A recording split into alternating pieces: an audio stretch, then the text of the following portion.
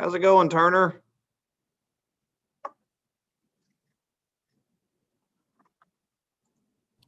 Good. How are you? Doing pretty well. Made it through one meeting this week. Time for a few more. Yeah. Hey, everybody. Howdy. How's it going, Turner? What's up? Oh, Hey, not Let me much. ask you a question. If I attended just Eric's class yesterday, I can't get a CEU certificate, can I? Why not? Well, I think the email said that you had to attend the whole day to get any CEU. I don't think so. Okay. I don't know how they split it up for like for counselors or anything like that, but on I think on the pharmacy side, I've actually got to go back and look at it. You could get credit for whichever sessions you attended. Yeah, I saw that same email that Turner's talking about, though. I saw it too, where it said something about you had to be there all day, but I don't know who it was referring to. Yeah. There is a link to the CEU credits that was on there. Yeah, and it said social workers can get it, so I'll figure it out. I'd go ahead and file for, and I know in some of it you can print a certificate once you do some of the stuff that you fill out yourself, but that's not like a real CE certificate. Yeah. And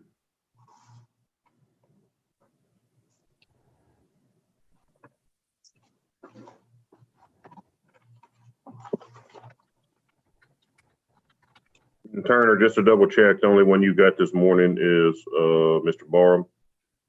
Yes, sir.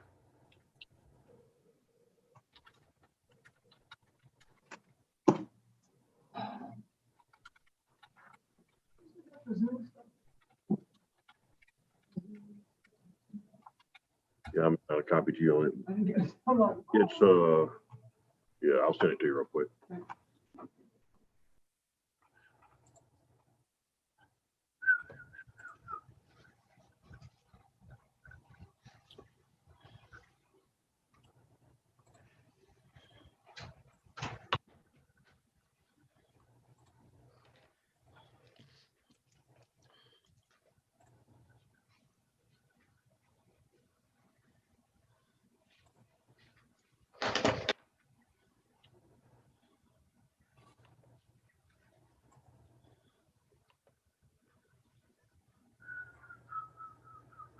Good morning, everyone.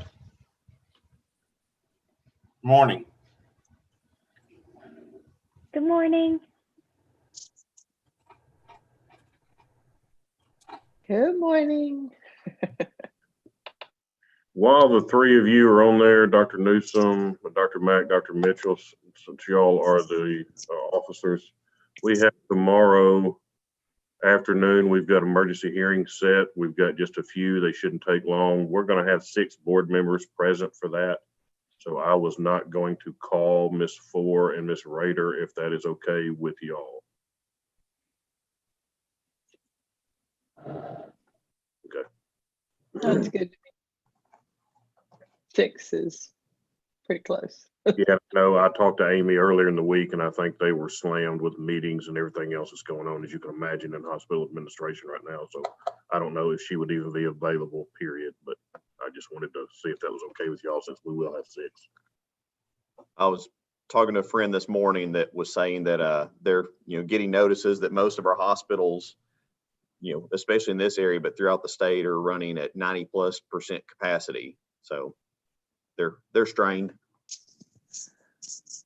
Yeah, and they're showing even I think it's even worse in some of the more rural areas that, some of them, Yep. 60, 70, 80% of the people in the hospital are COVID patients. I will be shocked if my kids go back to school after Christmas.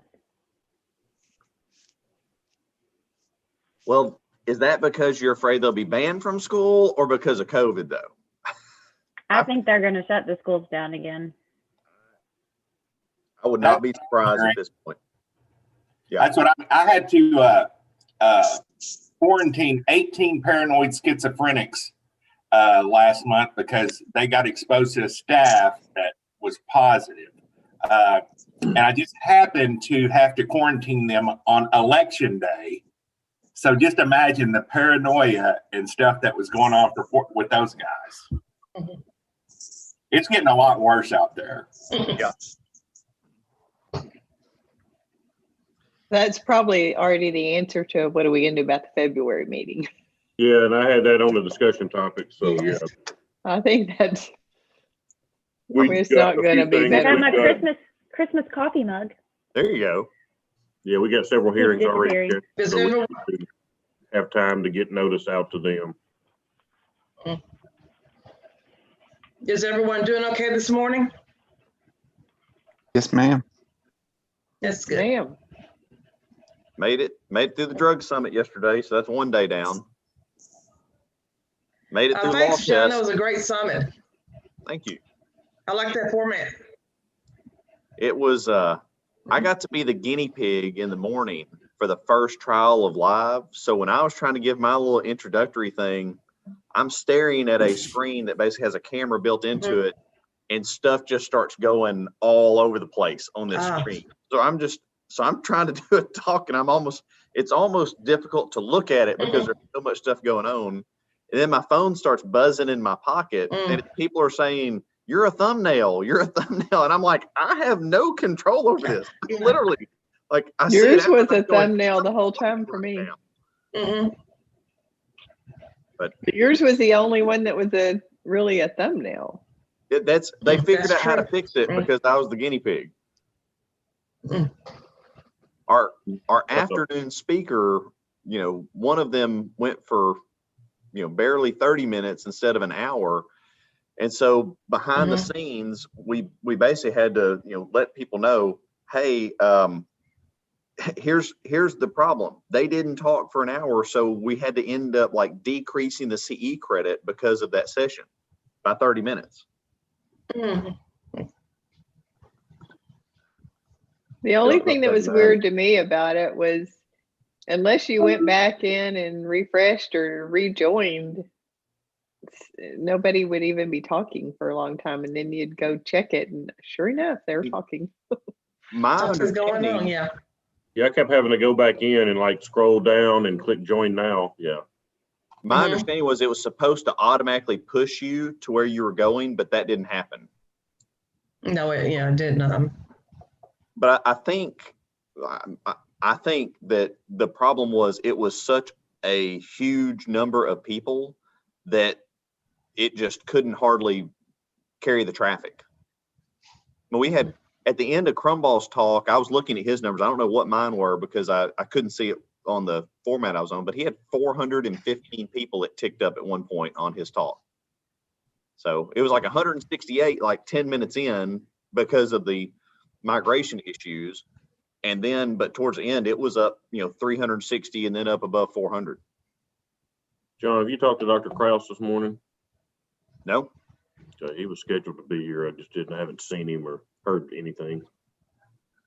he's probably gone to get a breakfast sandwich. Let me text him. Because he asked a question already, didn't he, about the CE? Was he here earlier? No, he asked, I Oh. talked to him yesterday Oh, okay. because the link had popped up, and he asked you about it too, Debbie. He mentioned to me, but that link popped up in the middle of mine, and he was afraid that if you killed that link that you wouldn't be able to go back to get it. But I told him that they were emailing it to everybody. And John, that Esther that's coming up is our 9:30. Okay.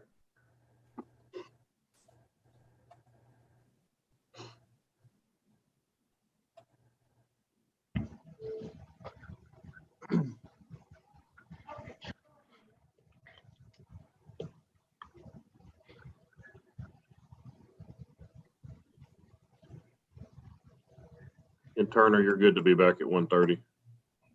Yes.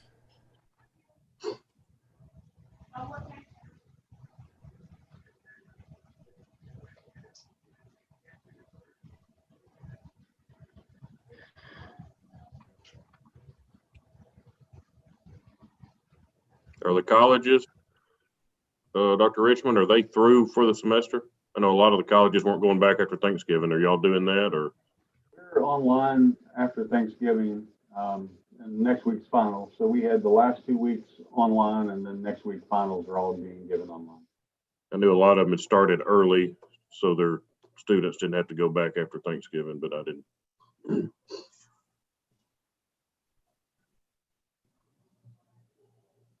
Yeah, we went out to UAMS the other day to give the law exam. It was it was quite the setup just to get in the building.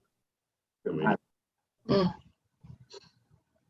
Well, we don't have quite the hassle getting in the building, but we'll have it set up properly when you guys come up. but yeah, this was just, I mean, just UAMS in general. I mean, it was like going through airport security just to get your Oh, really? Okay. sticker that said you were tested. And yeah, it was a. Come on. They wanted to know what foreign countries we've been to in the last 14 days. And Luke and I were like, none? Yeah, so the South Arkansas count? Yeah, Yeah, we're a different land down here. yeah. Lynn was getting on his computer. He said he'd be here any minute. So we could be. I show him in the good to waiting go. room now. I just let him in. There you go.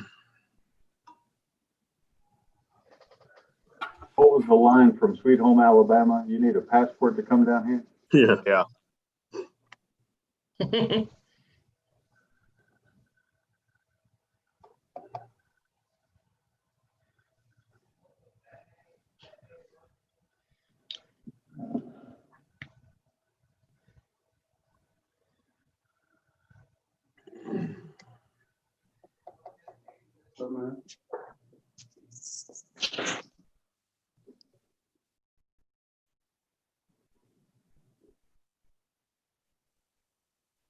Okay, do we have everybody on board now?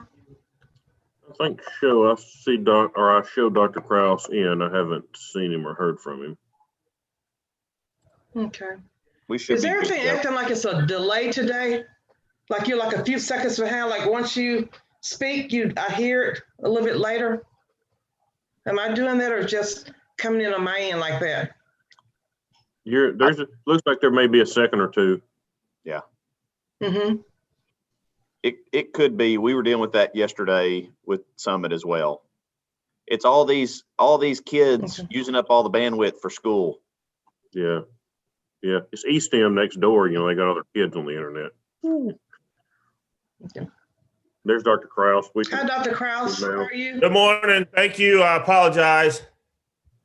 Can you hear me okay? Yes. I feel like I'm yelling. You are, but it's okay.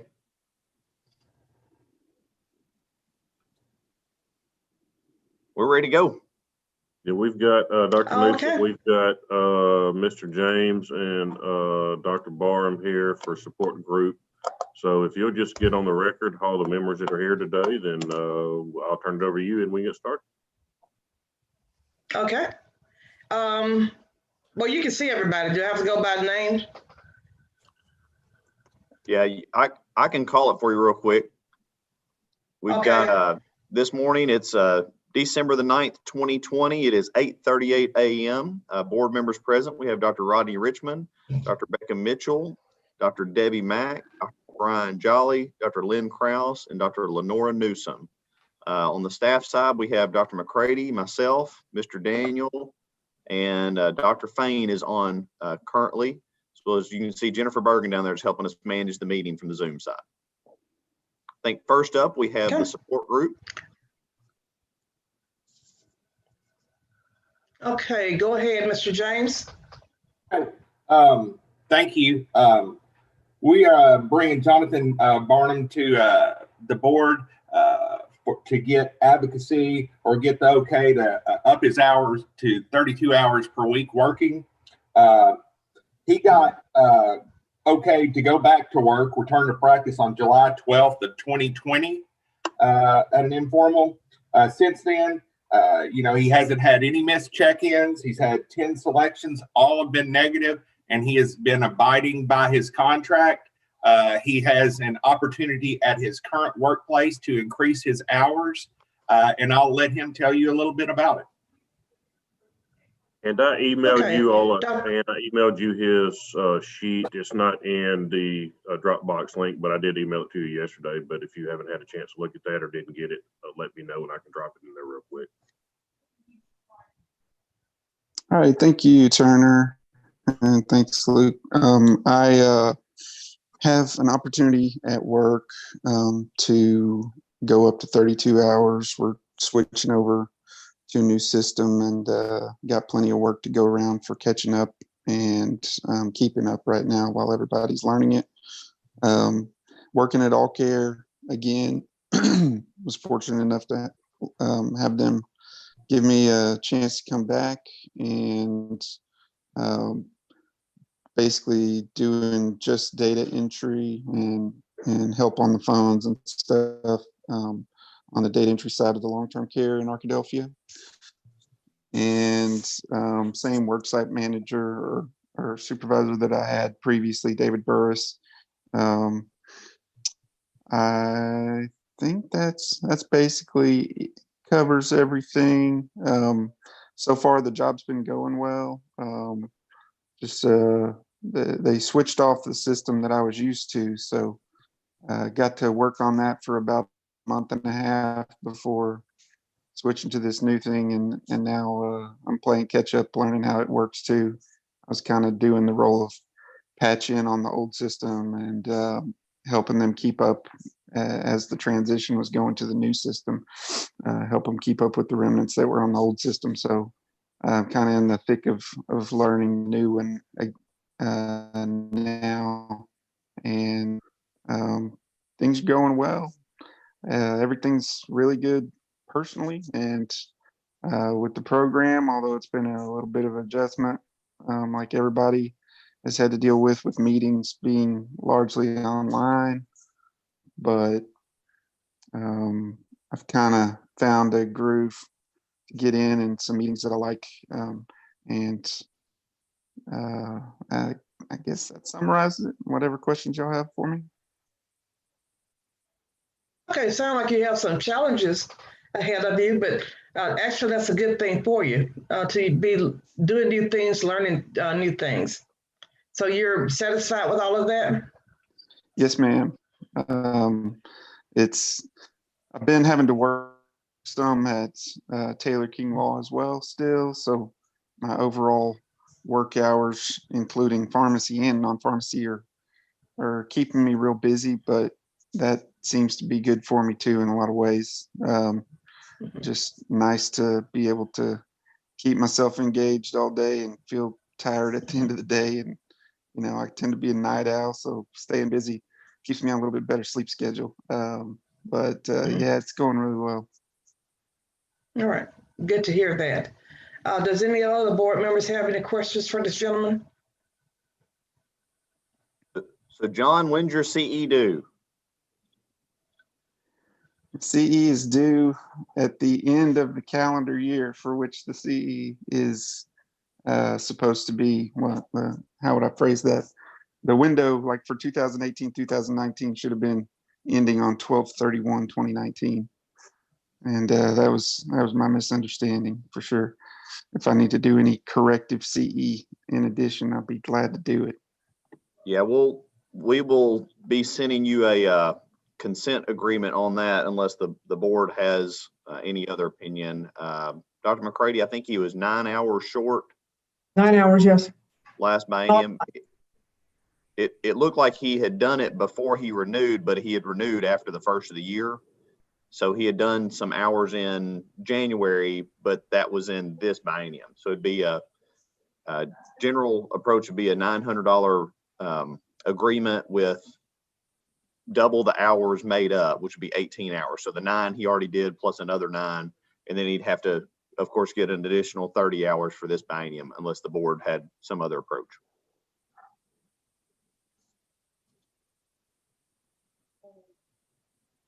I think that sounds fair. Is there any way to do this as like one thing, or does it have to be separate?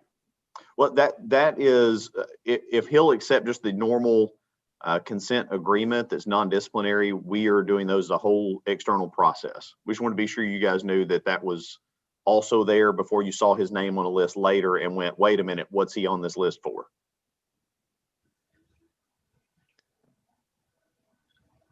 And that's what we're doing for everybody. So Okay. it'd be standard across the board. So we've done in the past. That's correct. Dr. McCrady's working on right now. She's been putting in a lot of time on that audit, and we've got letters and stuff that are going out. It's not quite finished. We're still waiting to hear people back, but yeah, right now that's one of the things that's going on. Is there any way that I could get that information when it comes out, John, for the guys in the pharmacy support group? Sure. Dr. McCready, I think that he's the only one in the support group that I'm aware of. We can go back and look at that though, Turner, and see if we see anybody else. I believe that's correct. We have some that I haven't received documents on yet, but yeah, of what I've received, he's the only one so far. Yep. Okay, any other comments? Well, I'd like to entertain a motion. I'll make a motion that we allow him to work 32 hours. I believe that's what it was. And that we also do the standard thing for the CE. Second. Okay. Did I get a second? Yes, ma'am. Okay. Have a motion, a second on the floor. Any further discussion? If not, all those in favor of the motion signify by saying aye. Aye. Aye. Aye. Any nays? The motion passes. Thank you. Congratulations, Jonathan. Thank you. Thanks, everybody. Y'all have a good day. Okay. You Good too. luck. Good luck. See y'all Thank later. you very much. Okay, Thanks. thank you. Okay, so do we have a few minutes or do we have some discussion items? Well, Luke, you want to move to the 9 o'clock? You want me to pull up?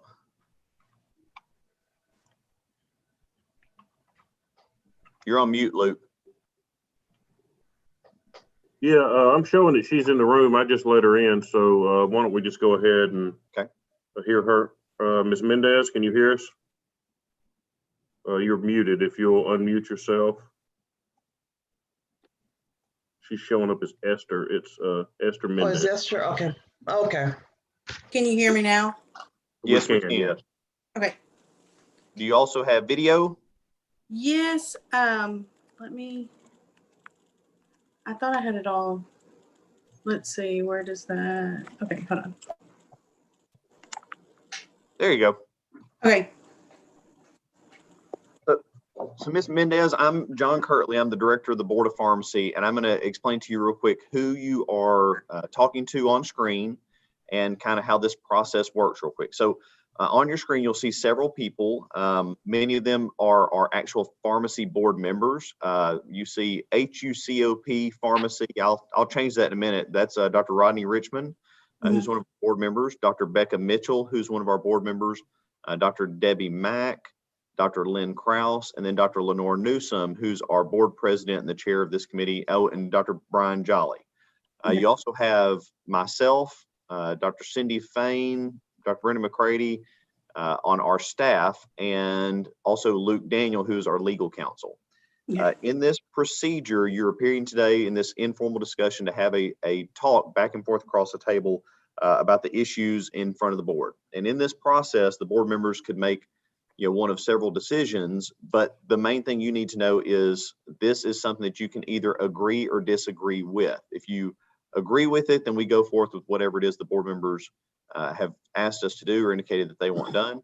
If you do not agree with it, then it is a chance for a potential hearing before the full board in a more formal setting at a later date. Do you have any questions about why you're here today? No. Okay. I'm gonna turn it over to Mr. Daniel. This is like John said, this is a pharmacy technician application. On her application, she did mark yes, that she had had a record exposed or sealed. When it came back, It showed that she entered a guilty plea to 2 count. This was in 2014. She entered a guilty plea to 2 counts of felony forgery and felony theft of property. She worked at a car dealership. The dealership had a kind of a promotion that if you referred somebody there, then you could get a $200 referral check. So her and a woman that she worked with, they would fill out the paperwork for referrals and do fake referrals under somebody else's name. The check would be issued in the other person's name. Her and the co-defendant would go and cash those checks, and they were $200. There was about, if I remember right, there was about 31 or 35 checks that were made out to 31 different people's names.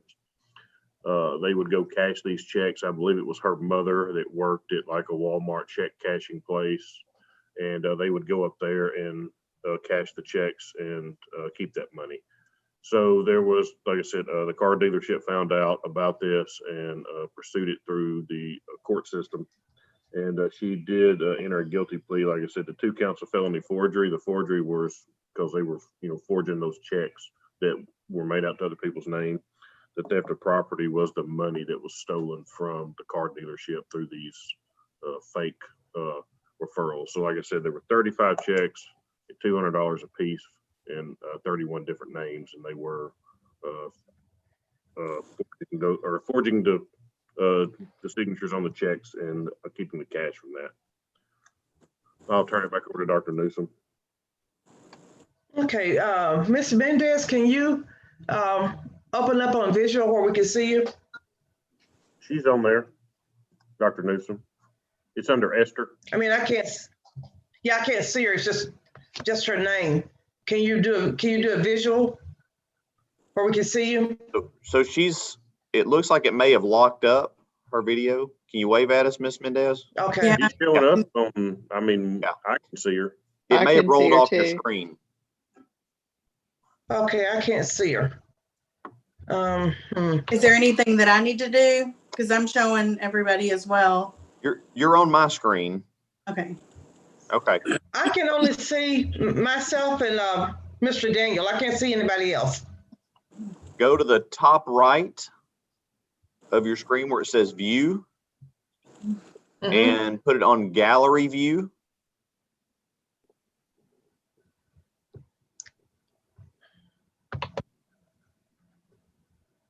And if you click on gallery No, view, I'm not. I hate that you just have to sit here. Okay, and hang on just a see all second. day. No, I'm not getting anybody on gallery view either. Now I just see myself. And I've got it on full screen, exit that.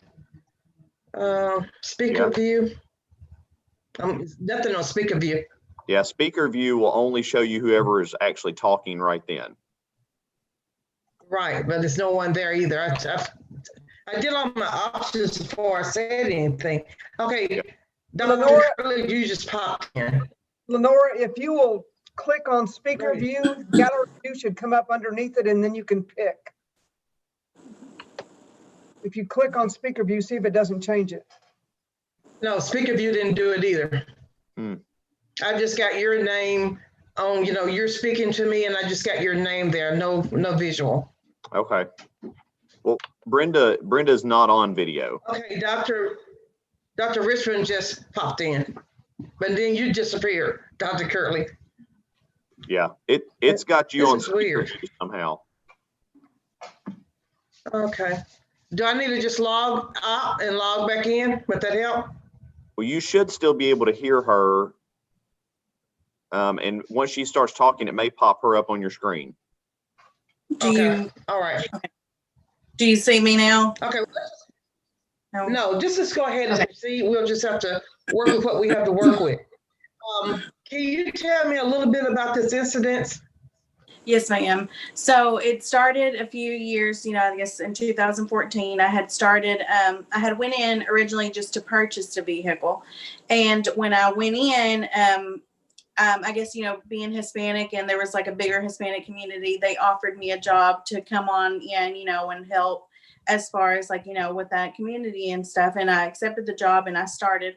Well, I originally started off selling cars, but that really wasn't, something that I guess I was very good at doing. So we ended up, they promoted me to the office and I was the sales secretary. So there I worked with, there was one lady that I had known of because she was from my hometown. So I knew kind of her. I didn't know her too well. And she is the one that, kind of helped me out on the sales floor and in the sales office as well, but she was just a salesperson. So being promoted into the office, I was in charge of doing all the paperwork and overseeing all the, sales and stuff. And she had come to me one day and had explained that there had been that they had done this in the past. And the way she had explained to me at first was that she was a struggling mom. She was a single mom, and there was times where her bills hadn't been able to be paid. And there was times that I had loaned her money from my own, out of my own checks. And also there was like a whole kind of process into selling a vehicle where you wouldn't get paid for selling the vehicle until you had completed all your paperwork from the seller. So there was times where you wouldn't get a check for, a couple of weeks until you have received every paperwork. So there was times where she would have zero income because, she wasn't being paid without everything. So she was starting to struggle, and there was times where I would let her borrow money. And then from there, she ended up telling me about how in the past there had been times where they had done those checks before I was there, and those persons were no longer there. And she, explained to me the process, and I take full responsibility for my part and what I did, but I see myself as back then being a little naive and kind of, trying to help her in a sort of sense. So I agreed to doing it. And I did a few, and there was a few after the fact that were done without my knowledge too, as well. And she ended up having a dispute with her sister over something, and her sister knew that had been going on. So her sister ended up calling, the corporate office to let them know that had been going on. And that's how it all kind of came back. And the day before, this had all happened, she had came to me and she had, explained to me that there was more than what I had knew of. And she had said that, once if, anything was ever to happen or the police was ever to question, that she would let them know, how it all came out and how much was taken and everything. So at the end, it was me, because I had signed the paperwork. So I was the first one taken into the, department to kind of go over all that. And I really never spoke to her after that. So we really never, I don't know what all she had, confessed to. And I had just ended up confessing. Like, it went on for a couple of years, the whole court and everything. And at the end, I just confessed to my part, and I did pay the restitution. I completed my probation. Okay, excuse me. Mhm. Ms. Mendez, Yes. your voice is all broken up. Okay. Is her voice breaking up to everyone else? No, it's going No, through real clear for me. Dr. Newsom, you might turn off your video to see if that helps in case you're having a bandwidth issue. Okay. And sometimes that helps everything else come through to you for a little bit. And then we can try you. After this one, we'll probably have you log out and log back in. So while Lenore, Dr. Newsom's doing that, Yeah, I think that's what Esther, I'm having is a yeah. bandwidth. A second for me. You just let me log off and log back on, because everybody's breaking up and everything was extremely slow before then. So let me do this real quick and I'll be right back. Okay.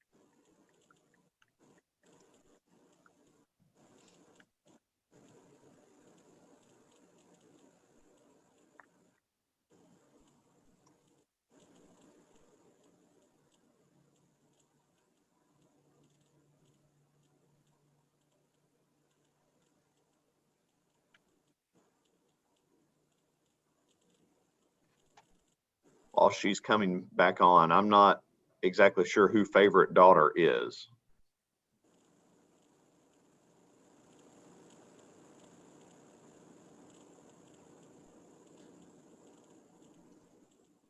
Dr. Newsom is in the waiting room and coming back in.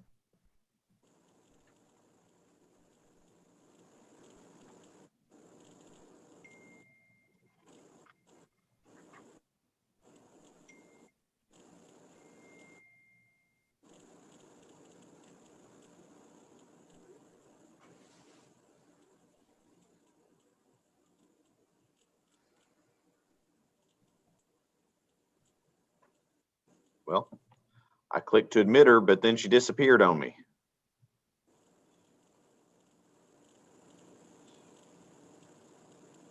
There she comes.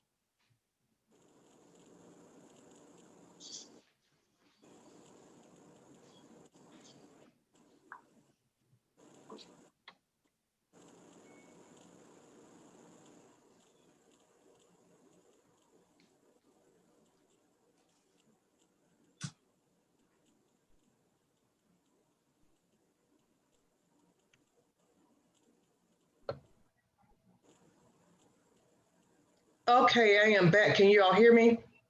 Yes, we can.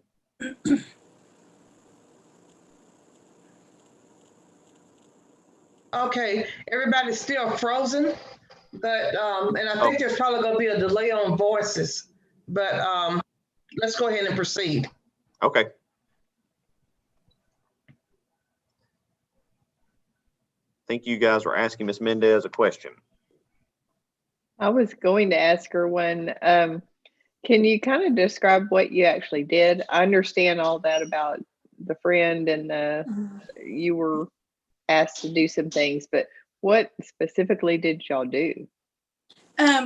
So, like was said before, whenever you would refer a customer or just anyone to buy at the car dealer, you would get a referral check, and it was for, I believe it was like $100 if you were not a customer and $200 if you were a customer.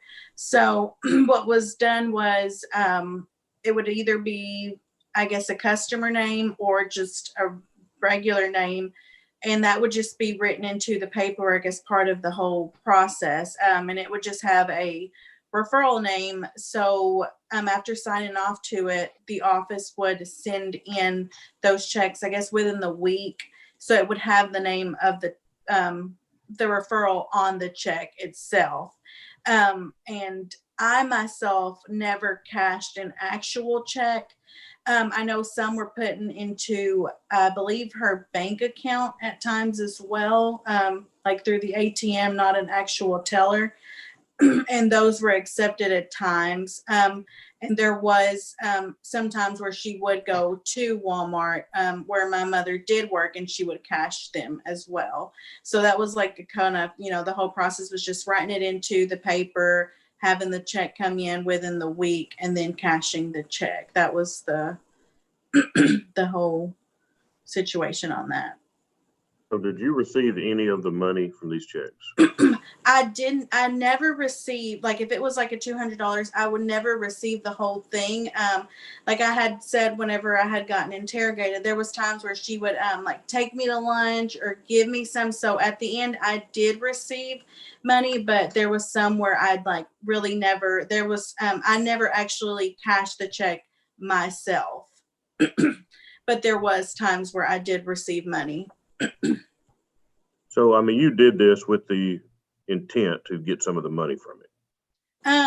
That was not the intent at the beginning. I mean, I guess that wasn't the whole intent, but I do take responsibility that I did receive, but that was never the intent at the beginning.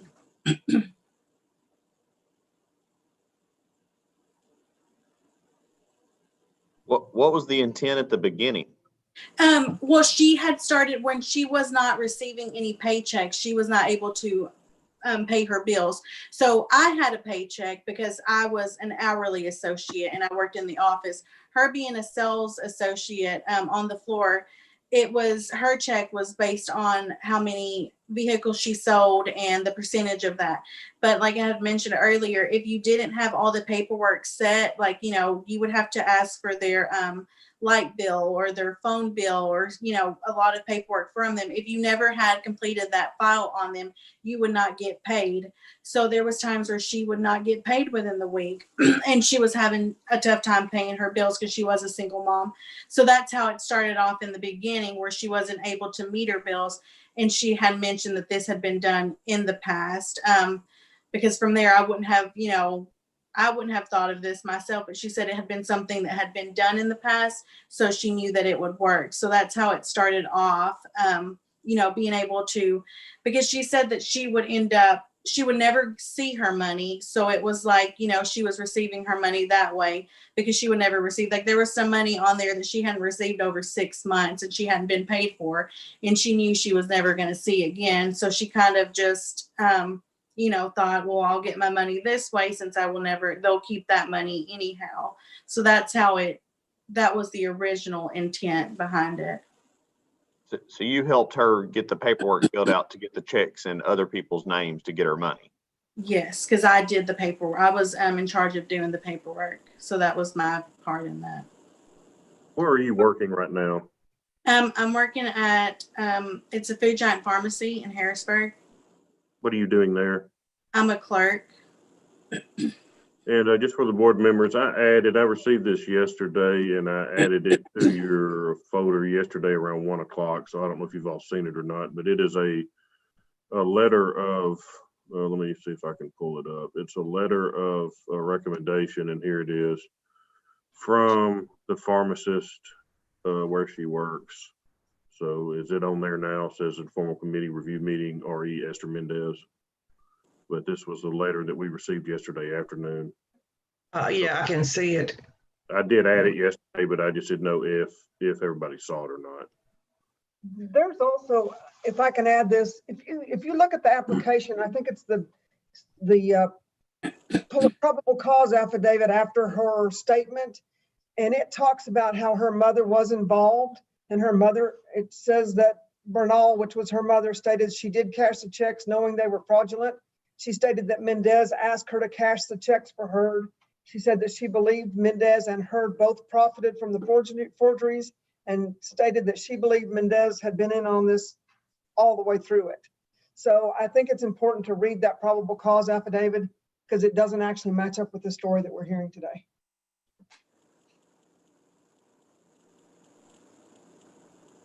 And Ms. Mendez, why do you want to be a pharmacy, but how did you come to the point to become a technician? How did I become to the, well, I started off, I had been working. Yeah, how did you come to the decision to become? Can you hear me? I didn't hear that last part. No, I can't. You can't hear me right now? Okay, I want to know why you want to be a pharmacy technician. I had just, I started, I can hear you now. I can hear you talking to me now. I started working back in July.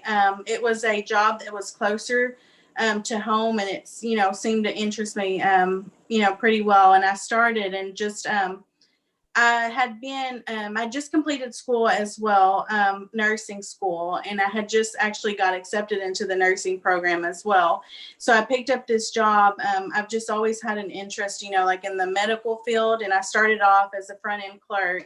But I just, you know, just started kind of, you know, relating to everybody because it is a small town, you know, and everybody in their medicine, everybody, you know, with all their problems. And I just kind of, you know, took an interest to that. And it seemed something that I really enjoyed working with. So she had then, you know, asked me if it would be, you know, an interest of mine to become a technician. So I did, you know, enclose that and everything. And she did send off an application for myself, but it's just something that, you know, really interests me. Like I really like learning new things. And so it's been something that I have been, you know, enjoying to learn. Okay. Does anyone else have any comments? Any board members? I have a comment that I would like to make if no one else has anything to say. I was gonna ask if she went to nursing school. Do what now? Did you go to nursing school or did you just? No, I just got accepted into nursing school. So I haven't started nursing school. Are you planning to start nursing school? Well, yes, it's I actually have orientation for it tomorrow. And before I had started, I had talked to the director of nursing as well, and I had disclosed my my record and everything, and I got paperwork back, stating every with it being sealed and everything. And I asked if it was possible for me to start, and I had gotten an email back, and it had showed where, if it was a sealed case, there were certain degrees of things that were, if they were expunged, you were allowed to attend nursing school. And mine was one, it wasn't one of the offenses listed where I was not able to start. So that's another thing that I'm like starting to look into as well, because I don't know, with me having this expunged record, what it would, lead me to in the future with that. Was that a discussion with the College of Nursing or with the Board of Nursing for license? No, it was just it wasn't the Board of Nursing. It was just the director. I had been sent to him because I had asked the question. So it was just the director of the nursing program. So I had not had a formal meeting with him. It was just some questions that I had asked before finishing school and applying to the nursing program. So if you are looking at some point to be a licensed nurse, they have procedures that are fairly similar to ours. Yes. You would be able to request a review before you apply to make sure what issues you're going to have there. I would, regardless of what happens with our board today, if you're looking at going into nursing, you need to know that before you go paying for nursing school. Yes. No, yeah, I understand that. Yeah, that's where tomorrow I have my first, orientation, and that's where I was going to, ask for more details before I did pursue that, full on. Yeah. But the college isn't going to know that, and the college cannot answer that for the college, for the board. But if you get in touch with the board, they have legal counsel there that could at least tell you what process you would have there. Okay, I'll do that. Thank you. And one other question, Dr. Newsom, how long ago was this? How long ago was? The thing at the car dealership. Back in 2014. That's correct. It shows the probable cause affidavit shows that it was reported to the police on November 18th of 2014. So it had been going on. I'm not sure how long it had been going on, but long enough for them to put together 35 fake referrals. So I'm assuming this was months or weeks. Okay, my issue is that if you would forge to get money, what if someone approached you and said, hey, you're working in a pharmacy and can you get these drugs for me? Yeah, no, that is something that I would not do. Like I had said, in this whole incident, I had fully, taken responsibility, and I know what I have done, but it's also, made me the person I am today. Like I'm not a mean person towards people. I'm still, like that. I'm still very nice and I get along with everybody, but it's not something that I would never do that again. I would never risk myself. Like I now have a family that was, that would never be something that I would do to put myself or my family in a situation that, could get me in trouble like that again. Okay, does any of the board members have any comments?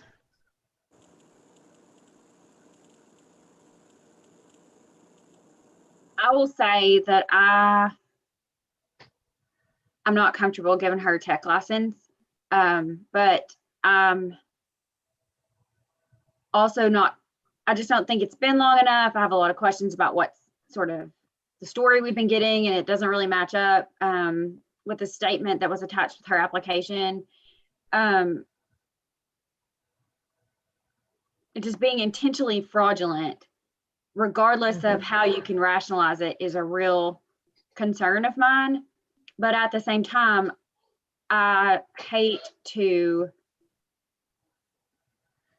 hinder someone's ability to work, especially with how badly we need nurses right now. So I would be willing to discuss letting her withdraw her application rather than us deny it, if we think that might be helpful for her down the line. I'm just not Does sure how it anyone- would impact her ability to get her nursing credentials if she has a denial on record. It But I'm does not have an comfortable giving her a additional, tech license. it does have an additional effect on state licensure if you've had denial by another board. At least it does for us. My understanding is it does for nursing and medicine and dentistry as well. So this is something that would stay in a file record that's able to be accessed. Okay. What Dr. Mitchell is saying as part of her opinion is she would not vote to give you a permit today, Mhm. but she does not want to just outright deny the application, and that be a permanent record that would affect you or potentially harm you when you apply to be a nurse, if that's your dream career.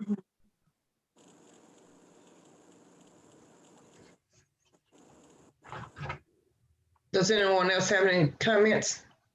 Madam President, Yes, sir. I'd like to, I guess, support or reinforce what Dr. Mitchell said. I agree with her. I'm not in the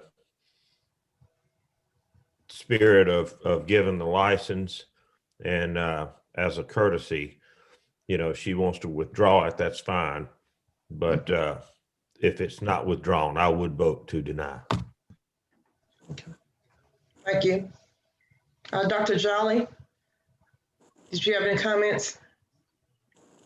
Same comments as Dr. Mitchell and Dr. Krause. Okay. Dr. Mack? Yes, I would have to agree. Okay, Dr. Richmond? No additional comments. I agree with Becca and Dr. Krause. Okay. Thank you. So, Ms. Mendez, do you see what we're talking about or understand what we're saying to you? Yes, ma'am, I do. Okay. So are you going to withdraw your application? Okay, so that is, yes, that's what I would do. Because if we make a decision and vote on this, then that would be a matter of record and it would always be there. Okay. Okay. So do we need to table the decision for today and give her the option of what do we have to come to a decision today, or can we just choose to table it in lieu of her withdrawing in the interim? I mean, if she's telling us verbally right now that she wishes to withdraw her application, then we can just show it withdrawn and that'll be the end of it. Okay. Yeah. Okay. So, Okay. Ms. Mendez, you are agreeing to withdraw your Yes. application at this point? Yes, sir. I withdraw.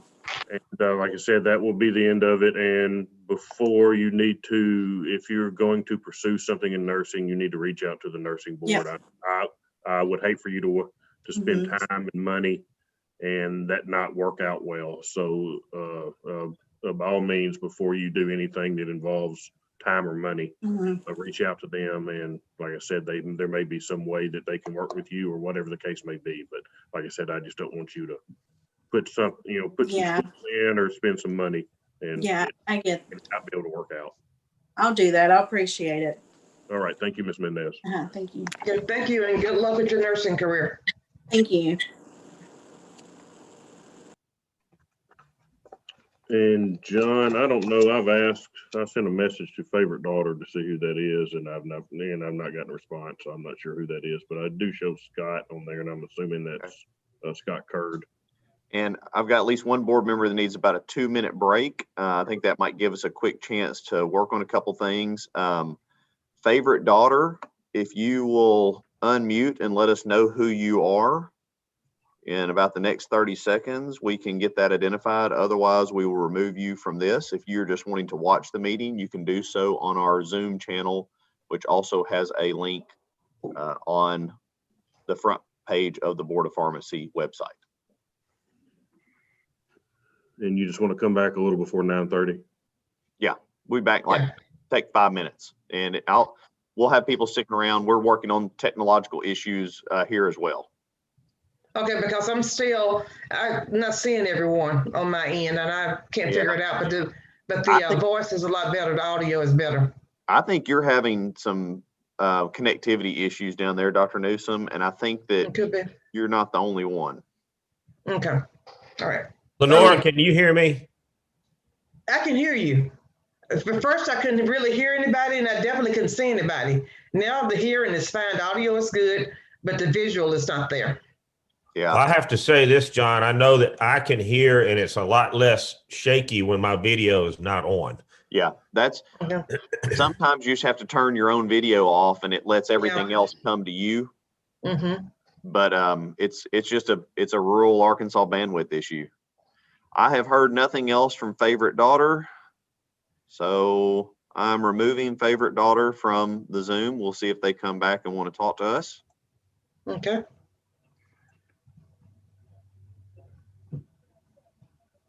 Okay, well, let me just go ahead and get off of video then.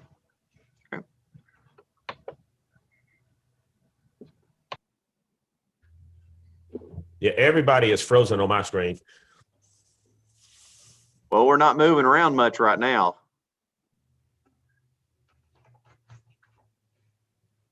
You're blinking somewhere, aren't you? Nothing's happening. Not much. I keep getting this little thing that says my internet connection is on. Yeah, yours is getting choppy now, Lynn. I'm gonna go reset my modem. I'll be okay.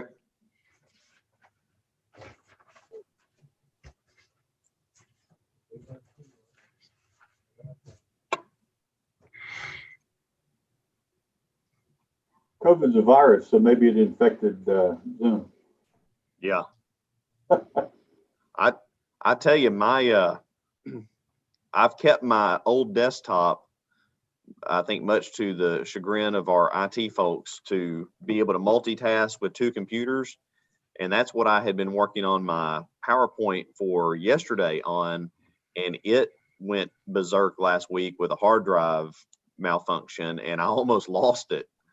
So I was having to rebuild it from another talk, and then I was able to get it back, but it's not working right. And then we have another, Dr. Fain's computer is not working right this morning. So we're running around getting in other areas to figure out how we can get her. Well, this semester, beginning of the semester, literally started, we had installed some new hardware over the summer, but you couldn't really test it until you got the full student body on board. And as soon as they got on board first week of school, we dealt with issues for almost a month. And then they arrived at that we had to replace some of the central core, or whatever that means. Oh. And so when did they decide to do it? This Friday, right before finals week. Good gosh. So day after tomorrow, we'll find out whether we have another problem. But I mean, here we go, you know, with online at the beginning of the semester, trying to manage, not knowing where we're headed. And now we're trying to finish the semester at the most critical juncture of getting grades submitted and finals week and everything else. And now they're going to reach the router now. That's no good. Dr. Mitchell left and is coming back on. We'll see when Dr. Kraus gets his modem reset. I imagine that's going to take just a couple minutes.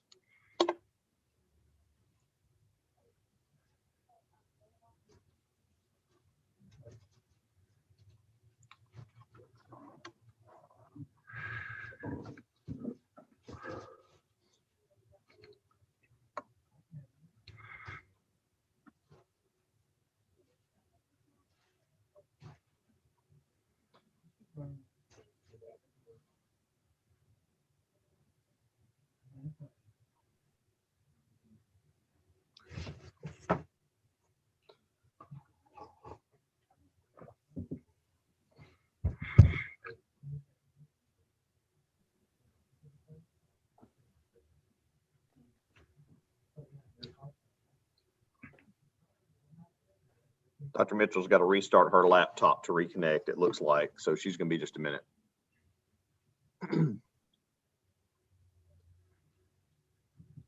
I think more importantly, Dr. Kurd, can you hear us and see us okay? Yes, sir. All right. Once we kick off, we'll ask you to try your video as well, but we're working through technical issues at the moment.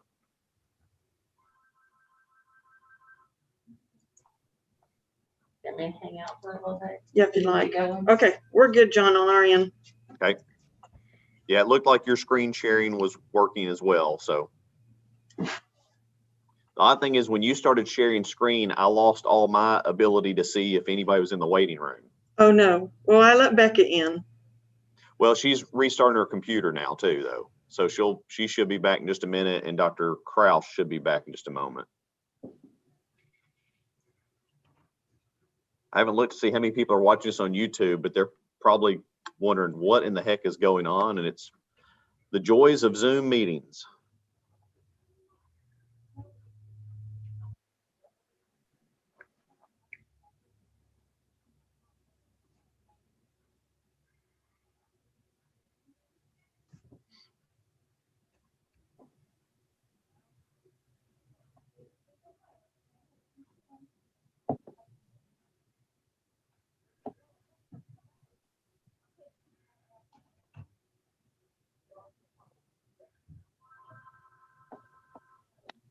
John, we're expecting our first shipment of vaccine this weekend. Yeah. I've had several people ask me, what we were going to, when it was coming, do people have faith in it? I've talked to a couple friends, even on the research side of some of the clinical trial stuff. And they're like, this is different than anything we've ever seen. But I think a good bit of that is just the fact that it had so much, money thrown at it right off the bat that it just happened a lot faster than people are used to. Are you hearing good feedback on the clinical data and Yeah. efficacy? Yeah, as we were starting this morning, one of our friends who's a basically like an asthma, allergy, immunology, researcher, physician, had even talked about having reviewed the newly released data. It was amazing how good he thought the data was. So I had a Are you chance. going to get it, Dr. Kirtley? I hope too. I'll sign up. I've thought about joining one of the clinical trials. Well, I have a good friend that was pulled for information on one of them, but one of the agreements initially was they wanted you to agree not to take the immunization if it came out for 2 years for the ongoing study data, and you wouldn't know if you had it or not. And at that point, they were like, "I'm out." If I wind up with a placebo and there's a real vaccine out there, I'm going to want it. I'm not going to sign. I'm not going to take it. I didn't hear that firsthand. It wasn't me having that conversation, but it was a fascinating thing. So I was going to tell you, I had a chance a couple of weeks ago to go back to your and Luke's boyhood hometown to get killed in a playoff high school football game. Oh man! But went to the Sandbar. Yeah, downtown. It was good. It was delicious. It was great. Yeah. I haven't eaten there in a while, but it's that's a good place, right down from the White House. Mm-hmm. Yeah, I'm a big fan of the Sandbar. Their food is What? really good. What's that, Luke? I said I'm a big fan of the Sandbar. Yeah, they had like Wagyu beef there. I mean, the menu was not what I was expecting. No, not for a hole in the wall in a rural town. Yeah, I mean, they do have really good steaks and, of course, tons of different kinds of seafood. But the only thing I remember getting a good meal there, but they had fried okra with jalapenos mixed in it too. They were battered and deep fried. It was amazing. I'm checking our YouTube channel as well. A minute ago, there was only 6 of us on screen. Yeah, I mean, it's got a minute or two delay, maybe 30 seconds to a minute delay. Yeah, it's now talking about battered and deep fried. So now it'll just be like in an ongoing loop. Yeah, the best part of the trip was definitely the meal. We were down 28-0 in the first quarter. Ooh. So it I was don't- pretty much over the first 8 minutes into the ball game. Yeah, they still have, was this high school ball? Yeah, Fairview. They still have a mercy rule where they just let the clock run after so many points. Thank God, yes. It was cold. It was cold that night. It was probably in the 40s that night. So yeah, they had the mercy rule in effect. But the only issue with that, Luke, is they don't turn it on till the second half. Yeah. But you have to suffer through the first half And halftime. and halftime. Yeah. I think we were just waiting on Dr. Mitchell to pop back in.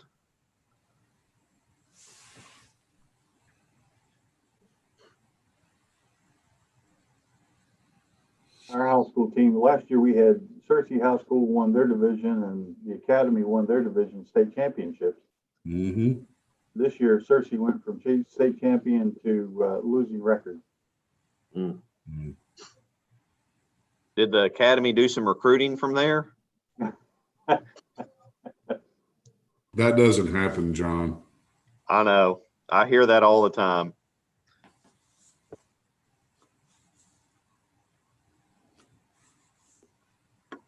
Well, Rodney, I would exchange that season last season for a losing record the following season any day of the week. It was a sweet year to have two state champions. Yeah. Apart. That was pretty cool. Yeah. And you had both schools pulling for each other.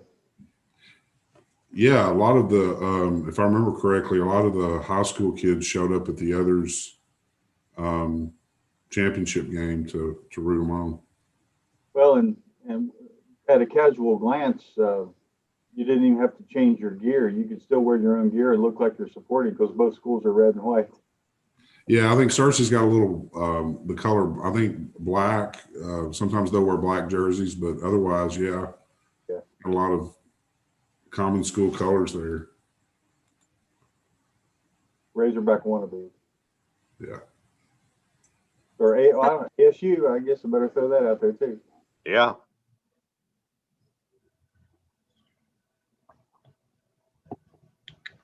Okay, I am back. I guess it's a good thing that I can't see you because it's like a delay on everything and that kind of throws you off. So I'll be able to hear the voices clear. Okay. And Just we're not be able to see you. Dr. Mitchell was trying to come back. Okay.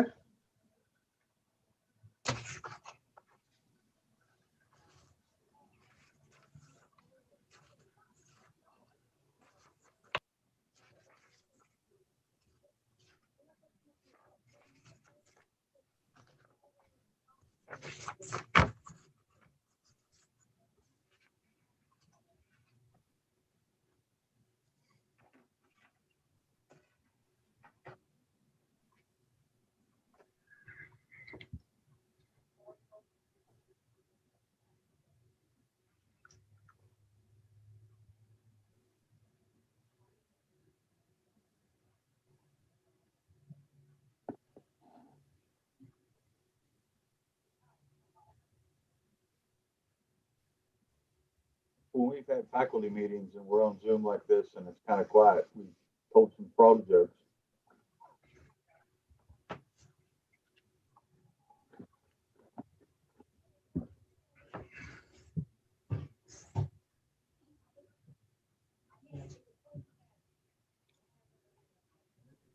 Okay, let me text her, see if she's coming back on.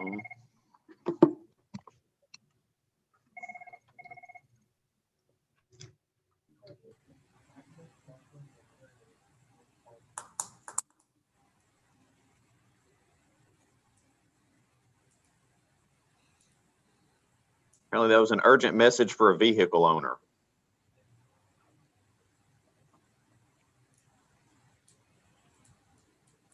Speaking of good food, I got to get down to Lake Village, Lynn, and have some of those tamales. If we ever have meetings in Little Rock again, I'll bring them up. That'd be great. Yeah, I think the next in-person meeting, we should just have a big tamale lunch. And Lynn, And we that know you're sounds in like Little Rock fun. every like 3 days. Right. I haven't been in Little Rock 3 days like at all. I haven't been up at all. We've had a lot of COVID through, either techs or pharmacists or people sick thinking they got COVID, waiting on results to come back. And, Yep. then dealing with, getting the vaccine and all the other little idiosyncrasies of daily minutia. And we've just been busy. So Brian, speaking of that, when y'all get that in, how are they deciding like who gets first dibs?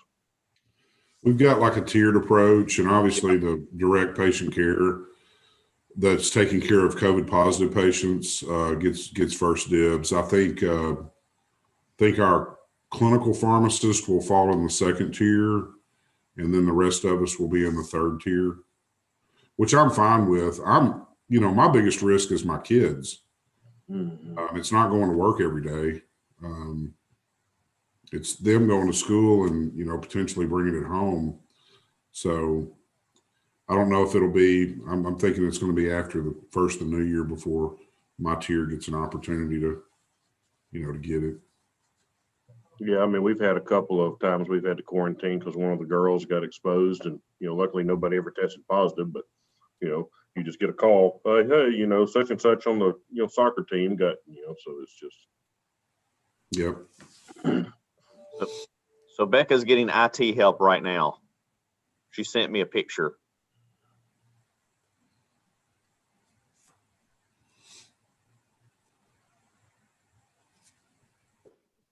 Well, I'm So I looking will forward say, to the kids coming home, but they're going to bring boyfriends probably with them, and I'm trying to stave them off. That's a good opportunity. Just not let them come, Lynn.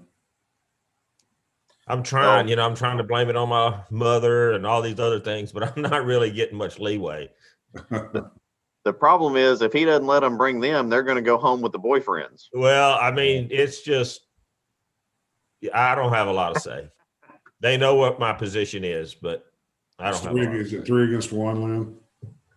4. 4 against 1? There she is.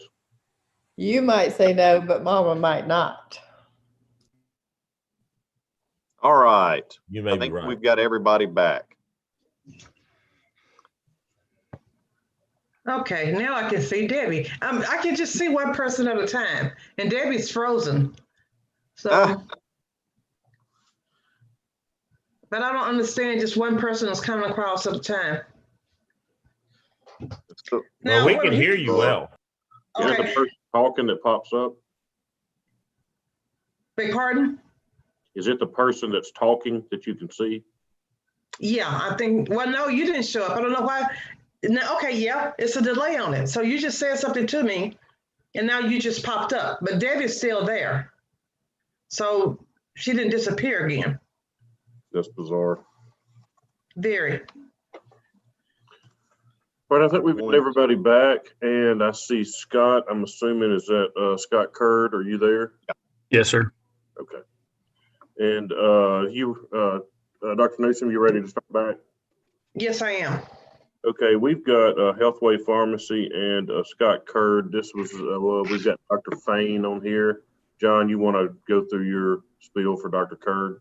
Absolutely. Real quick, Dr. Curd, you can see on screen several of our board members, Dr. Jolly, Dr. Richmond, Dr. Mack, Dr.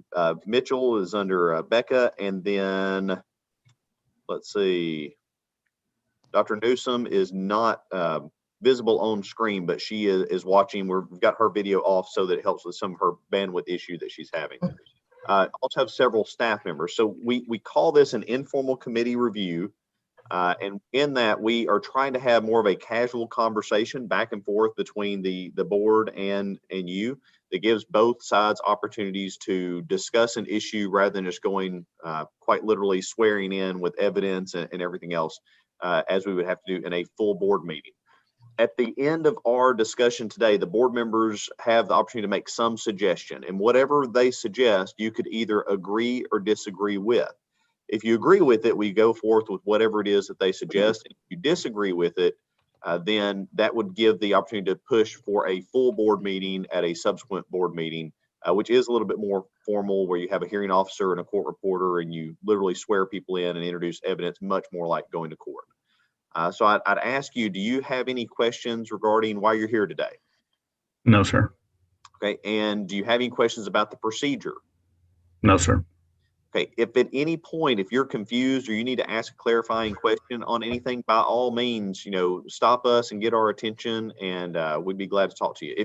If your camera will work, I know the board members usually are asking people to turn on their video so they can have a face-to-face discussion with them.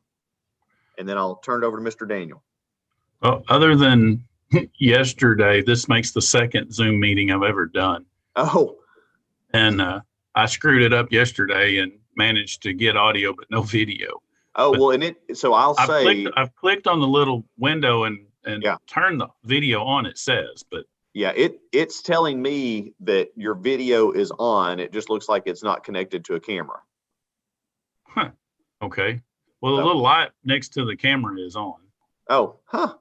Are you on a laptop? Yes, sir. Does it have a little slider button to cover up the video camera? Nope. No.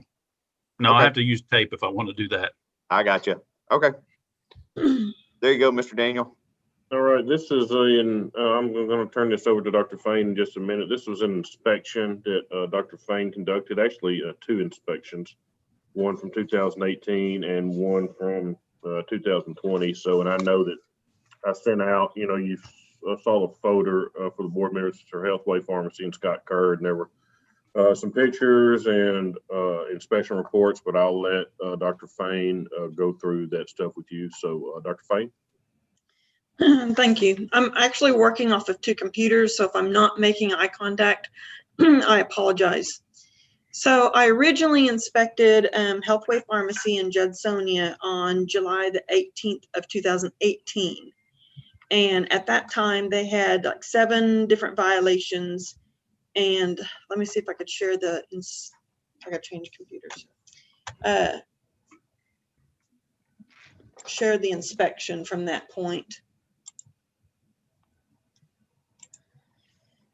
Really? Okay.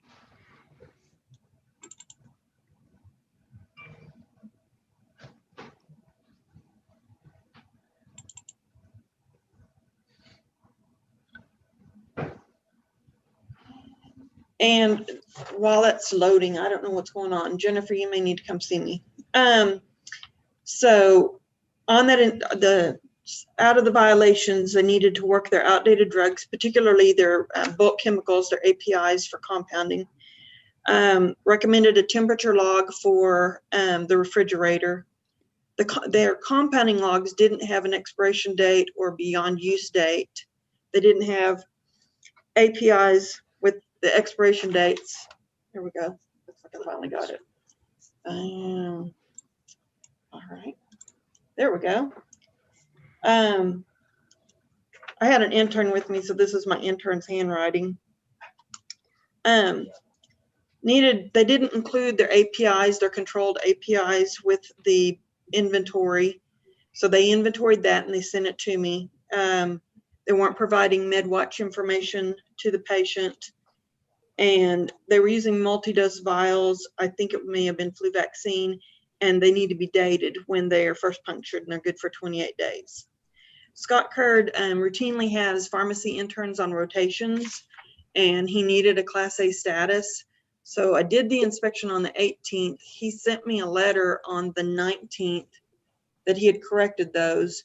And so I sent him a Class A certificate by mail. He had provided some information. So hang tight.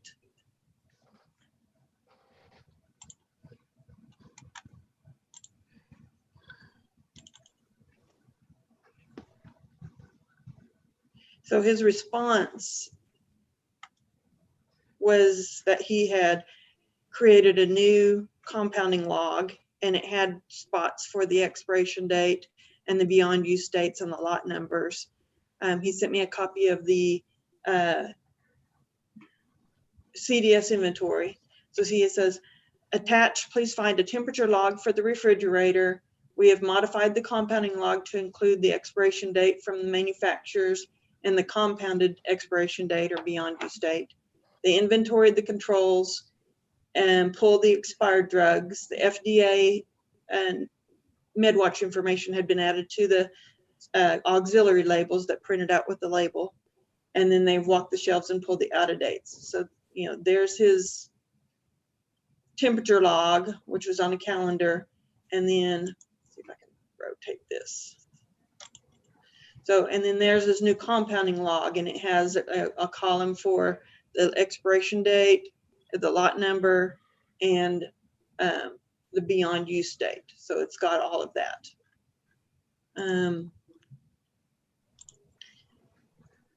They added the information for contacting the FDA MedWatch. There's his inventory of his APIs. So then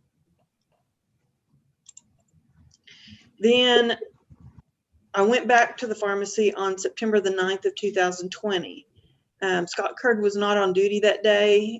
He had a relief pharmacist. He did have a pharmacy intern doing an APPE rotation. And he had several violations on this inspection, and some of them were the same. So like one of them was that the employee roster had not been updated. So basically his list of employees was not current at the board. His C2 medications were not separated from the 3, 4s, and 5s on the biennial inventory. It was just alphabetical. Again, he had more outdated APIs. That's a repeat violation. He was not using that computer compounding log that had the columns for the lot number and expiration date. He had changed back to a previous one. So it didn't have a beyond use date, didn't have the lot number and expiration date of the ingredients. He didn't include the APIs in the inventory. And then the time of the controlled inventory was not on the inventory. So beginning of day or end of day was not on there. So he sent me another response.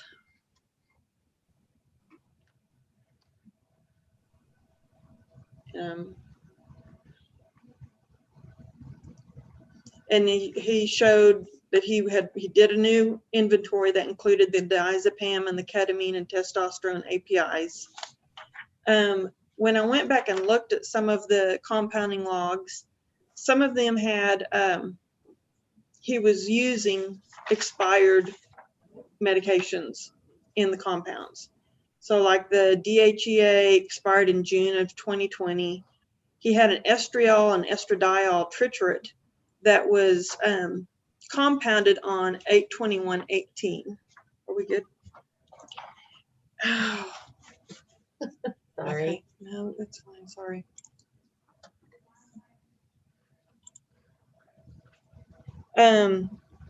It did not have a beyond use date on it. The estriol, estradiol triturate did not have a beyond use date, but it was made on 8/21/18. And the lecithin organogel expired in 2016, and the testosterone expired in April of 2020.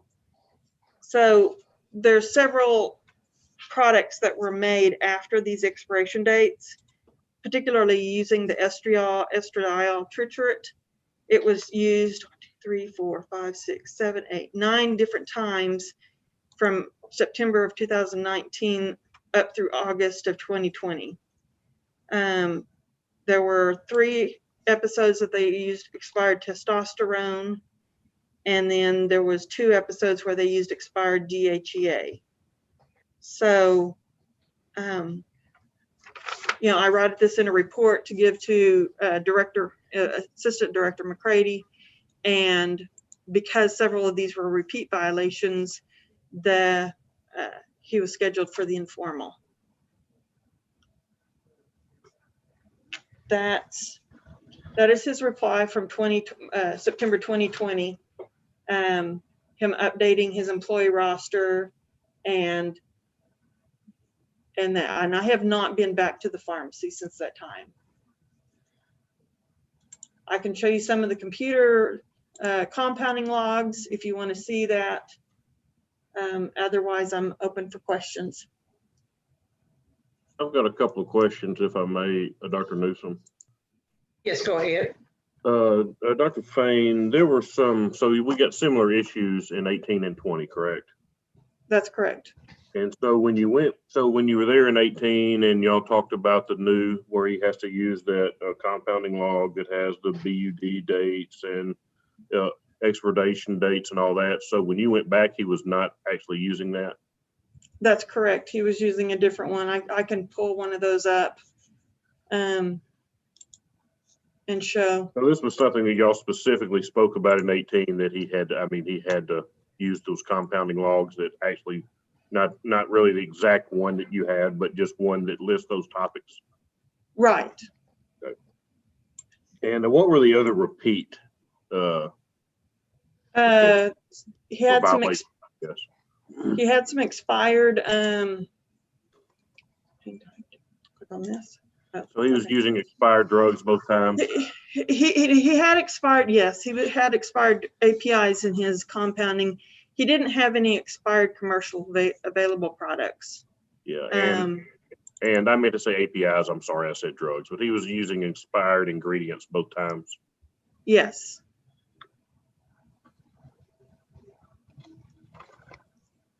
And you said he usually takes, or it's routine for him to have an intern. Yeah, both times I was there, he had an intern, and so I think it's not showing right now, is it? Oh well. We're still having technical difficulties. I apologize. That's fine. Thank you, Dr. Fain. I don't have any more questions. Okay, so there's an example of the compounding log he was using in 19, which is after the 2018, and it's not the same as what he has. It has room for a lot number, but it doesn't have room for the expiration date of each ingredient, nor does it have an assigned beyond use date, nor were the drugs on the shelf, assigned a beyond use date. And these were issues that you spoke to him about in 2018. Yes. Yeah. Thank you. Okay, does anyone else have any questions of Dr. Fain and the board members?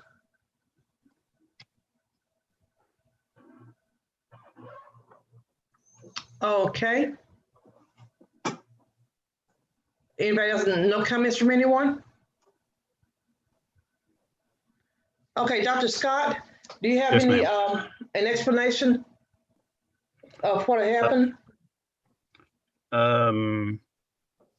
I'm just going to say lack of attention to detail on my part as far as reverting back to the old compounding form. I've got the new form, and I will update everything to make sure that as far as expired chemicals, that's also lack of attention to detail on my part. Since receiving the letter from the board, I've gone through and I've pulled everything that I don't use and that's been expired. I have since ordered new chemicals in that are all current as far as expiration dates. We'll be using those, and we'll make it a due diligence on my part to make sure that everything that I use going forward is in date. That's just, like I said, lack of attention to detail on my part. In regards to the inventory, that I've since corrected as well. I've spoken with my pharmacy software provider, and I do know how to print them, separate them as far as Schedule 2s by themselves versus 3, 4, and 5. So that will be corrected. Then I've added the testosterone to the inventory. The diazepam and the ketamine, those were expired, and I couldn't tell you the last time those were ever used. As far as our compounding, we're down to, I think I have 5 people that I make stuff for, 2 of which are family members. So that's, a lot of these are going to be self-correcting problems, as in the other stuff I don't use. So they've all been pulled, and going forward, everything is current as far as expiration dates and my compounding logs. So Could I ask Dr. Fain if she would please come back and repeat, just to make sure that I've covered everything, every issue on both this inspection plus the prior one, to make sure all my deficiencies are corrected. You want me to come back and do another inspection? Yes, please. Okay, and as soon as I get cleared to do that by my supervisors, I will do that. We've been kind of laying low due to COVID.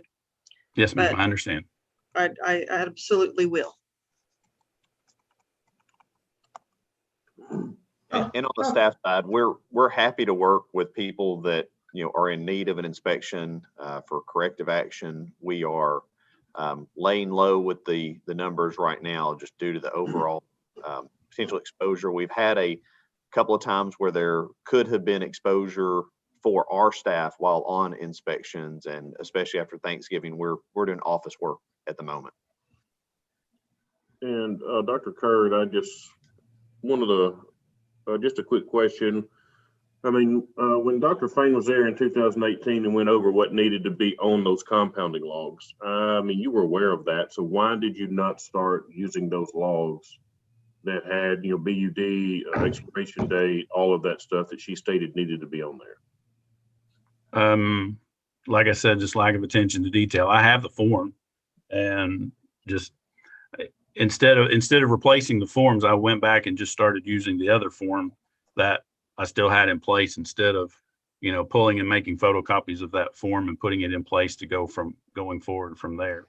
That's just oversight on my part.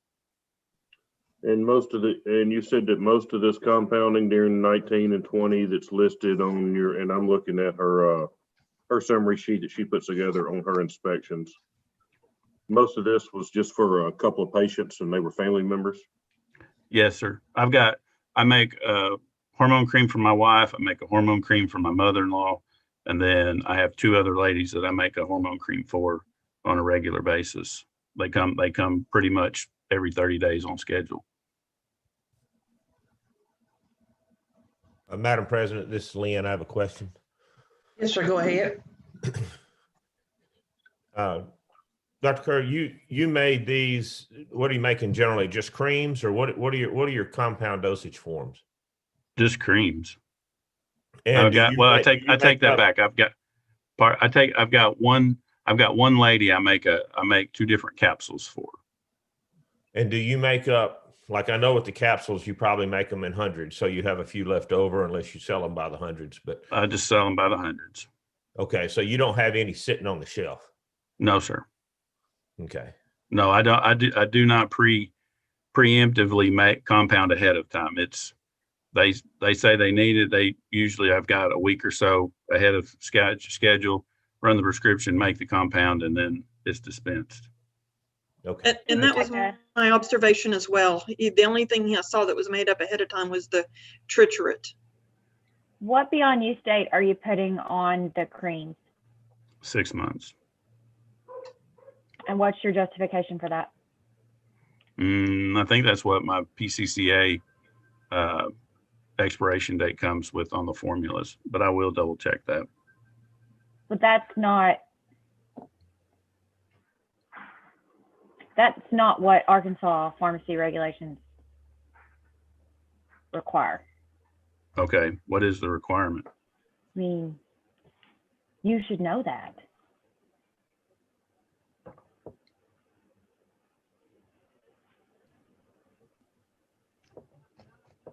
I'm concerned that you don't have the adequate expertise and knowledge to be compounding at all.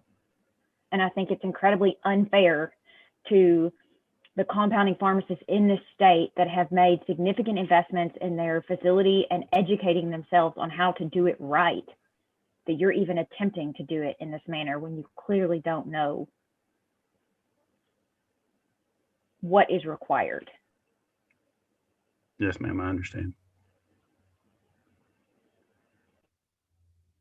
I will say this, a beyond use date and an expiration date in a logbook serves really no purpose if you're making a prescription and dispensing the entire compound and then keeping your log.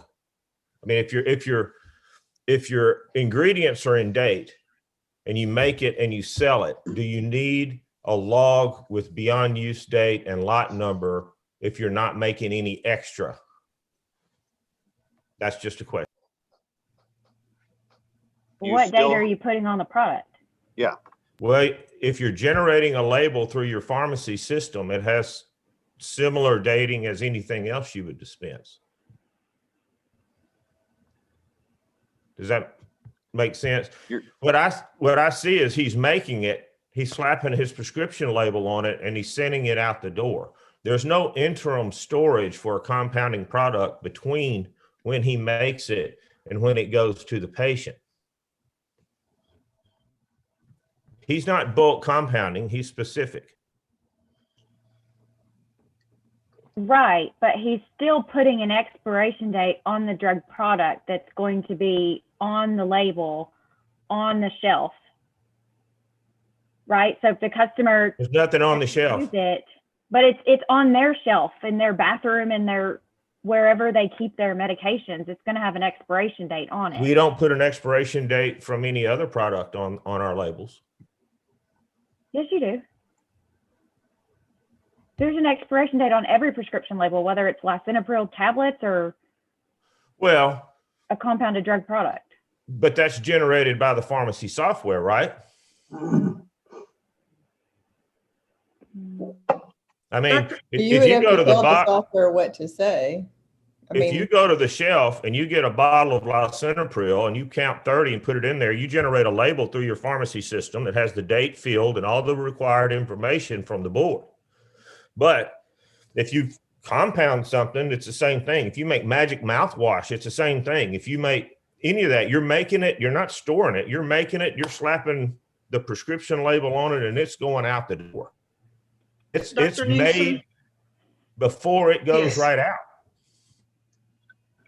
This isn't compounding to it really. It doesn't matter. It doesn't matter, Lynn. The milk jug, the milk still expires. It has a date on it. It still expires whether it's in your fridge or whether it's in the fridge at the store. I think It still has a point at which it goes bad. No Yeah, doubt. I think don't that disagree with that. if you have a system that you have every ingredient and the expiration of every ingredient and every formula in your electronic system, you could have it as an electronic record without a separate paper record, but we don't see that on inspection generally. I think, Dr. Mitchell, if you had all the elements in your prescription software, you're basically making a log, but just because you generate a label that said magic mouthwash is not sufficient when you are compounding. You've got to know what ingredients you put in and what the expiration of those ingredients are. You could have that all in your dispensing system, but just because it doesn't sit on the shelf does not exempt you from all the log requirements in the rules for a board of pharmacy. Dr. Scott, how do you put your stuff in your computer? I mean, the ingredients are listed. It's created as a compound. I think the prescription software gives it a 1-year expiration date. Now that's just the way that it's defaulted. That is also programmable, and if it expires sooner than 1 year, you're supposed to enter that on there. So that it isn't just up to the software. It's really up to the rule. Okay. Yeah. Dr. That's why you Newsom? have the log. Yes, Dr. Fang. So the other thing that, a compounding log would have done in this case is you can refer to it if there's a recall, on any of the APIs. Furthermore, if he had filled out a compounding log, he would have been forced to put down properly. He had a compounding log, but it wasn't complete. He would have observed that he was using expired ingredients. It's like if you don't write it down, then it's real easy to overlook that. But if you're forced to write it down and it's from last year, then I think it would have enforced, better compounding behavior. Correct. Either I agree. that or you would have had to make a compounding log that literally showed you're using ingredients or change it to make it look like you weren't.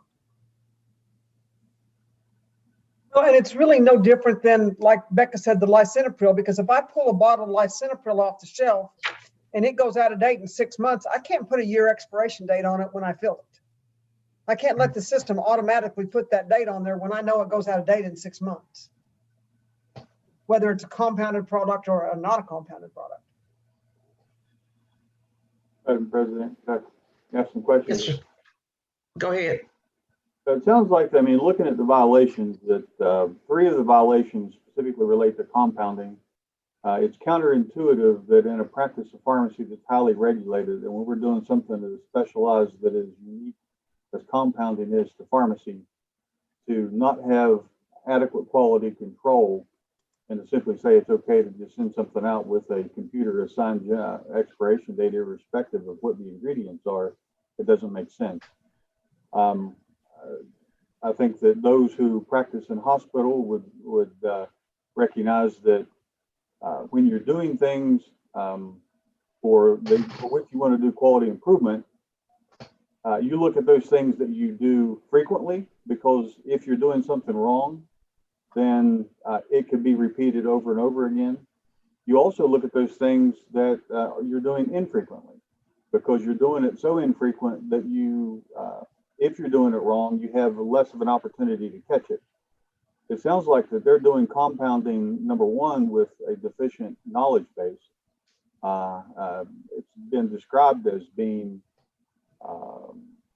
lack of attention, which also is counterintuitive to being licensed as a pharmacist in a pharmacy.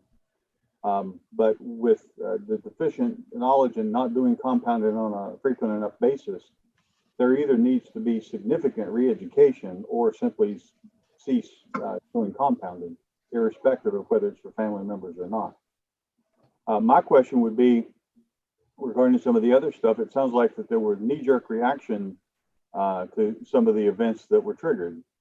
Pulled expiration dates. You said you went through a process by doing that one time, but what have you done? This is my question. What have you done to make sure that on an ongoing basis, so that the next time that this problem is triggered, that it's not secondary to another inspection? So what have you done to make sure that that process is ongoing? Well, by forcing myself, when I fill the prescription, to fill the compounding log, it forces me to look at the actual ingredients and log the expiration date, which was something that was lacking on my part previous. So, I mean, I do pay better attention to the drugs. I had stuff the other day that was out of date that I ordered stock to replace. But working hard, in other words, paying attention to making sure all that you've really done is make sure that you've reconfirmed sort of the same process in your mind. What I'm asking is, what have you done that would create an independent process to make sure that all products that are expired are being checked on a regular basis? Have you done anything like that, or is this a one-time thing?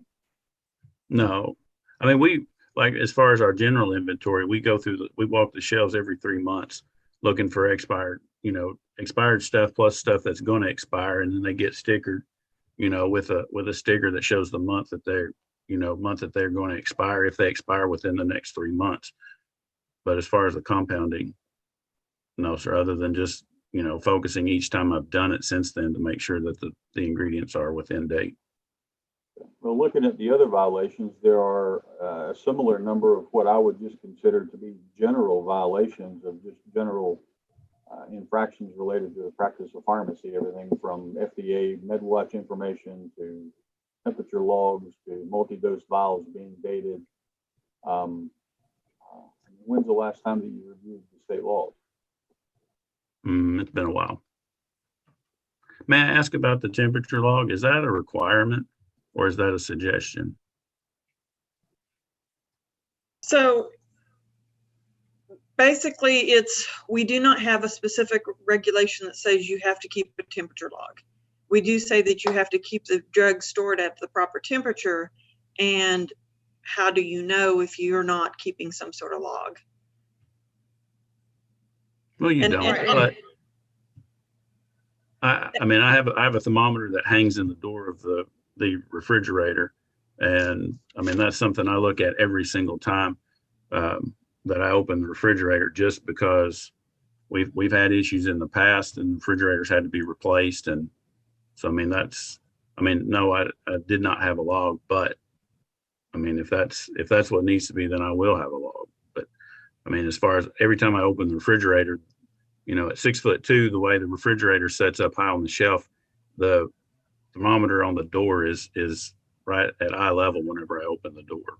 So I mean, that is something that I do pay attention to on a regular basis. Well, and I did say I recommended a temperature log earlier. It's also cheap insurance. I mean, if your refrigerator goes out, you know, then, I mean, used to, you just had a few $100s worth of insulin and that was, you know, in there. But now with the biologics and the expensive insulins, it's really just cheap insurance.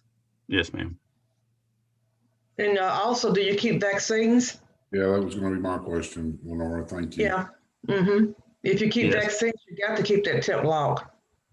Gotcha.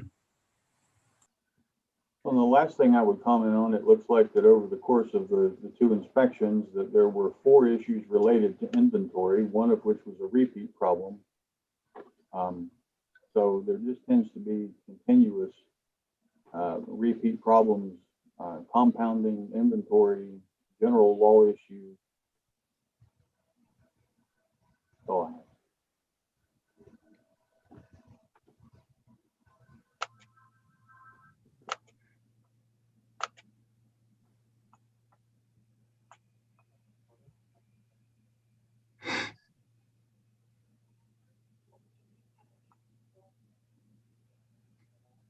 Dr. Richmond, you appear to have frozen. Were you speaking?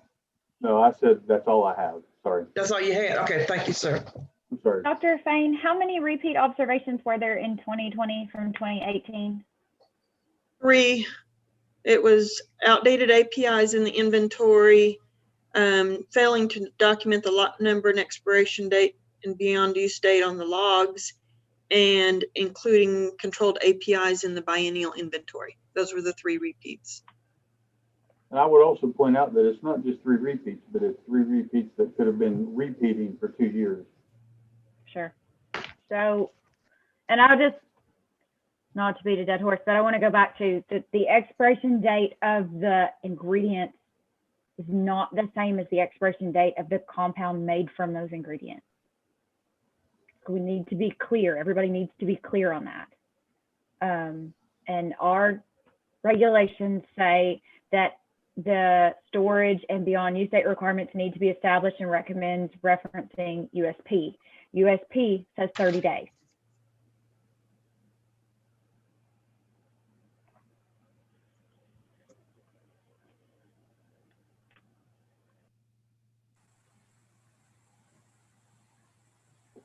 Okay, any other comments from anyone?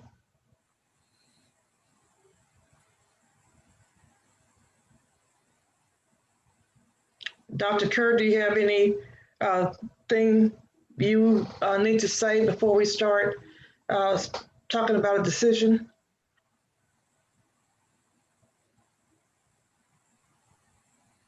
No, ma'am. Other than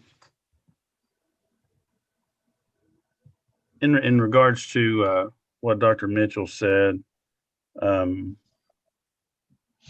feel like it's probably in my best interest to cease compounding. So I think that's the process that I will take going forward.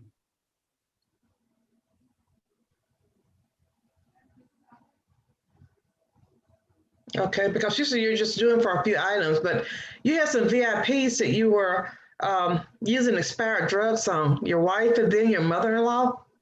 So just, are you sure you want to throw the towel in? You can bring these things up to date and brush up on compounding. I think I will attempt that first. I'll attempt that first.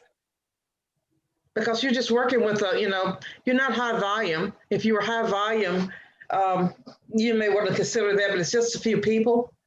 And if you're not doing it for them, who's going to do it for them? And you want to make sure that they're being taken care of. Right. So I would reconsider throwing a towel in. Okay, I can do that. Yeah. Does any board members have any comments as to what we're to do in this matter? Madam President, I would recommend some intense education, not just going back and fixing the problems that were identified, but being generally knowledgeable in compounding would be one.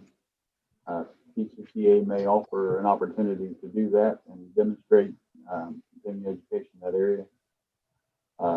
Controlled substance inventory, I think is another area where we've got 4 issues, some of which are repeat. So I would recommend education in that area, as well as just a general law review. And so I don't know what we might require in that regard regarding the Arkansas State Pharmacy law, but there just seems to be general questions that Dr. Kerr just wasn't familiar with. Okay. Do y'all think it's enough things here that were in error that he should redo the law exam? Because there are a lot of gaps.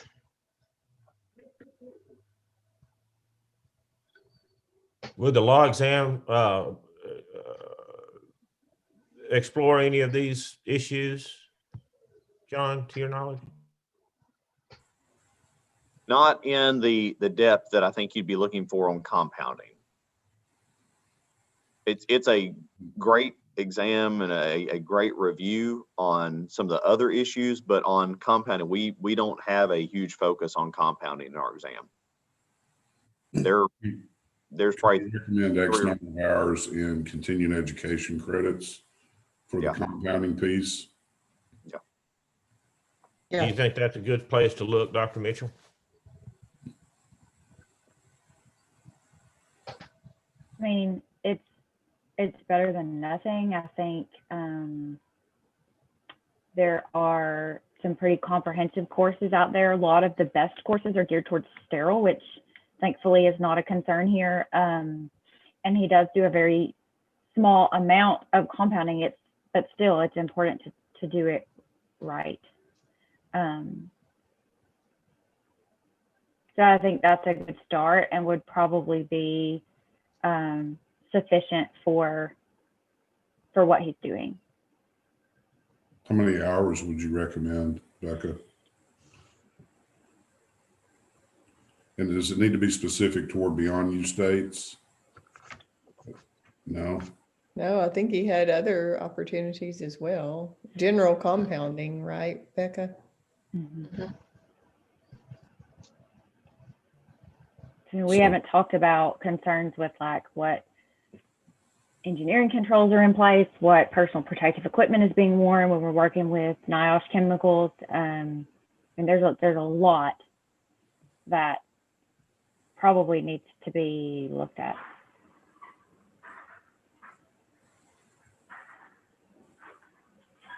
There probably should be independently listed continuing education regarding inventory, continuing education regarding compounding, and not these things not being sort of lumped into one set of things, but rather a focus on each of those.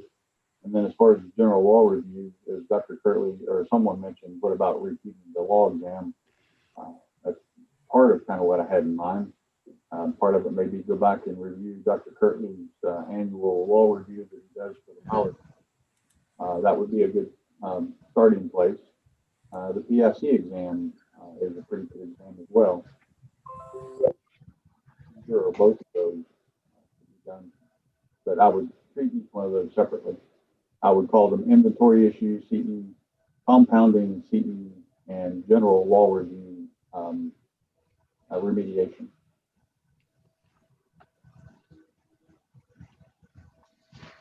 Okay, that sounds like a good plan. Is everyone in agreement to that? Dr. Krause?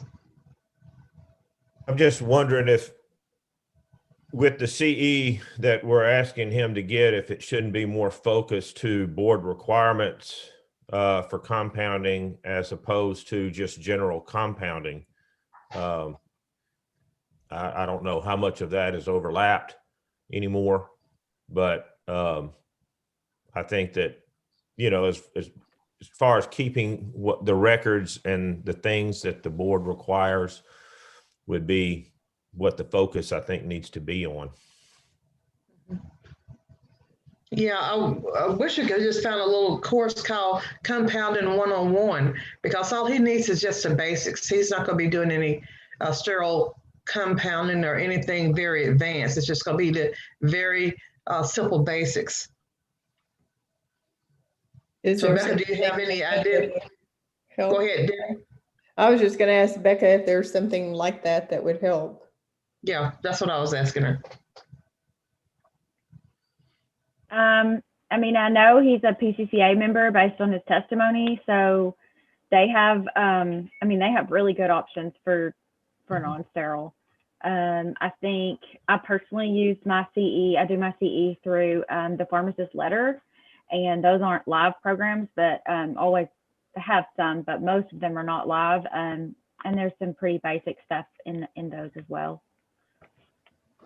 I don't know that there is one that's specific to Arkansas board regulations for compounding.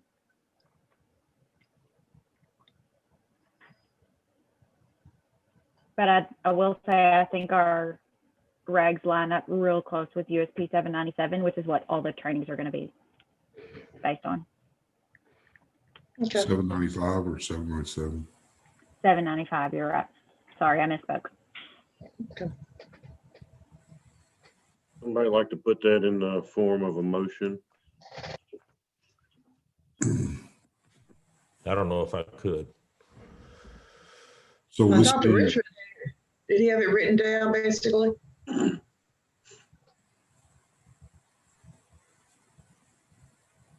So will this be non-disciplinary? Now this is going to be disciplinary. Dr. Mitchell, why would you want this to be disciplinary, please? Because it's a repeat observation. And this is stuff that's Pharmacy 101 that directly impacts patient safety. I mean, he was blatantly using expired drugs, was told not to do it, and did it again, and didn't fill out his compounding log because he would have had to acknowledge that he was using expired products. That wasn't an error of omission or an accident. That was like basically fraudulently filling prescriptions. I agree. This was even warned and told and inspected and still continue to do it for oversight. You don't have oversight of those. You don't have lapse of oversight for those kind of things. And it's not just that these were pictures in time, but this occurred over a 2-year period.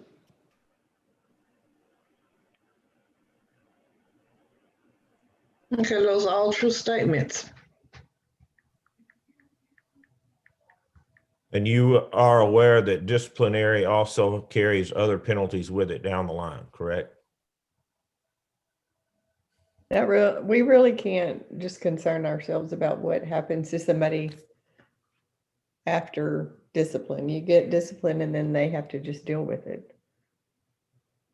If this had been like the first inspection and it was I'm sorry, I didn't know, I'm going to make the corrective actions and I'm going to do better in the future, I would be willing, I think, or more willing to entertain it being a non-disciplinary. But he was told specifically what to do. He basically verbalized in writing understanding of what was going to be done because he responded to the board and said, I'm going to do this, and then didn't do it. Correct. Mm-hmm.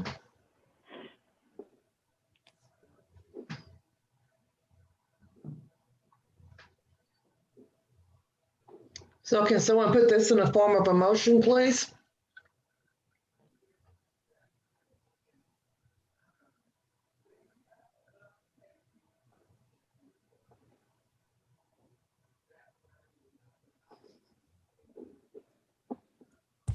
Real quick question. Does anybody know, or is there a place that we can clearly define what the regulations are for the Arkansas State Board of Pharmacy concerning 795 compounding?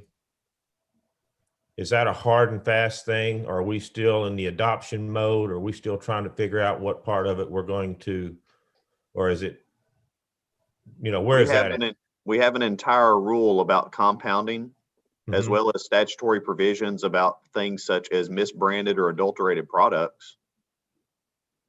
I mean, if you dispense a product with expired ingredients, it is automatically, misbranded because it's not valid, and many people would even call it adulterated because of the fact it doesn't have in-date product. Yeah, I mean, Regulation 7 is the compounding regulation that incorporates 795, 797, and it takes in parts. Some of the, yeah, I mean, it's not, I mean, all of it, but it takes even, I mean, some of the, I mean, specific language and puts it in there. But 7, I mean, Regulation 7 is the compounding regulation. Has some specific language about using USPNF guidelines for, dating and everything else. And we have not fully adopted like new version of 795, but there are some very specific things that tie to this, as well as, federal legal issues and statutory issues on things like misbranded products. Thanks.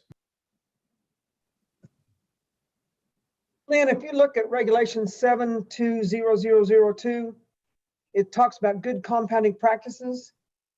And it says that it describes the requirements of minimum current good compounding practice.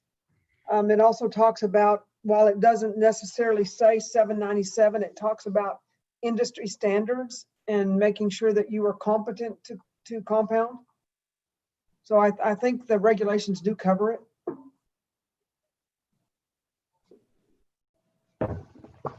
Thank you.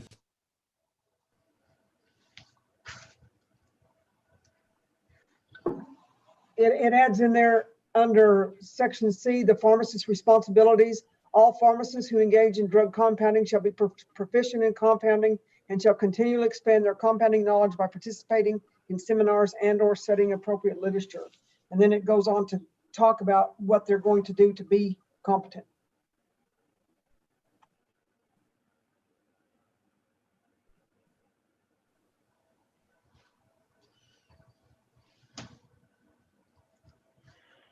So I'll make a motion. I think based on the repeat violations, I would make a motion that we fine him $3,000, which is $1,000 per repeat violation, and require that he do 10 hours of CE related to non-sterile compounding. And I'm open to by what date. That's my motion. And it doesn't have to have a specific due date. We can just work something out. If whatever y'all want to do is fine. I mean, you can put one. There's not one on there. It's not a deal breaker. I think the date of the CE should be relatively soon because he's going to keep doing things wrong for the people he's compounding for. But I would second that emotion. Okay, did you want to put a date on it? Do you want to I say would within the probably next say 90 days? I would say how many days? 3 90? months? 90 Mhm. days. That's what I was going to say. 3 months, 90 days. Okay. I wouldn't be against that, but I would be against disciplinary. Supplement that with at least 3 to 5 hours of continuing education regarding controlled substance inventory and a repeat taking of the Arkansas State Pharmacy Law exam, as well as reviewing Dr. Kirtley's board review. Motion so amended. Second. And let me be sure I'm on the same page. I got Becca made that motion and just amended it. Dr. Mack, you seconded. You're going to second the amendment. Yes. Okay. And the amendment was, will you repeat? I'm sorry, Dr. Richmond. Law exam and 3 or 5 hours. I would say 3 is fine. Okay. On inventory. Yes, 3 hours of continuing education related to controlled substance inventory and repeat of the state law exam following acknowledged review of Dr. Kirtley's law review. That link could be provided. In my Okay, so I've got second, disciplinary, $3,000 fine, disciplinary action, 10 hours of CE on non-sterile compounding, 3 hours of CE on controlled substance inventory, and pass or successfully retake the Arkansas law exam. And this to be done in 90 days.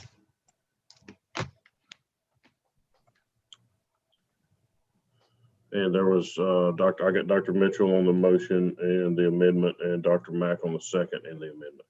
Yes. Okay, Mr. Daniel, do you have it all? I do, thank you. Okay, we have a motion on the floor and a second. Do we have any further discussion of the motion? If not, all in favor of the motion signify by saying aye. Aye. Any nays? Nay. Okay, the motion passes. We had one nay. Dr. Kurd, what I will do is I will get this in writing and get this to you, and you'll have 30 days to either, you can decide if you want to accept what they have decided today. If you do not, you have the right to come back in front of the full board and present whatever you would like to, and see what the full board decision will be. But like I said, I'll get this all to you in writing, and like I said, you'll have 30 days to get back and let us know how you'd like to move forward. Yes, sir. Do you have any questions about anything or about anything that's happened today or just in general? No, sir. Okay, I'll get it to you. Like I said, we got meetings today and tomorrow, and so it'll probably be next week. But like I said, you'll have 30 days from when you receive it. But I'll get it to you by next week. Okay. Thank you so much. Thank you. Thank you and good luck. Yes, ma'am. Thank you. So guys, while we are about 30 minutes behind on schedule, we did not have anything scheduled for 10:30. So we do have that gap, and we have a potential issue on our 11 may not be here, but we still have something we'll have to address with it. Does anybody need a break? Can we take 5 minutes? We can do that. Okay, thank you. Carissa, Eddie, we will be back in just a few minutes.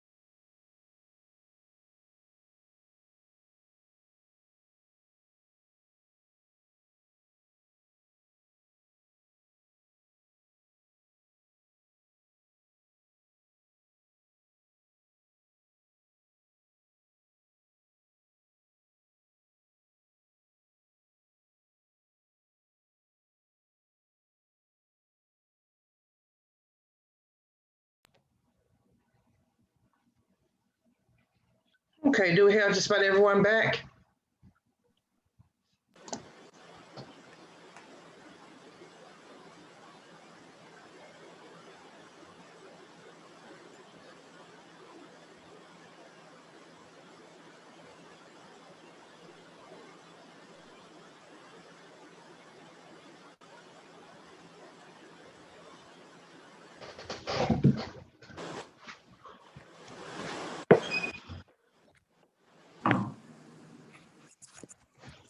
All I hear is static. So who's back? Sorry, I'm here. Lenore, I thought you could see us. We've got Dr. Kraus, Mr. Daniel, Dr. Richmond, Dr. Mack. Looks like Dr. Mitchell and Dr. Jolly are not on camera quite yet. There's Dr. Mitchell. Okay. I'm Okay. here. All right. I think we've got Hello. everybody Okay. back except Dr. I had to go get some checks mixed. There you go. Oh, okay. I'm Y'all, back. I saved this fun little tip. You know, compounding pharmacists make really good cooks, and I actually save bacon fat year round for my homemade Chex Mix that I make during Christmas. Hey, that makes it good. I'll mute myself so y'all don't hear me crunch.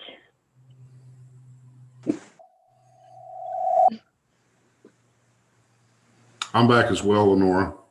Okay. All right. That's everybody. That's everyone. Okay. All right. So go ahead, Mr. Daniel. Is it Mid-South gonna be the next?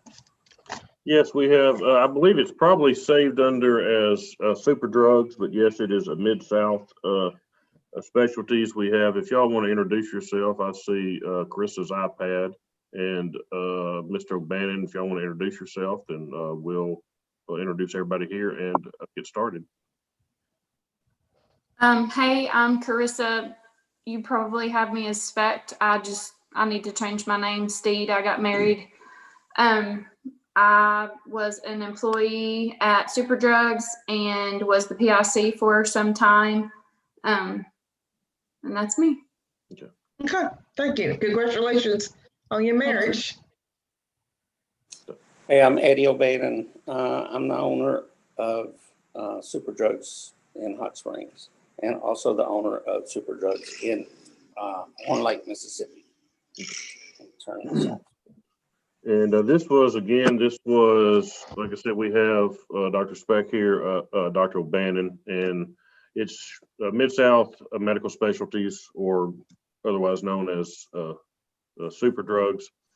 This was an inspection by Dr. Fain, and I'll let her go through everything in a minute, but John, I'll turn it back over to you if you want to explain to them kind of the process today, and then we'll go from there. Absolutely. You guys will see several members of the board on screen, as well as members of the staff.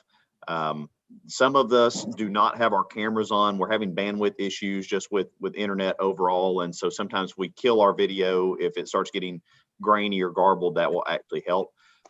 For today, we look at this as a discussion in lieu of a formal hearing, coming in and having a discussion with the board and seeing if there's some sort of an agreement that can be reached. Whatever the board members come up with today, you can either agree or disagree with. If you agree with it, we go forth with whatever paperwork the board members have instructed us to do. I think both of you got to hear the end of the last one. And what we'll do is we would write up what the board members had motioned and asked staff to put together. And then that pharmacist has the opportunity to either say that they agree or disagree with that. If you do not want to agree to it, what it does, it punts it to a full and formal board hearing at a later time with the board. So 2 questions. Do you guys understand why you're here today? Yes, sir. Yes, sir. And do you have any questions about how this procedure works? No, sir. No, sir. Just one thing that I want to just put out there. As of last Thursday, the store is no longer in business. Oh, no longer in business, or did it sell? Oh, well, it's sold. Okay. And who purchased it? Walgreens. Okay. So you sold it. Sir. I was gonna say you sold it to Walgreens. Are they going to close it then? Yes. Okay. Yeah. So, and I called you on Friday and to try to get some information on get the proper stuff. But anyway, I ended up going on the website and finding it, and Oh, good. actually dropped it. Came by Monday to drop it by there, and couldn't get it in the building, so I put it in the mail. Okay, I got a message from you Friday, but I was off half the day and trying to prepare for meetings and drug summit and all this week. So it's been crazy. But so at any point, both Dr. Steed and Dr. O'Bannon, if you have a question or need to interrupt us and get a clarification on something, by all means, get our attention, wave your hands. If you were here in the board office, I tell you, wave your hands and interrupt us if you need to. But by all means, we understand you haven't been through these procedures. If you have a question, by all means, we want to be sure that you have the opportunity to ask it. Yes, sir. Okay. Dr. Fain, I will turn it over to you if you just kind of want to go through. And board members, like I said, you have in the packet that I gave you, it's under super drugs, but it has information that Dr. Fain and I have put in there. So she'll explain some of what's in there. So anyway, I'll turn it over to you, Dr. Fain. Thank you. So I inspected Super Drugs 3 in Hot Springs on October the 8th of 2019. So this was a little over a year ago. And I had to go back and make a separate trip because a lot of the questions that I had, Dr. Steed was on vacation at that time. And so I went back because the pharmacist on duty was new. And so she couldn't answer a lot of my questions. Super Drugs 3 is, they compounded a lot of products. They included hazardous drugs such as fluorouracil. One of the things I observed is that they were compounding an extended release topiramate and phentermine product, one of which was in a 7.5/46 milligram combination, which is the same as Qsymia. Qsymia has a REMS program for patient safety. So I was concerned that they were bypassing the REMS program. 5 patients were on this medication. I asked for a list of medications and I pulled some of those prescriptions, and 2 of them were specifically written for compounded 8 milligram/36 milligram with the note that the practitioner allowed them to change it to 7.5/36. One of them was written for Qsymia 15-92, and then there was a note in the computer that the prescriber had authorized that a compounded version of 7.5/46 with the directions to take 2. So that's equal to they were compounding something that was commercially available. Dr. Steed sent me a note after the fact saying that it had green tea extract in it, so they didn't feel like it was identical to the commercially available product. I noticed that they had some out-of-state licenses posted, and I asked the pharmacist on hand, who was Dr. Gross, where they shipped, and she said she thought they shipped to 48 different states. They had licenses in Arkansas, Texas, and Oklahoma, but they were shipping into about 15 other states that I could find. They were also on the shelf. There was a product called Sensi Teeth, and it basically is a compounded dental paste that has different antibiotics in it. So linezolid, tadalafil, and delafloxacin. So they appear to be compounded, but there was no invoice. Now, Dr. Steed was able to provide me with this invoice later, but there wasn't an invoice. They couldn't tell me where it had been compounded. And the NDC number on the package was for the commercially available product tablets. There was a couple of totes with the Sensi Teeth products in it, and then there was a note on the shelf above that with a list of about 24 products that they took to Mississippi. So I assume to the Horn Lake location. When I Googled Sensi Teeth, it comes up with an address in Boca Raton, Florida, but I can't find any licensed wholesaler, manufacturer, repackager with the Florida Board of Pharmacy that has the name Cincy Teeth. When Dr. Steed returned from vacation, she provided me with an invoice.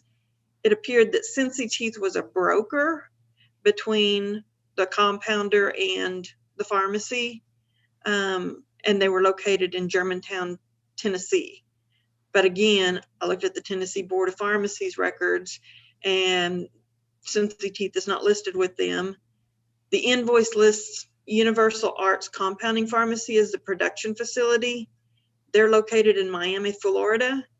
It is licensed with the Florida Board of Pharmacy, but they are not licensed with the Arkansas Board of Pharmacy, and they are not a 503B facility. They are not listed on the FDA website.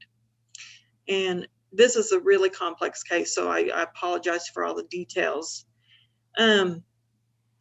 So while I was doing the inspection, a gentleman came in, a male patient, and he asked if his medication was ready, and I overheard them tell him that they were waiting for the other pharmacy to do their part. So I inquired more about that situation, and basically there was Trimix being made at the Mississippi location, and it was being shipped to the Hot Springs pharmacy and stored in the freezer. And then when an Arkansas patient received the prescription, the Arkansas pharmacy would fax it to the Mississippi pharmacy, and that was considered to be a transfer. The Mississippi pharmacy would run it through on the computers. They would fax a label from the Mississippi store to the Arkansas store, and then the Arkansas store would cut the label from the paper and affix it to the package of the bottle of Trimix and sell it to the patient. So Dr. there Payne, were, yes. Can you tell the board members, just in case some of them don't know, what Trimix is? Like the I don't have ingredients the, as an injectable? I don't, yeah, it's an injectable medication for erectile dysfunction. I think it has papaverin, and I can't remember what the other two ingredients are. Registine and alprostadil. Yeah. Thank you, sir. But it's an injectable. And it's just, yeah. So I was told that they had started dispensing sterile products from the Arkansas location because during the flooding, which was really bad in the spring of 19, the post office was not reliable in their delivery. And so they started dispensing from Arkansas in order to reduce the number of replacements that they had to make, because it has to be refrigerated or frozen, and the post office was not delivering it in a timely manner. The pharmacy was also dispensing a human growth hormone that was compounded at the Mississippi location. And there was a bottle of methionine choline injectable that had a beyond use date of July of 2019. And keep in mind, I was there in August of 19 and October of 19, excuse me. And when I asked, about why that was there, they said it was a personal prescription for an employee, but it did not have a patient specific label on it.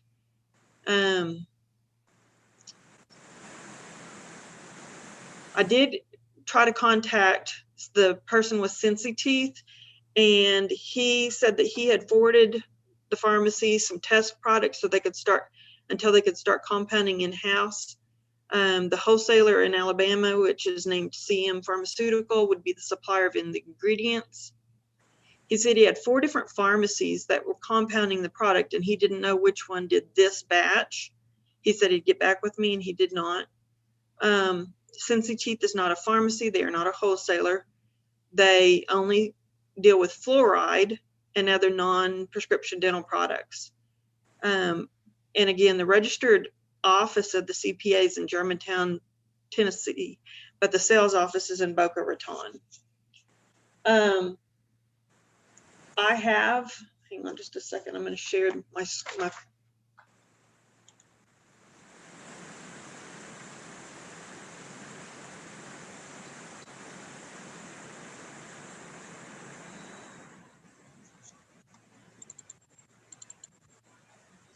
So while I was at the Super Drugs, they had a list of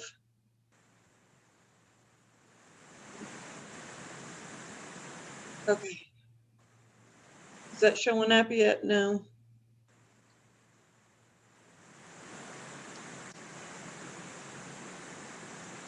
I apologize. Give me a second, please.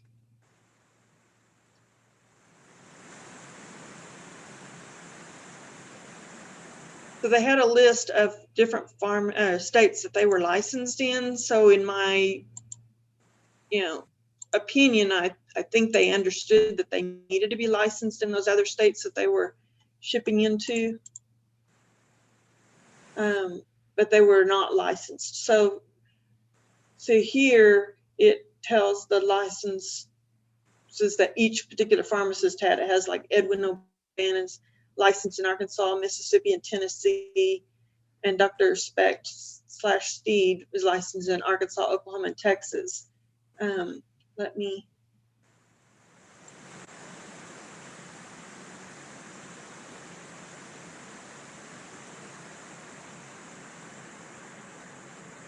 So in this spreadsheet, if you look at the highlighted column, the next to last, that's the state that they were shipping into. So they're shipping into Kansas, Oklahoma, which they're licensed in Oklahoma, South Dakota, Colorado, Texas, which they're licensed in, Virginia, New Jersey, Illinois, Indiana, and Michigan.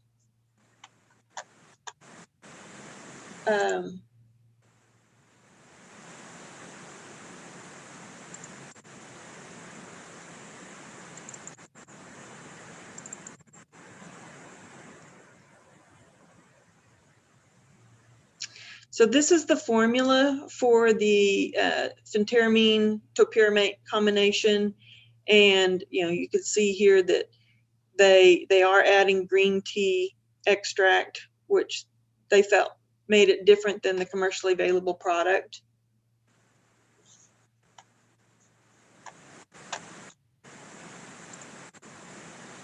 Are there any notes in that for medical need for green tea extract or anything? No, the only documentation I have right here is this is the prescription that was written for leucemia, and they called the doctor to see about filling the compounded version and said it was okay to compound. So, but it doesn't say anything about the green tea extract. And Dr. Fain, what would be the purpose of adding green tea extract into this compound? There's some documentation that as a nutritional supplement, that green tea extract is an appetite suppressant, but it is not an approved drug. And it is not, there's no studies that support that. It's just a nutritional supplement. But by adding that, they felt like it was not the same as the commercially available product. I see Dr. Steed raised her hand. She might have had something to add to that. Well, all I wanted to say was that was a formula that we had gotten from PCCA, and they had studies cited. Like anytime they come up with a formula, they'll cite studies or include their studies that show why they feel that formula is a reliable formula. And so that was a formula we got from them. And so, I mean, maybe we should have questioned it more, but the green tea was part of their formula. And I will say that I have done other inspections, and this pharmacy is not the only one doing it. My concern, and I've brought this up with the other pharmacies as well, is that to me, it's a way to bypass the REMS program. And it's really close to a commercially available product. Even, again, the green tea extract is a nutritional supplement. Dr. Fain, can I ask one thing? Of course. So just to make sure I understand. So basically the doctor wrote it for a commercial available, and the pharmacy then calls and says, can we use this compounded one? And that Yes. is more than likely to get around the REMS information. Is that kind of what you're saying? I can't speak to the motivation, but yes, that's what the documentation says. Okay. Dr. Steed. Ma'am, I just wanted to say, a lot of times we could compound a medication that would be more cost friendly for the patient. Like if name brand Qsymia, which wouldn't be covered by their insurances, and I do not remember how much it is commercially cost wise, but like if it was very, very expensive, if we could compound it and do it for cheaper and they would get the same benefit of the prescription that their doctor was wanting them to have, and the doctor understood, hey, they would be getting a compound instead of the commercially available prescription product. That was our motivation for asking if we could compound it.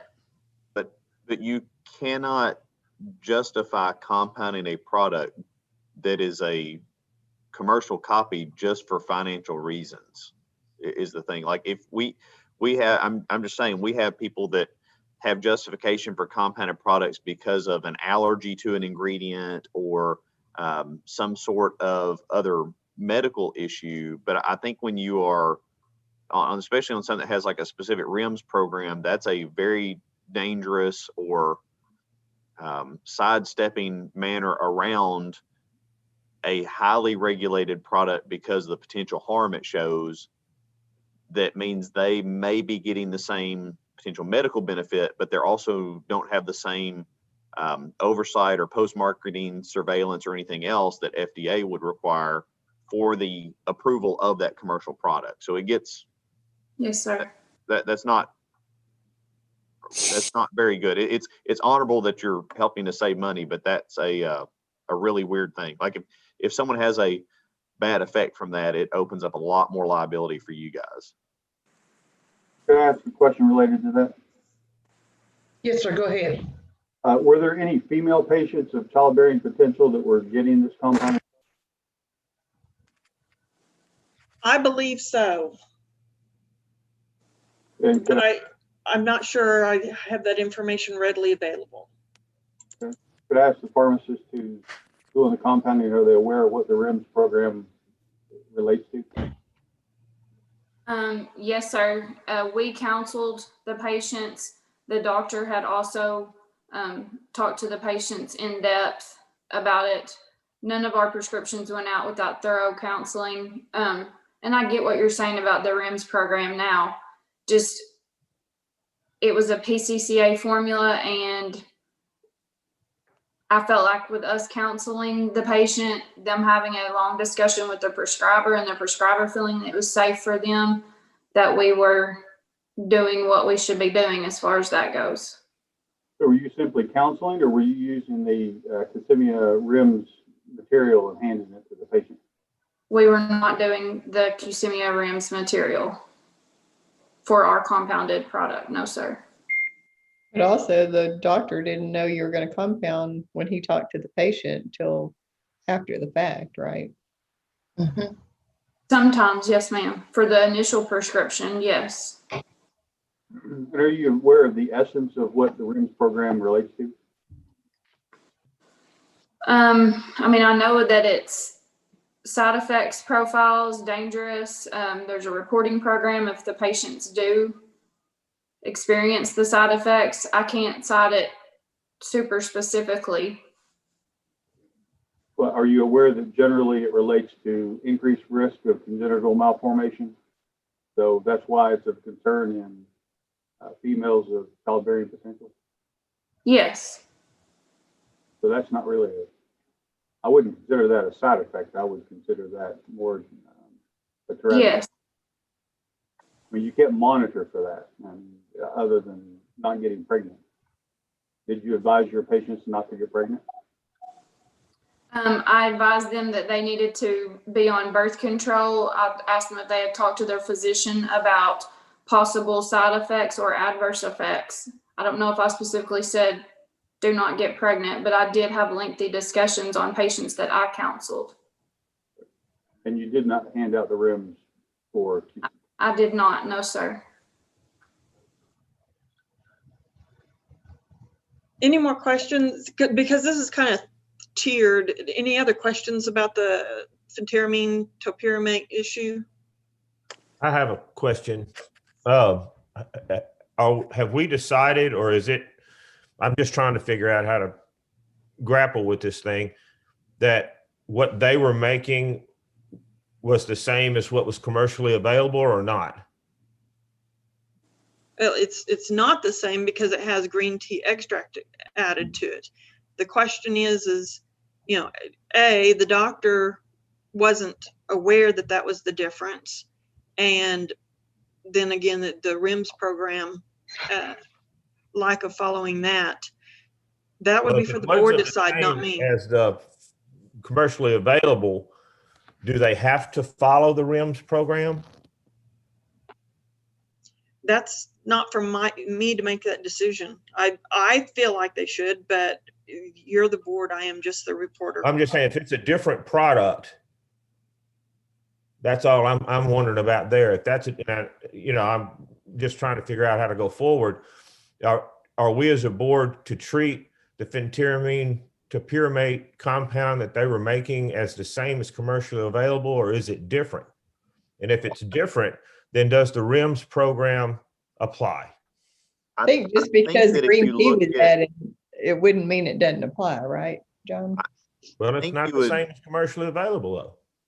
But I think the RIMS program over the ingredients, you would have to argue that a new combination adding an additional ingredient would be less of a risk, whereas most people would say it's probably more of a risk, which is why it has a RIMS program anyway. It's kind of like there are RIMS programs on opioids. If you're compounding an opioid just because it's not that commercial product, I think you should still follow the RIMS program on opioids, whether prescribing or dispensing. I think the more difficult part is you have essentially a copy of a commercially available product that adds in a nutritional supplement, not necessarily a medication. But if you do not have a medical reason for it, then I don't know what FDA says about if they think it's essentially a copy or not, but it looks pretty dang close. I could add a couple. I can answer some of that. Okay. Typically, the agency will consider a change in excipients to mean that it's not exactly a copy. Specifically for 503A, they don't like combination drugs. So if you've got this commercial product and this commercial product, you can't just make a combination of the two at the same strength, because that could be easily substitutable is the term that they use. I will also, just to clarify, that to my understanding, and I'm not an attorney, this is not legal advice, but to my understanding, any printed material that accompanies the drug is considered part of the label.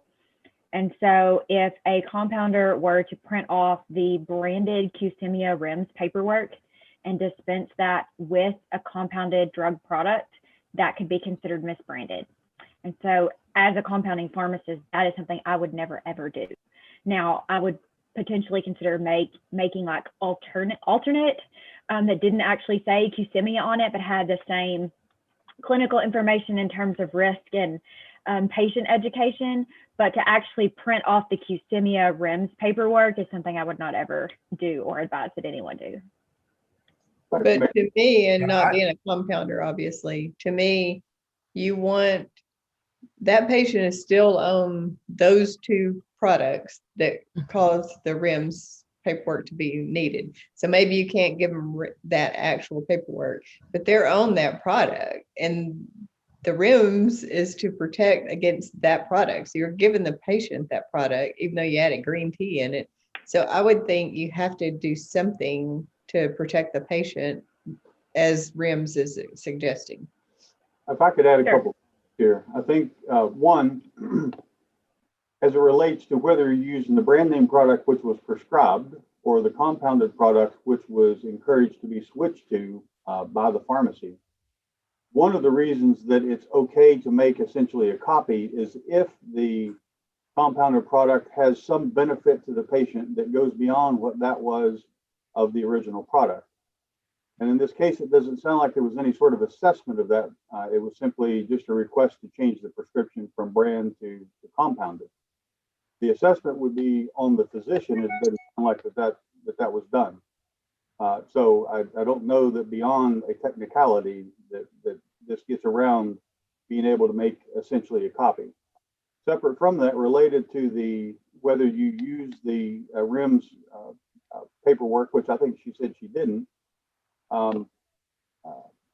to support to go along with the compounded, but the standard of care is what a reasonable pharmacist would do under like or similar circumstance. And in that regard, the information from a standard of care standpoint regarding this combination product would really rest upon what's in that REMS program, whether it's compounded or not. From a pharmacist standpoint, there would seem to be concern regarding counseling, and that you would have to essentially make sure that all the information that was covered in the REMS was essentially covered for the patient. It doesn't sound like that was done. And Dr. Fain, just one question for you. This addition of the green tea extract, was that at the request of the physician or the prescriber, or was this something they added on their own? It appeared to me that that was something they added on their own. Okay. I didn't see any documentation that it was at the request of the prescriber. I think it was Dr. O'Bannon's store, so it's probably a question for him. So, you know, we really take our compounding pretty seriously, and just by reaching out to PCCA and talking to them about the product, you know, the green tea extract gave an additional additive to the product, and I feel pretty sure that when we contacted the physician, we did, you know, say, hey, we have a compounded variety of this medicine that we believe is a little bit maybe more superior than the Qsymia, but it was not something that was just done off the cuff. We did do our research. We did consult with PCCA, which is, I mean, y'all know it's one of the best out there. We felt like, you know, we were helping the patient out as well as, you know, providing a different a product. What was your role in this, Dr. O'Bannon? Were you there? I mean, I know she was the pick, but were you there at all times? Or, I mean, how was your work schedule? I mean, were you doing some of the compounding? Was this something that you were doing previous to her being on board there? Or? Yes. So I opened the store, I guess it was 6 years ago. But my main, I was in Mississippi most of the time. And I was mainly in the Mississippi store. And you sold both of them, like all of your super drugs, or just the one in Hot Springs? Just the one in Hot Springs. And if I may, Dr. Steed inherited this, it was being compounded before she came on board as the PIC, as I recall. And so it was just something that continued after she became the PIC. If we're done with this, I'm going to move on to the Sensi teeth issue, because to me this is more of an issue. So the Sensi teeth, this is a picture of the totes. So you can see that, you know, there was quite a bit. That's what's in both of these totes, and then there was some on the shelves as well. And basically what this was, it was a dental paste that had antibiotics added, and the local dentists were using it to help with like gum disease and that sort of thing. There's a list of items that had been taken to Mississippi. So it was like, you know, 2 of the Baxdela, there were different formulas, but you can see that there were several things that had been taken to them. And then I wanted to show you some examples of the labels. So like, this is the label that would have gone to the patient. And, you know, this is, you know, it has a beyond use date of 30 days. The problem is the Superdrug 3 they were not compounding that. nobody can tell me who was actually compounding it. They were working to try to get it to where they could compound it. They were getting the individual ingredients and the Scentsy Teeth paste that was being added to, but in subsequent conversations with Dr. Steed, they were unable to come up with a pharmaceutically elegant paste. And so they never did actually dispense anything that they were compounding, but they had this product and they couldn't tell me. They ordered it from a company called CM Pharmaceutical, but there it's a wholesaler, and they denied. We'll get to that in a minute. But I just wanted to show you a couple of samples of what the label looked like, and the fact it did have a 30-day beyond use date. So, but it appears it was compounded by a pharmacy in some other state, sold by a wholesaler to these pharmacies, and then resold to patients. Yes. And Dr. Fain? yes, sir. Are there different formulations of this Scentsy Teeth? Did you say earlier there's some with linezolid in it and some with different products, or is it a standard formula? No, the Scentsy Teeth is actually just the paste, So but then they were adding linezolid or tadalafil or clarithromycin or delafloxacin. Those were the 4 different products that I remember seeing. But that was being added at a different pharmacy / wholesaler. Yes, I was unable to determine exactly where it was coming from. And what is the as far as the Scentsy Teeth itself, are you able to determine what that actually is? It's just a non-medical dental paste. Okay. Like toothpaste.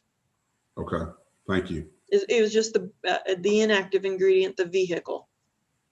Okay. It doesn't have any like topical anesthetics in it or anything. It's all inactive and inactive ingredients. Just to the best of my knowledge, yes. Okay. Thank you. So then let's look at the sterile products that were being compounded in Mississippi and sent to Hot Springs for resale. Like here, they had some. This is a prescription for HCG that came into the pharmacy at Hot Springs, and again, as I understand it, then this prescription would be faxed to Mississippi, who would then fill it, fax a label back to our Hot Springs, and they would cut that off of the piece of paper and then tape it to the product that they had in their freezer that had been sent to them from Mississippi. They had HCG, they had the Trimix, so it has papaverine and phentolamine and alprostadil in it. And this started, as I was told, due to all the flooding early in the spring, but when I was there, it was still going on, and it was October. Trying to think if there's anything else. This is a prescription for Trimix. And I think this may have been the one that occurred during my inspection. I think that really is a pretty good summary of. If I could just talk about the whole Trimix thing.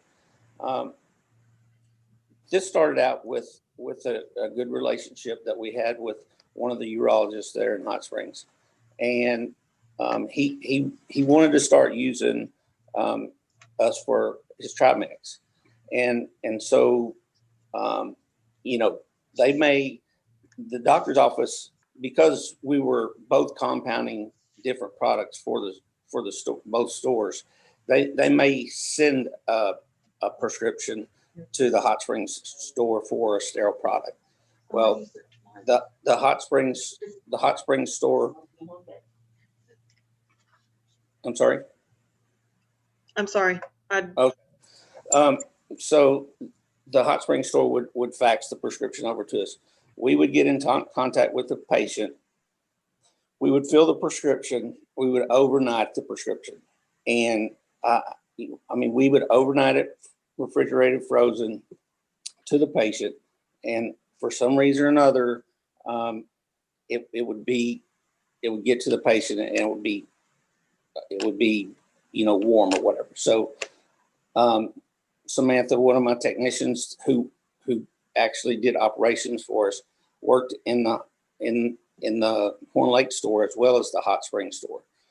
So inevitably it would happen, and I would say, hey, would you take this prescription over for Mr. Jones? He's going to come pick it up tomorrow, because it got to him and it was thawed out or whatever. And it kind of, it actually just kind of snowballed on us. And so,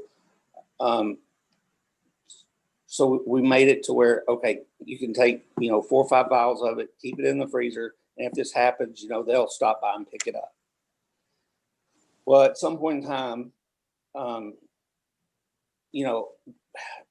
the urologist would call the patient and say, hey, I want you to come in. I'm going to titrate you for this prescription. And then we're going to get you set up. So inevitably we would say, well, just come by the store and pick one up here and then take it to the doctor's office and then you get titrated, and then we'll get you set up on a regular shipment basis out of the Mississippi store.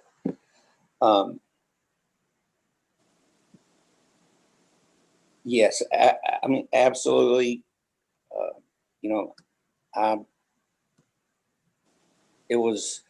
We were really working and trying to keep patient safety and a good product out there for the patient.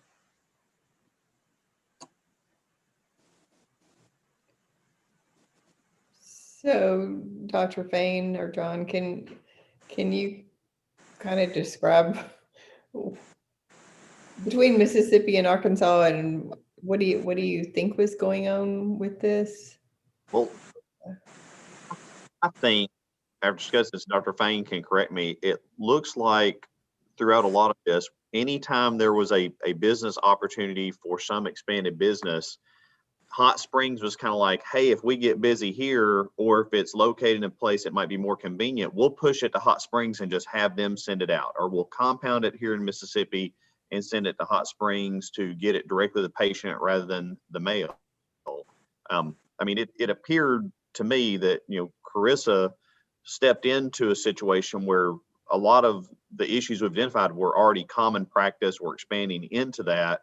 That Dr. O'Bannon was using both stores to help spread the business or equalize, some of the workload for that. But quite simply, a lot of this is just stuff you just can't do in pharmacy. Dr. Fain, does that sound accurate to you?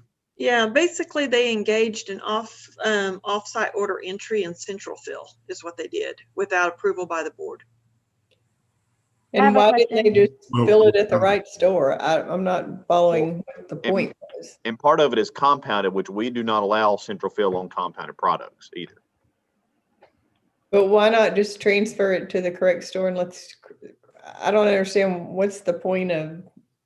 Well, if they don't ship it patient specific and just ship it to another store, do they have the appropriate licensure to be able to do that? They're not licensed as a compounder, are they? Well, they're not licensed to do central fill. So if it was a commercial product, we have facilities that have been approved to do central fill, where if I know this is on my workload tomorrow, I can, fill it in Dallas, Texas, and then ship it to Little Rock, Arkansas. Like Walmart actually had arrangement for that. CVS, Walgreens have come up with those. We've had some independents that have done it, but we don't allow that on compounded products. You can't really do that for them. But they did not have any central fill or offsite order entry approval. And for offsite order entry and review for retail, we only allow that between 2 stores within the state of Arkansas. I have a quick question. Is the Mississippi store licensed in Arkansas? Yes. Okay. So if we were Dr. Fain, trying to boil this down to all the issues we've got going on, because this is pretty complex, right? Yes. You've got the central fill issue. I think you mentioned that they were shipping to states that it doesn't appear that they're licensed in, South Correct. Dakota, et cetera.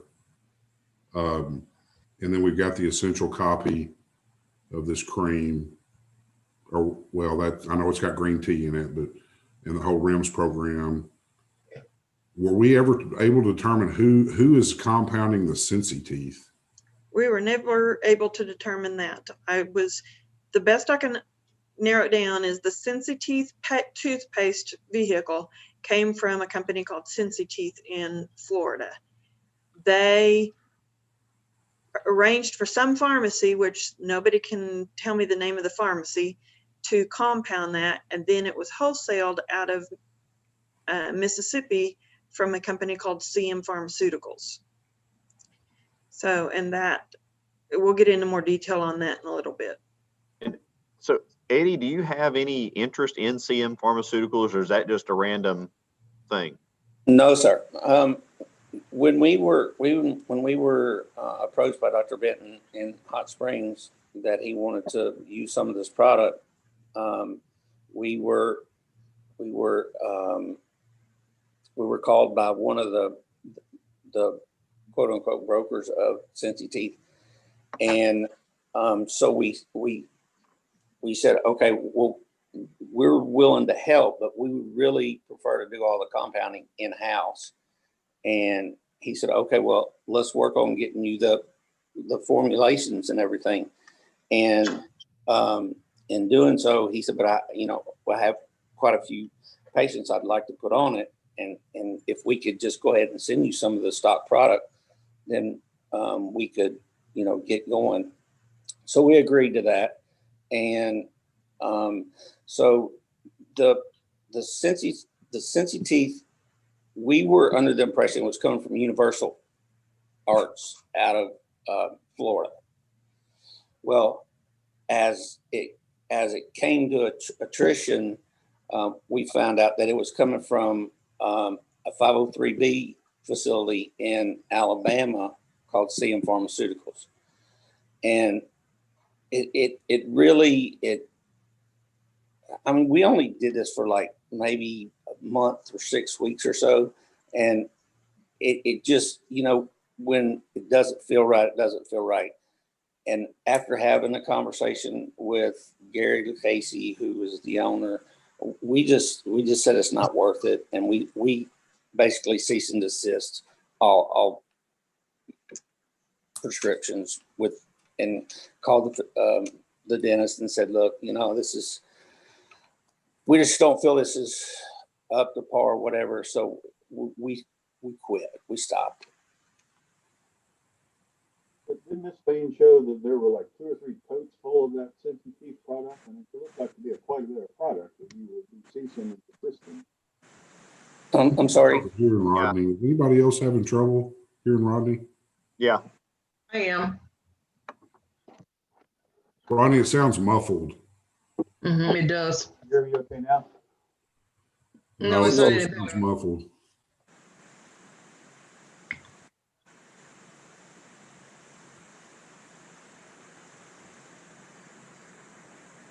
And now we just hear static. Yeah. Well, I wasn't saying anything. I wasn't sure you could hear There me. you go. No, we can hear you now. Yeah.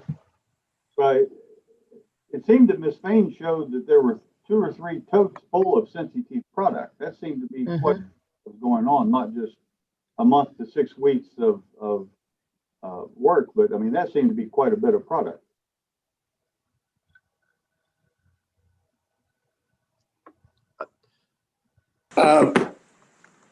Well, I would have to go back and pull all exactly how many there were, but it wasn't a very long time. I can assure you that.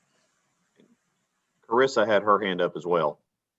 I was just going to say, they sent us a lot of product and we were like, what are we, we didn't order some X amount of product that I know of. I was on the initial call with the dentist he called when I was staffing the store one evening and was like, hey, we've got this great product. I was wondering if you guys would like to help us out. I have some patients that have tried it and it has really made a difference for them. Said, there's a guy that I want to call. And I said, I'll have to get him in touch with our owner. Like, I don't do any of the business stuff. And so I kind of, that was it as far as the initial introduction of Cincy Teeth with me. But I know when they sent us stuff, they sent us a lot of stuff and we ended up sending it back to them. Yeah, that's right. We did. We ended up sending a lot of it back. It was a mess. Like, they sent us false documentation, or we feel like it was false, that they had made up from CM Pharmaceuticals. When we would ask him for an invoice or for formulas, he never could produce them. He would say, well, I'm working on that. I'm working on that. Like, something was just shady with the whole deal. And so we stopped it before it ever really got off the ground much. And who is him? When you say you talked to him or sent it back to him, who are you talking about? Gary Lucchesi. I don't know if I'm pronouncing his last name right. He was the one that the dentist said, hey, Gary with Cincy Teeth will be the one for you guys to talk to. Okay, so it wasn't the guy, it wasn't from CM, it was from, so to your knowledge, Cincy Teeth was sending it to CM, CM was sending it to you? That's how they told us it would go. And if I may say that CM Pharmaceutical is not registered with the FDA as an outsourcing facility. They are not a 503B. So it was product was coming in from an unlicensed facility that was not properly registered, and you, irrespective of how much you sold some of it. We did. Yes, sir. So was Superdrug engaging in manufacturing themselves? No, sir. We tried to work out a formula because we wanted to compound it in-house because we had the facility there to do it. It would be, it was really gritty, like it never felt the way a toothpaste feels. And so, and that on top of the fact that they couldn't provide us with appropriate documentation because Cindy had already been in at that point.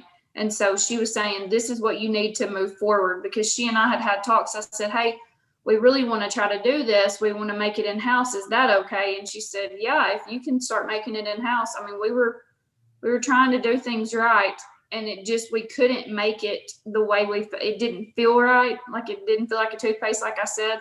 So we stopped and ended up sending the product that they had just sent us willy-nilly. We sent it back. How much of it was dispensed to patients? I do not. Let me look and see if I have But I'm not real sure. Hang on. I have a couple of reports, but I don't know if I have that one. That may be something that we would have to get into the software to give you a more accurate. Can I ask a quick question while she's looking that up, please? Yes, sir. Go ahead. Dr. Fain, on the logs that you were showing earlier that showed the shipping to the other states, were those products that were shipped from Arkansas, the Arkansas store to these other states, or from the Mississippi store to these other states? I'm trying to determine if that falls under the purview of this board. It was shipped from Arkansas to those states. Okay, thank you. Have we heard it, or are there more? Excuse me? I was just wondering, were there more issues that we need to hear yet, or have we heard of it? No, this is pretty well sums it up. We have another individual issue on Dr. O'Bannon to go over as well. Becca, Yeah, I don't have, sorry. No, go ahead. I don't, the number of prescriptions of Cincy Teeth filled, I'm at home. I don't have it at my home. But it was dispensed to patients? Yes. Okay. And then I didn't hear an answer. I don't know if maybe John was going to say something, but the stuff that was shipped from the Arkansas location to the other states, is that under the purview of this board or no? It's interesting. Our board does not necessarily have a rule that you cannot ship to other states. I'll tell you that initially when I talked to Carissa, I was like, look, we don't just go and tell everybody you're shipping in. And then when our staff actually saw the volume and the number of states it was, it really put us in a situation where we had to tell them because of what was going on. It was a much bigger deal than I think we had initially thought. I know there's several other states that are looking at this. It's going to be interesting now that Dr. O'Bannon has sold the store. It takes focus, I guess, even for us, it's, what do we do to a store that's closed? Well, it all goes back to the ownership at that point. But it's a problem for a lot of states. We always try to advise people that they need to ensure they are licensed before they ship into other states, because in some states it's actually considered criminal activity, not just a civil violation. And I'm looking at, I just pulled it up. I sent letters to 21 states. So when we got their spreadsheet that I think Dr. Fain showed you a little bit earlier, where they had the column over there with the states, and that spreadsheet showed that they had shipped. So that's 21 states where they weren't licensed. So they were licensed here, Texas, and I believe Oklahoma. She can correct me if I'm wrong. So I showed 21 states where they were not licensed, where their records show they had shipped product. Dr. Speck? I just want to add to that I don't know exactly how many of those other states, but it may be 21, have sent like certified letters, or a couple of them just emailed. I think maybe a couple of them just called and requested full reports. Many of those states have fined the store, Superdrugs. We did immediately stop shipping without licensure when Cindy had came in and brought that to our attention, to any state that we weren't licensed in, and we pursued and got licenses in a few states. We had Texas and Oklahoma, we got Florida, we got Indiana, and I know there's somewhere else, there's another place and I can't think of it. It'll come to me in a minute, but I should have looked more into that 100%. I should have done that as the PIC.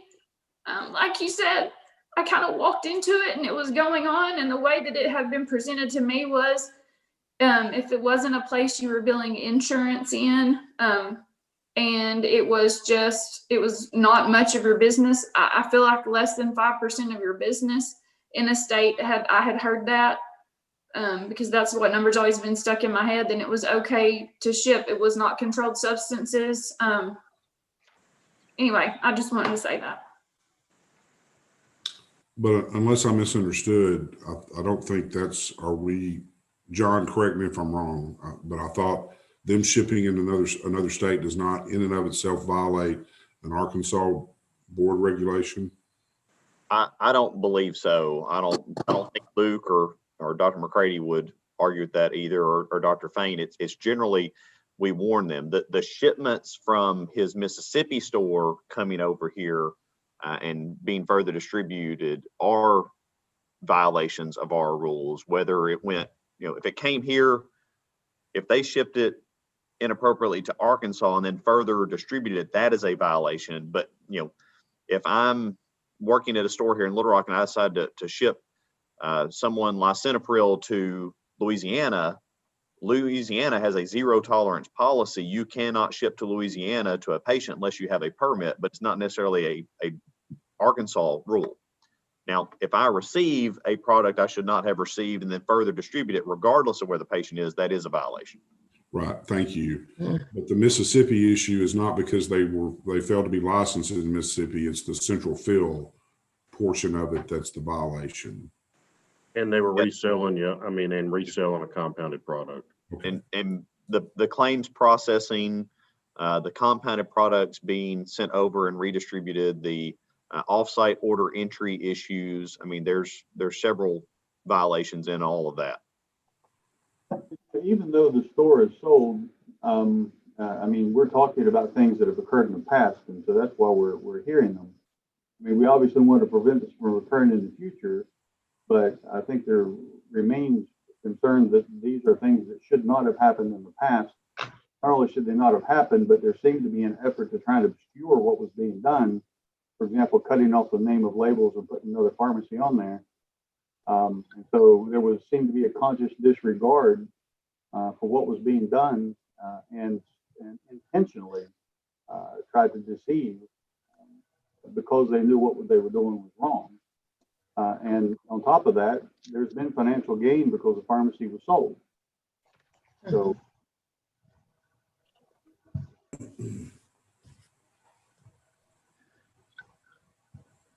And I would think we're really dealing with it did happen. So that's what we have to deal with. And the fact that he sold it doesn't get them out of trouble or harm's way because they still did it. Does anyone else have any comments? Dr. Krause, you've been quiet. Well, I'm just listening. I'm trying to weed through what is, counter to the board. I'm when I say counter to the board, illegal, actions that were illegal. I don't, we kind of got caught in a,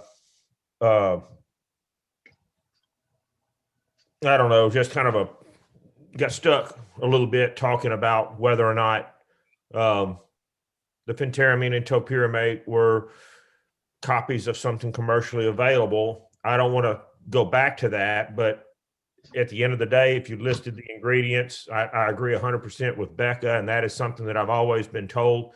It's not the same, and that you can't use, it's against labeling to use the handouts or anything for, another product like that. Even though we know that it has the same drugs, I don't think we should be hung up on it. To me, the problem is the licensing and then the dispensing of compounded products at a different pharmacy, when you're compounding for a different store. Those are things that, should not have been done. And I'm just listening for more. So that's kind of where I'm at right now. Thank you. Dr. Newsom, I mean, I understand exactly what Becca said and what Lynn just said, but I feel like the main ingredients were the same. And if we didn't do our due diligence, even if it's not the exact same handout, if we didn't do our due diligence, then we could be causing patient harm. So I feel like that one is a pretty bad one. So I want to clarify that I think changing an ingredient, whether it's adding an excipient or some sort of ingredient, whether it's a nutritional or a prescription drug or some sort of vitamin, that's very, very common in the industry. So I don't have an issue with that. But what I do think makes this situation unique and makes it concerning to me is the fact that these are drugs that were under a REMS. And so that is like a wrinkle that part does concern me. I'm not concerned about the essentially a copy so much as I am that this was a drug product that had known safety concerns, and I'm not sure there was appropriate due diligence to make sure that those risks were communicated to patients in a manner that would be considered standard of care. I'm not so much concerned about the essentially a copy provision, just because I see that I see that happens in the industry, and I don't think, to the letter of the law, I don't think there's anything wrong with that as it was done in this case. But the REMS part of it is what I'm kind of hung up on, because I do think that is different. And that's what I would mean too. I don't care so much that they added one little product and did something that could have been done legitimate by commercial. It's more the fact that those were still the two main drugs, and if there is safety concerns with the two drugs, then you've got to do something for the patient, or you're just giving them green tea to put in it and then not doing anything for the patient. That just that doesn't sit well. Right. I think it's interesting because if we were talking about Accutane or what is the oh my gosh, I just went blank, the psychotropic drug that has all the different REMS stuff that you have to Clozaril. I mean, if we added something else to Clozaril and then thought that it removed all the other oversight and advice, people would lose their minds. But I get it. There's a niche market in this, but REMS products are just different to most of us. Mm-hmm. Is anyone aware of any type of regulatory statement regarding essential copies that have a REMS, or does this kind of fall into a unaddressed gray area? Well, the young lady said she did counsel on each prescription. I've never seen anything from FDA about compounding of REMS products, but I could only imagine the response you would get if you asked. The trouble would be getting a response in writing versus the verbal freak out. Yeah. Well, and that's where we're in the business of. We're in the business of filling that void because it's our folks that are on the front line, the last line of defense for the patient.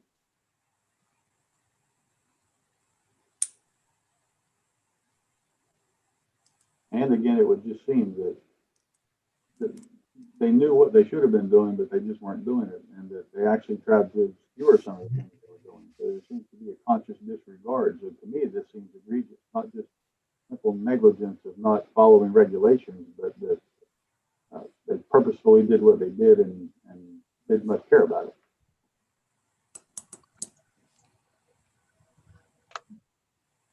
Yeah, I think the patient safety was forgotten about. And that's a big issue. That's why that drug is under REMS. And you have to look out for the safety of your patients. So y'all, we have a lot of issues to talk about here. So Dr. Newsom. Yeah, you said it was water abandoned. Do we need to cover that now?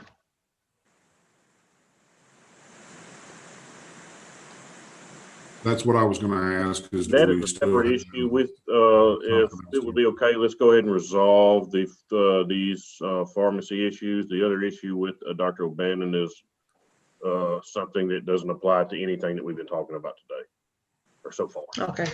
All right. Thank you. Excuse me. Okay. What is the will of the board members? Because we've got several things going on.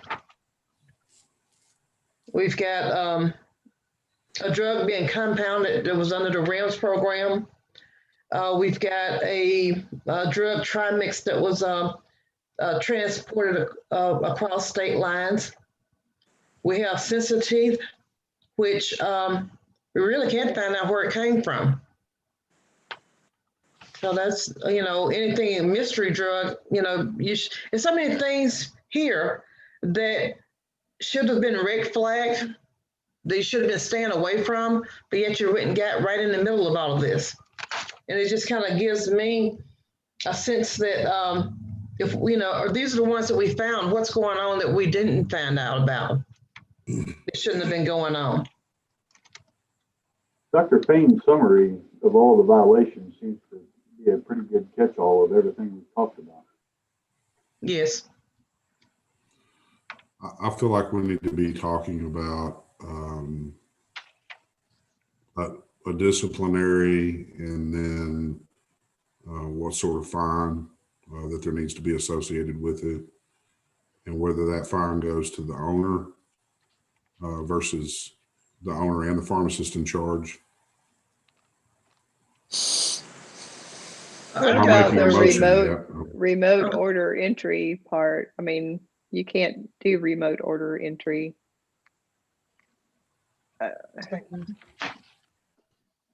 So it seems like there's probably at least 4 things. I mean, I truly believe the owner has more responsibility, but I think the PIC has some as well because the PIC did it. Dr. Steed, when did you start there and how long have you worked there? I started in June of 2017, and my last day of employment was the week before Thanksgiving of this year.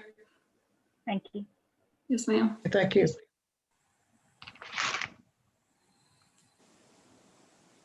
that coincide essentially with the sale of the pharmacy or the pending sale? I'm sorry, what?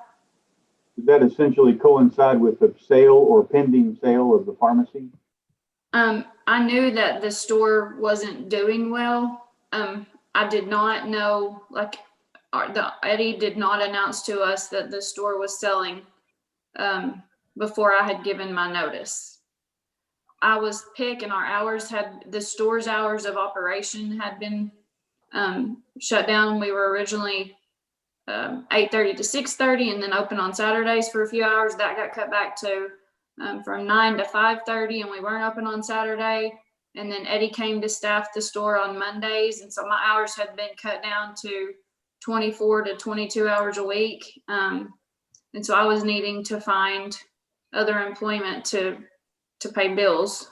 I'm the breadwinner at my house, so and I was able to find other employment, PRN employment, and then they had a full-time position come open. So that's essentially why I left. Thank you. And where are you working now? I'm at CHI inpatient in the hospital, so no retail. Hot Springs, Carissa? Yes, sir. So, Dr. O'Bannon, were you working some at this store throughout all this time? So, no, sir. I just started working on Mondays. I guess it's been about,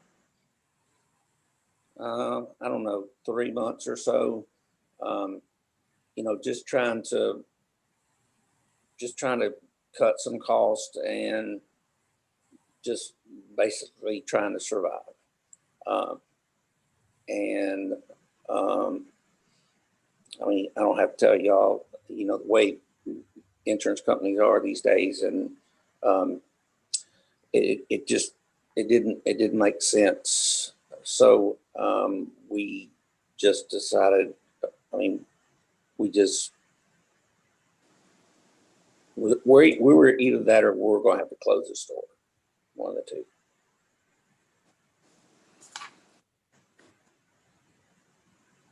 Okay. Does anyone else have any comments?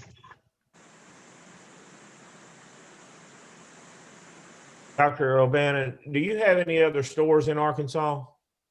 No, sir. And are you a pick anywhere? I am a pick in Mississippi, yes. Okay.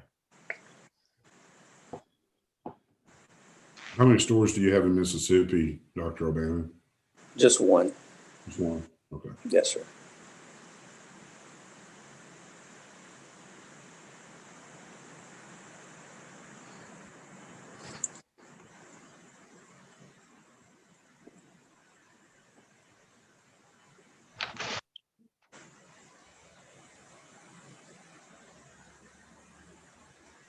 Okay, well, we'll just go down one by one.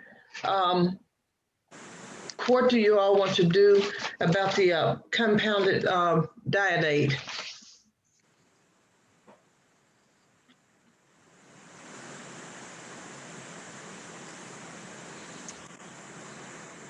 What was that, Dr. Newsom? Can you say that again? Sorry. The compounded diet aid.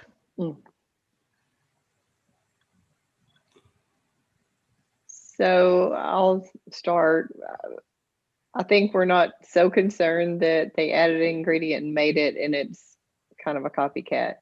I think the issue we're concerned about is patient safety, and that's really the whole reason we're on the board. So I think, and from my perspective, that one is something we would have to have some kind of disciplinary fine for.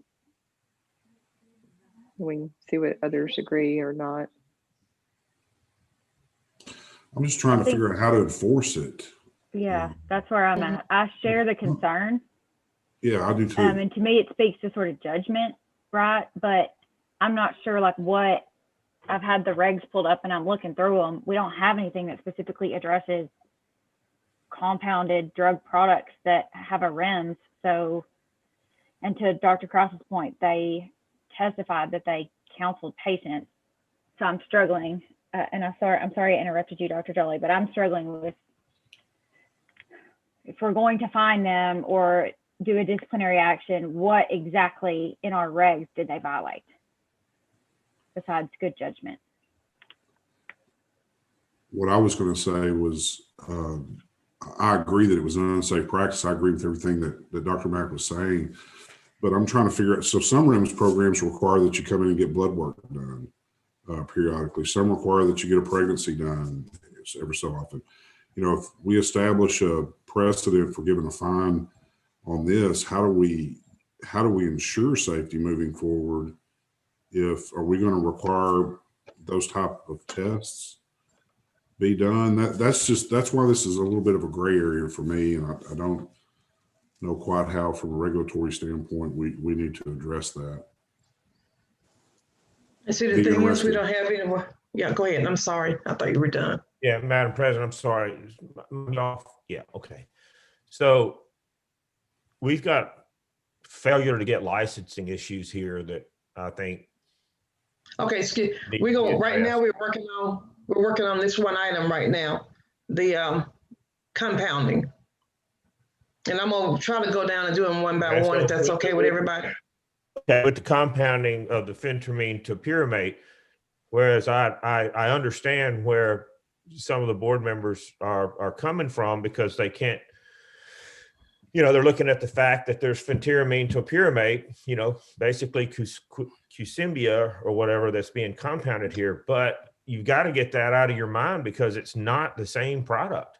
I mean, yes, it's very similar. I mean, it's got phentermine and topiramate, but they would have been illegal had they used the handouts from Qsimbia to do what they needed to do. Now then, that being said, there's nothing anywhere that says, to my knowledge, and please correct me, as I know you will, but there's nothing that says when you dispense phentermine and or topiramate individually or together that you have to give them this REMS thing.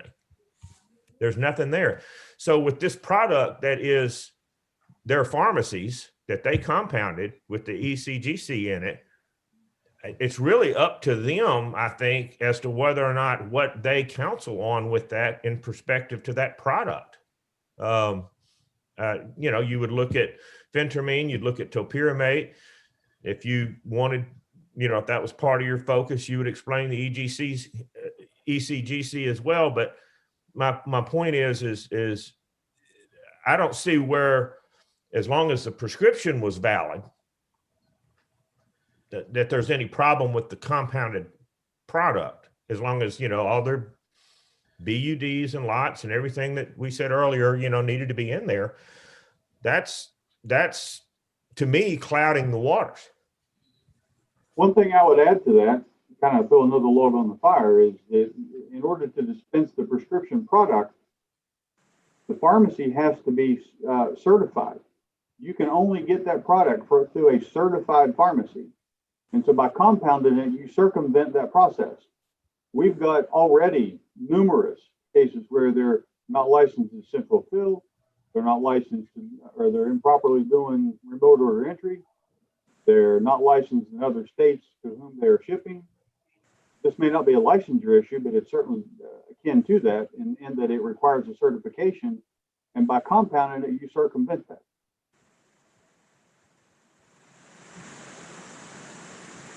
But that's not wrong. And I mean, every pharmacist says they counsel, and I'm sure she did counsel. I don't doubt that for a minute. I believe her. But I guess it would feel better for the public safety had she said, yes, I always would counsel on these 5 things that I know that are an issue with these 2 drugs together. I think that would have made it feel better to me than just I counseled, because I'm sure she counseled.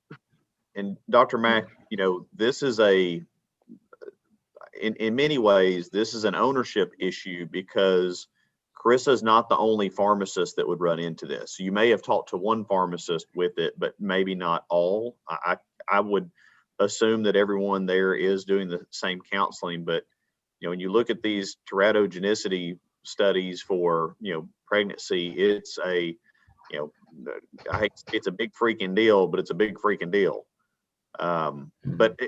One thing that the beauty of this, and I know Dr. Newsom's, you know, steering that direction, is this is not a interaction where you literally have to say every charge and everything being proven. Since this is an informal, you can decide what you think the cumulative action overall should be and have a motion on that to see if, the people that are involved will agree to it. And if not, then you have a formal hearing later where you do have to go very specifically charge by charge.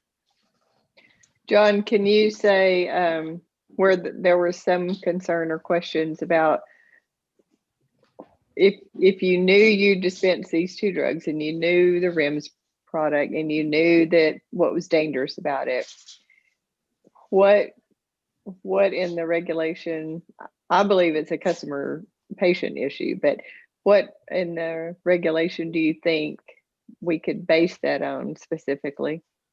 Well, I don't know that FDA has ever talked about essentially a copy in relation to REMS products. So I don't know that I could attach it there. If I look at something like this and I don't have a note from the prescriber of why this ingredient is needed or why we need to leave this excipient out or in, I think that a lot of the regulators think that, well, you're basically copying a product to escape something. Now, maybe it's a financial gain issue. Maybe it's a financial savings issue. Maybe it's to avoid being enrolled in a REMS program. But, you go back to potentially that, but you also go back to, the patient counseling. I know that, we try to counsel patients, but on things, you go back to Accutane, is this person of childbearing age, or have they either been through menopause at no risk for pregnancy, or have they been sterilized? And if not, are they on birth control? Even if you can't use the Qsymbian labeled REMS program, I think that it's just a different topic than what most people are comfortable dealing with. But these phentermine type products have been a niche market for compounders for a long time.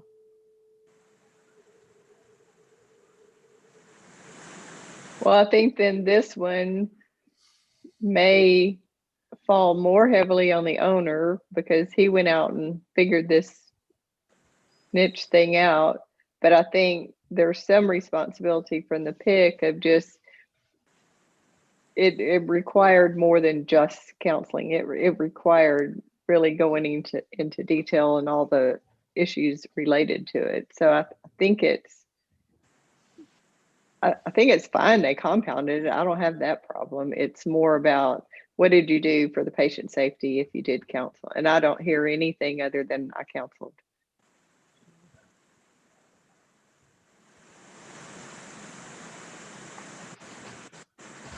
Okay. Have any specific bearing, but it reminds me, pharmacy law lectures, you go back to the preamble of Act 50 of 1891 in Arkansas.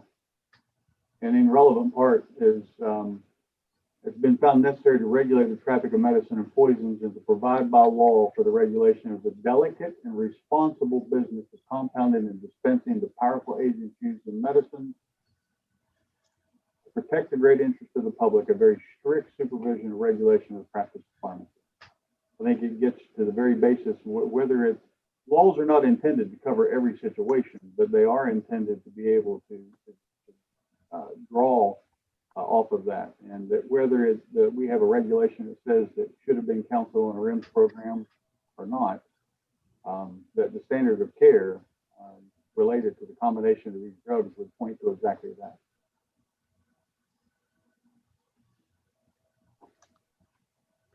And y'all, this is very serious. I have seen an Accutane baby before. And,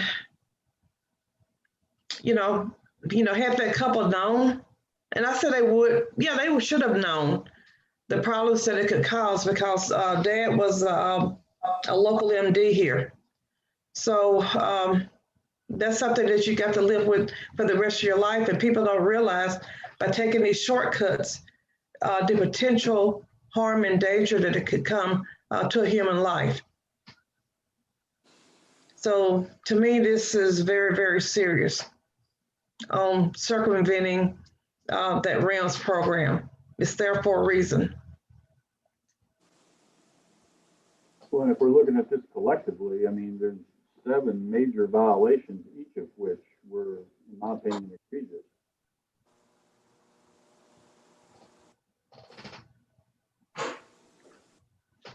So I think what do y'all? our pharmacist wanted to say something. She had her hand raised. I don't know if you could Okay. see her, Luna. You know, I couldn't see her hand up. Go ahead. I just wanted to say, I am an over counselor, if anything. One of the beauties of working at this store was that we had time and the relationships with our patients that we could spend extra time with them. And I did not specifically go along a RIMS guideline. I admit that. And when we got the formula from PCCA, like anytime it printed off, it never referenced be sure to talk about the RIMS program. But if you came to my pharmacy with a prescription for Qsymia, I would say, so it looks like your doctor's written you a prescription for Qsymia. And I said, you know, what are you taking this for? And we would talk about it. If it was their first fill, this is how it would go. I would say, you need to make sure that you're using birth control. And if you've been on any antibiotics lately, you need to have a backup. It can cause serious issues if you were to get pregnant. I did not go into big detail with that. I talked to him about the different possible side effects of phentermine and topiramate, increased heart rate, sleeplessness, mood changes. It can make you feel dizzy. I counseled them to take their dose early in the morning, most especially when they were first starting. I asked them if they had any questions of me. I get what you're saying, that it's a big deal, and I agree. Counseling and letting patients know potential adverse effects, and most specifically, especially birth defects, is a huge deal. But I just want you to know that I do take that very seriously. Like, I wouldn't be able to live with myself if I didn't feel like I had counseled someone effectively or efficiently and something like that happened. So I did do more than just say, oh, you know, take in the morning and make sure you don't get pregnant. I go into depth. And I feel like any patient that I've counseled would tell you that. Okay, Thank you for that. Mm-hmm.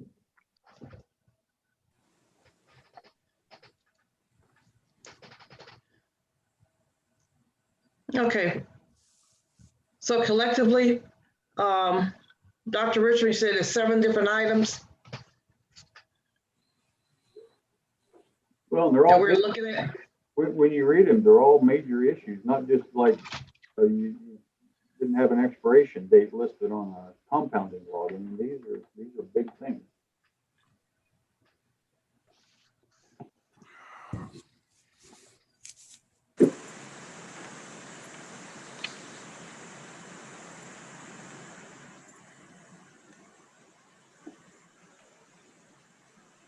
So, do y'all want to look at, so you're looking at findings?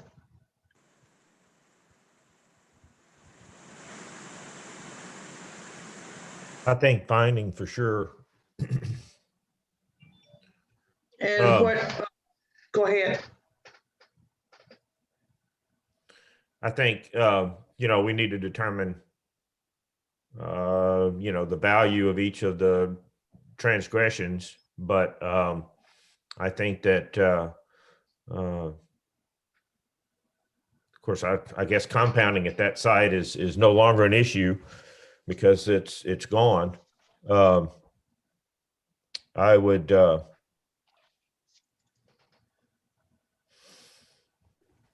you know, I would think that it would have to be, you know, concerning work, you know,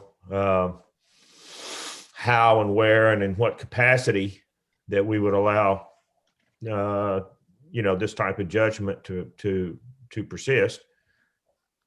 I don't have a quantifiable number on that, but I'm interested to hear what some of the people have to say to kind of get a bearing. But we've got what, roughly 7 licensure issues here. Right.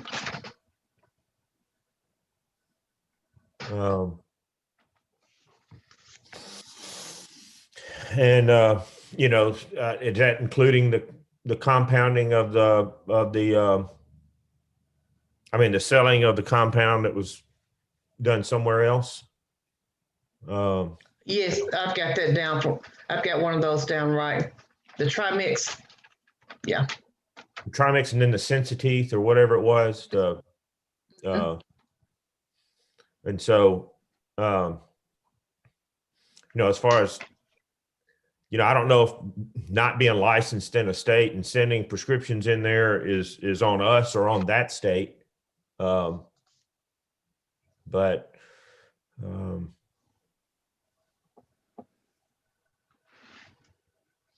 I think that, based on the volume of everything, it's probably going to have to be somewhere around 5,000 an incident, I would think.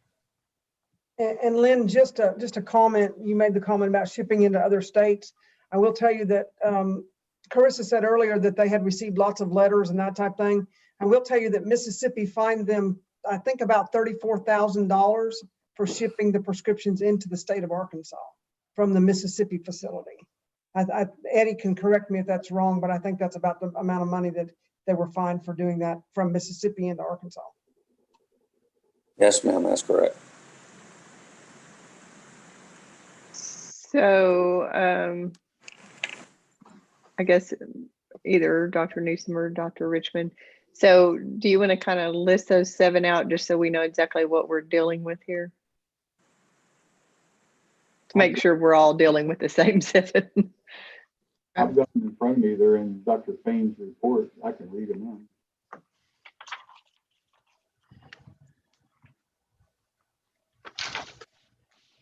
Would you like me to read them? Yes, please go ahead. Because I've got 6. I missed number 7. All right. So, and Dr. Fain has referenced the applicable regulation, but violation 1, respondent's failure to abide by word regulation, which prohibits preparation of a drug that is given or sold for resale by pharmacies, practitioners, or other persons unless the respondent is licensed as a manufacturer. Second violation is respondent's failure to abide by board regulation, which prohibits the compounding of a drug product that is essentially a copy of a commercially available FDA-approved product. That one we had some question about. Third, respondent's failure to ensure they are acquiring prescription stock from a licensed source in violation of board regulations. 4 is respondent's failure to obtain license or prior to shipping into other states constitutes a violation of unprofessional conduct in violation of board regulations. Number 5, prescriptions are received by Superdrug 3 in Hot Springs, Arkansas, and faxed to Superdrug in Horn Lake, Mississippi. Superdrug engages in off-site order entry without board approval, which includes DUR. The label is generated at Superdrug in Mississippi and faxed to Superdrug 3 in Arkansas. The label bearing the name of Superdrug in Mississippi is cut from the facsimile and the prescription is dispensed from Superdrug 3 in Arkansas. Engaging in off-site order entry and central fill constitutes a violation of board violation. 6th one, prescription labels for those prescriptions that were central filled did not have the required labeling to meet the central fill requirements of Arkansas regulations.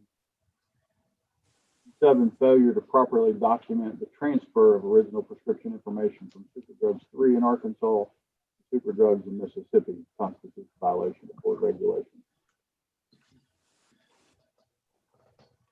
So if that's 7 and we do have some concern that it's not a copy drug, I guess we could call that 6. I would. Yeah. But not included here are concerns about safety related to that copy. Yeah. I don't think we have any data on that though, do we? I didn't Well, understand. I think if there's risk in the combination, there'd still be risk in the combination. Yeah. So I think the risk is more the combination, not the fact that they made one that added one ingredient. It's just the combination. So yeah, that is 7 things. And I would go from there that there was conscious disregard and that there was actual effort to obscure what was being done.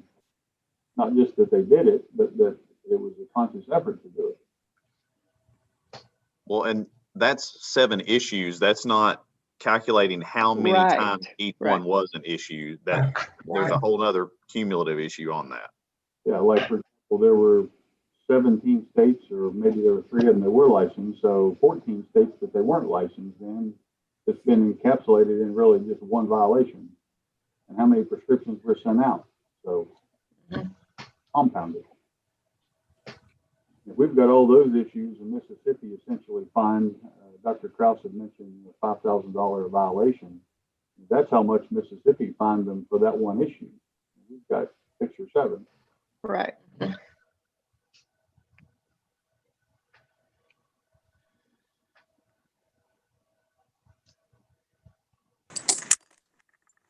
So what are you all looking at per violation?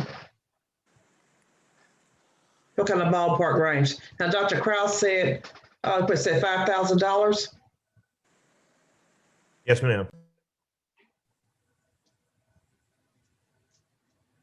For the owner. We're just talking about the owner first. I am. Yeah, I would think it would be at least 5,000 per of these, because they're happening multiple times. We're not even going down that road.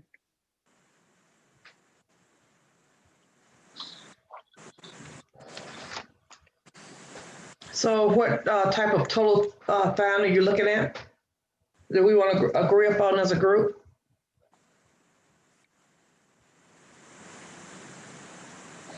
Like 35,000. That's 5,000 times 7. Mm-hmm. And plus there are other outlying things, but these are the 7 that we're addressing here today. So on the Casimbia, I just want to know for future reference, what our thoughts are. What would our expectation, if we're going to say it was okay for them to have compounded it, what should they have done that they didn't do? So what I'm thinking specific like to this drug product is that there's probably some clinical evidence. Granted, it's going to be limited. It's not going to be like a JAMA clinical study or anything, but there's some clinical evidence that PCCA has done. And so what I would like to see is that they actually educated the doctor on what the clinical differences are, and what the potential clinical benefit is from adding the green tea, and that is why they wanted the compounded product to be dispensed, which you don't have to, I mean, like if they provide that information to the doctor as like an in-service, and then they call and go, hey, remember, we have this option that has an added ingredient, we gave you that, and the doctor goes, oh yeah, that's right, then that just needs to be in the documentation that doctor, confirmed, yes, dispense the product with green tea. That would be sort of my expectation, is that there's an emphasis on the documentation of the clinical difference, and that the physician is aware of the clinical difference. Thank you. Because we really don't know if they just spoke to the person that answered the phone at that clinic and they said, oh, we can compound this. And they just said, okay, go ahead. I mean, we don't know that the doctor was fully educated on what might be changing. I think the thing that bothers me the most about it is they reached out to make the change. It wasn't like the doctor knew about this wonderful thing they could compound and tried to reach out and get them to fill that prescription. So that bothers me some. Yeah, that makes sense. We've been focusing more on the REMS part. That's a different issue, and so I appreciate that. What would our expectation be from a counselor? Or would expect better counseling, or that they follow the REMS program? What would be our expectation on the dispensing side of it?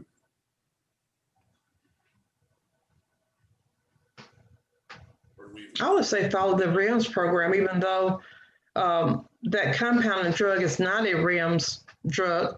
But when you put all those 2 drugs together, you're getting the same things that's in for the Qsymia. And so you cannot not counsel on that. Well, when you look at the basis for counseling, what constitutes the standard of care, it's based on published literature and what is known. What is it that a reasonable pharmacist under like or similar circumstance? Well, dispensing a product that's essentially the same. The only difference may be that now maybe you also need to counsel on green tea. But if it's like or similar circumstance, then the like and similar part is that they're exactly the same product and exactly the same amounts and exactly the same in the same type formulation. Irrespective of whether you use the REMS with the name on it or not, the content of which would seem to me to be constitute the standard of care. So this REMS, Dr. Richmond, requires monthly pregnancy tests for women of childbearing potential? Doesn't say that. It simply says, Dr. Speck, what she said a while ago in her later testimony that she would have counseled on, the only thing that I didn't hear her say was that if the patient became pregnant, to stop the product. So that would be the only thing that I would add to what she said. And then we don't know that, and I totally agree with you. And I think she did give us a much better description of what she may have said.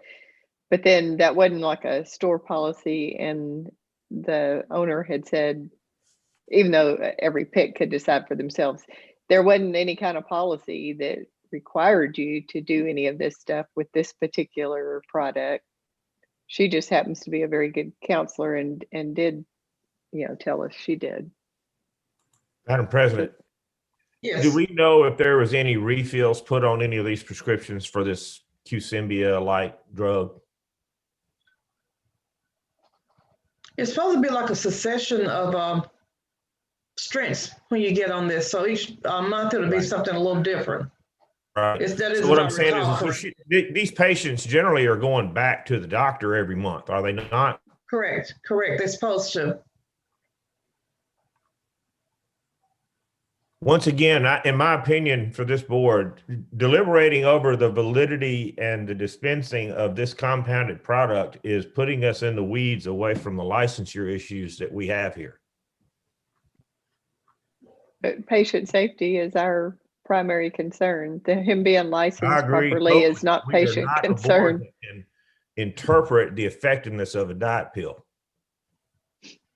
Dr. Krause, you asked about refills. I'm looking at one prescription and it did have 2 refills. So aside from all the prescriptions that were done, there was one that had 2 refills. Yeah, I don't have the others readily available to me, but I know for sure that the one had 2 refills. Well, if you had one patient who took it, became pregnant, and had congenital malformation of a child that was born with a lifetime of care, now we're talking about millions of dollars. So you can't quantify the script.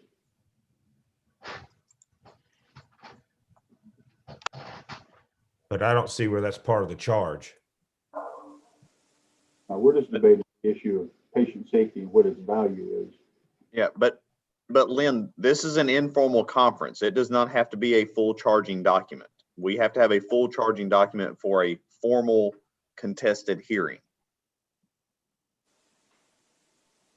So if you guys come up with the punishment you think is what is indicated for this, you can put that in as a motion, and then we will have legal counsel write it up, and then it's sent to them to either consider yes, they accept it, or no, they don't, and they want a full hearing later. Well, since there's been a suggestion of 5,000 per violation or 7 violation, that's 35, and I think that there needs to be some punitive nature to it. I would add 15,000 to it for to punish so that it never would occur again for $50,000. I also think there should be some law education in there. And I would probably, I'm just thinking about some other things, but I would definitely, a law test or some type of law. Some of the compounding education that we talked about prior. Probably for both, because you may not compound today where you are, but if you contemplated, if you were going to, he may still be compounding in Mississippi, which I get it, that isn't our issue, but so I think the education piece is very good. So that's for the owner, and then we also have to discuss about the pig. Can we clarify that the Mississippi store is still operational, or did it also sell? It's operational. Okay, thank you. Yeah, do we want to go ahead, does somebody want to go ahead and do a motion on Dr. O'Bannon, and then we can move on and just kind of do them separately? Because we,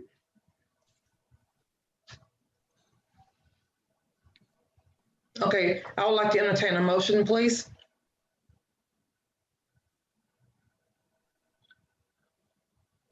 I'll make a motion.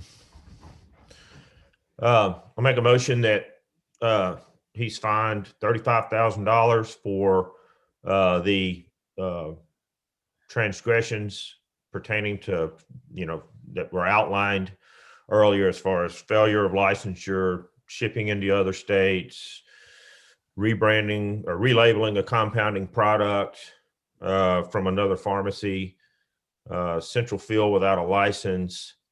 I don't know what I'm missing now, but I also think that PIC licenses for Dr. O'Bannon be suspended until a law exam is passed. And I'm open to suggestions. How's that for a motion? You're getting the $15,000 punitive damages. Please say that again. $15,000 punitive damages. You said the 35, but you didn't say the 15. Okay. Yes, ma'am. Yes, ma'am. I'm sorry. Okay, do I get a second to that motion? I'll second it. Okay, we have a motion on the floor. Is there any further discussion? All in favor of the motion signify by saying aye. Aye. Aye. Any nays? The motion passes. So what I have is a $50,000 fine, a total of $30,000 or $35,000 for violation of Arkansas statutory law and board regulations, and an additional $15,000 fine for a total of $50,000.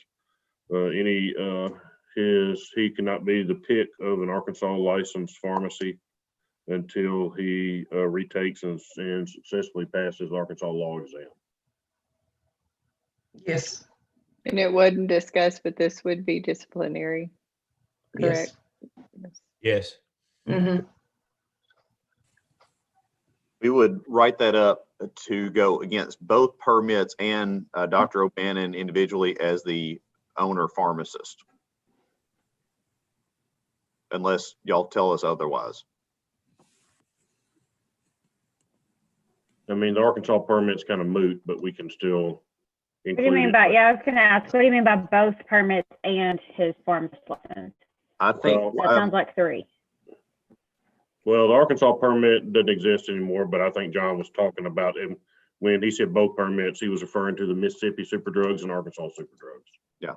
And is that for him individually as the pharmacist owner as well, or is that just on the businesses?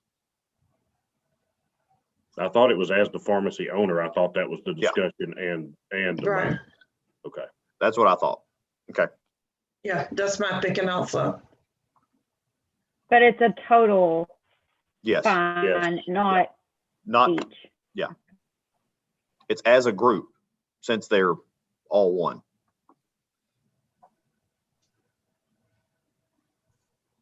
Okay, and what do you want to do on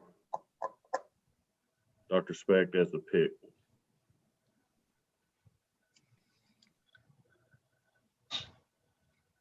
Make a motion? Or do you want discussion? Can we discuss it a little bit? Discuss it first, right? I would be, for Carissa's part in it, good with a $5,000 fine and non-disciplinary. And I think that, I would entertain any CE or anything like that as far as education goes. See what y'all think.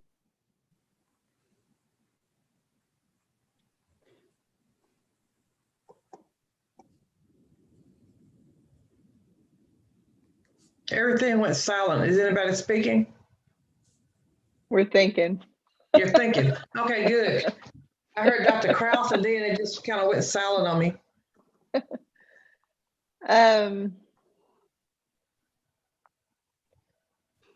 I definitely believe it's less responsibility financially.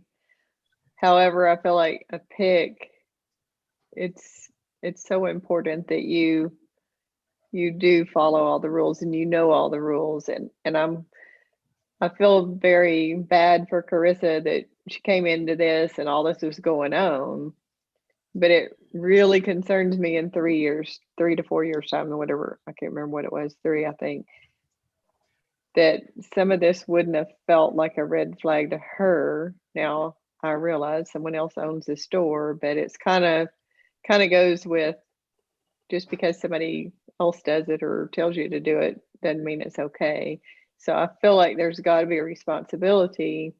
I think some financial and definitely some, maybe even the PIC test or the law test. I mean, she has to have something in addition to really help her go forward in her, in her future, because this is something that she has to be responsible for. Of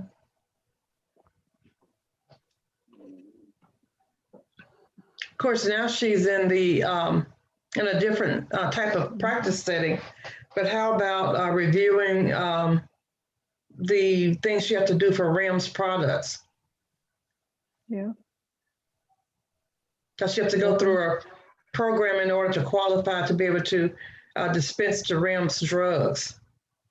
I took mine, it's been a while back since I've taken it, but there was a course that I had to take to dispense them. I think each RIMS program has its own separate educational components, but I was wondering if Dr. Krause's proposed CE as a requirement, would there be just a general CE that she could do out there just on RIMS programs in general? Otherwise, we would have to send her to a specific one, like the one for the Kissimmee, for example. I think that each product is going to take care of themselves in that aspect. I think that, just like you stated, each RIMS product has its own list of things. So I think each product can take care of itself in that nature. I think if we were to give her some education, it would need to be education that was pertinent to her misgivings. And I don't know that the PIC or maybe even the law test for that matter might cover those things, unless John knows if we have questions from the law test that could kind of be pulled out and, and she learned, things about central fill, compounding, the items that we're having, the transfer of prescriptions across state lines. I don't know if there's questions in the law exam that could be pulled out, and then she studied, she's able to study those areas of the law book, and then we quiz her on it. That's just a harebrained suggestion, but I think whatever it is needs to be pertinent to what was done wrong. I think if she listens to the law review and studies for the test, it's a pretty good, comprehensive review. Yeah, I got no problems with that. Yeah, I like that. Okay. I think it would just be good for Carissa. I mean, as a relearning thing. And then I guess we could ask Carissa, and it doesn't really matter. This is just a new job, so we don't know if this would be your job forever, but what do you dispense, or what is this new type of job? Just so we know if the Kissimmee or anything else like that is a part of it. We may add additional to do with that specific drug, which would help her in general for all the REMS products. Probably just by learning everything about the one would help you know in the future, this is what I need to look up for the next one.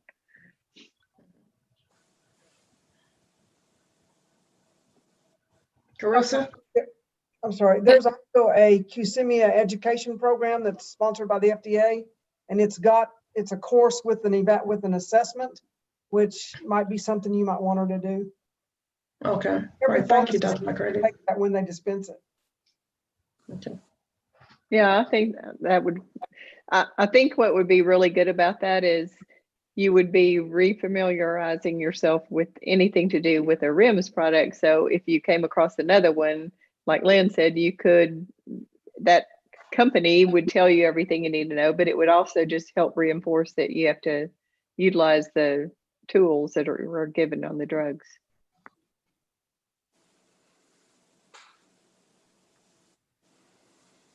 Okay, any other comments from anyone?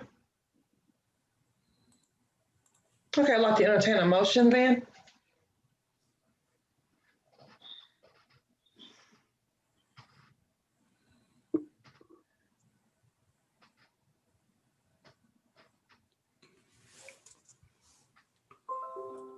I'll make one. I believe that we should find the pick, Carissa, 5,000, and ask her to listen to the review for the law test and take the law test, and additionally take the Kissimmee course by the FDA, knowing that kind of just leads you down the path of what you should do with REMS in general too. This disciplinary and non-disciplinary. I know that Dr. Krause had mentioned a non-disciplinary, and I never heard anything opposite of that. Just wanted to that on. I don't think Carissa went in there intentionally to do anything to not follow laws. I think sometimes you're handed a hand and maybe I think non-disciplinary for her. That's my thought. I agree. So you would say investigative cost on her pharmacy. Yes. Mm-hmm. Okay. 5K investigative cost. Okay. Have a motion. Do I get a second? I'll second. All right, thank you, Dr. Jolly. Have a motion and a second. Is there any further discussion? I have a question. Yes, sir, go ahead. So to go over exactly what this motion is here, we're asking her to take the law exam, pay $5,000, and to take the FDA REMS course for Kissimmee. Yeah. Mm-hmm. Yes. And why the last thing there? I'm not sure I understand. I think that Dr. Mack said that will show you how REMS programs actually work and be a good review for how it works. And whether you dispense that particular drug with REMS, there may be other drugs in your future that you're going to dispense, and it would just reinforce the fact that that's a different type of program that you really need to understand. Did we answer your question, Dr. Krause? I think you Okay. said I have nothing further. Okay, I missed that. Thank you. I read it. Yes. Okay, all right. All in favor of the motion signify by saying aye. Aye. Aye. Any nays? The motion passes. Thank you all. Dr. Speck and Dr. O'Bannon, I will put all of this in writing and get it to you for you to review. And then you'll have 30 days to let us know how you want to proceed. And you'll have the option of you can either accept what they've decided today, or you have the right to come to a full board hearing and in front of the full board. If you do accept these conditions, like I said, we can work out a timeline on the money payment if that will be an issue. So don't think it has to be paid within 30 days. We'll be glad to work out something with you if that is going to be an issue. So, and Dr. O'Bannon, I know we have one more thing to discuss involving you. So if you will stick around, but do either one of you have any questions about anything that's been said or done today or the process or anything like that? No, sir. Okay. Dr. Speck, thank you. And like I said, I'll get this all in the mail to you and you can review it and talk it over with whoever you need to talk it over with. And then you can, okay. Okay, thank you. Thank you. Thank you. Dr. Newsom, we have Dr. O'Bannon still here. When he renewed back in 2000 or this last time, he did self-report. He was in 2009. He was arrested for 2 separate DWIs. And I do apologize when what I sent you and what I gave the board members under him doesn't have the reports in it. And I do apologize for that. I have them here. It shows in February of 2009, he was arrested for a DWI at the scene of an accident. That case was later dismissed. He did state that he had been drinking that night at, I guess, at the Iron Horse. I'm not sure if that's a bar or restaurant. He can get into that. He did refuse to take any field sobriety test, refused to give a BAC sample. That was 2009 or 2019? I'm sorry, 2019. I apologize. Oh, okay. Thank you, Dr. Mitchell. I'm sorry. 2019. So this was on in February of 2019. Like I said, police responded to an accident. He appeared to be, his speech was slurred. He was hard to understand. Did state that he'd had a few drinks that night. Like I said, to do have an order from the court showing that case was later was dismissed on June 19th of 2019. Also show on June 7th of 2019, he was arrested again for a DWI.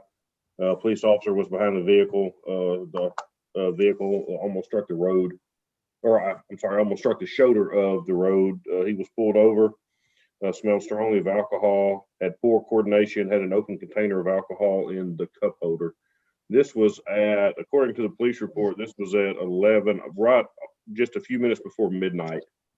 And he did state that he started drinking at 7 p.m. that night.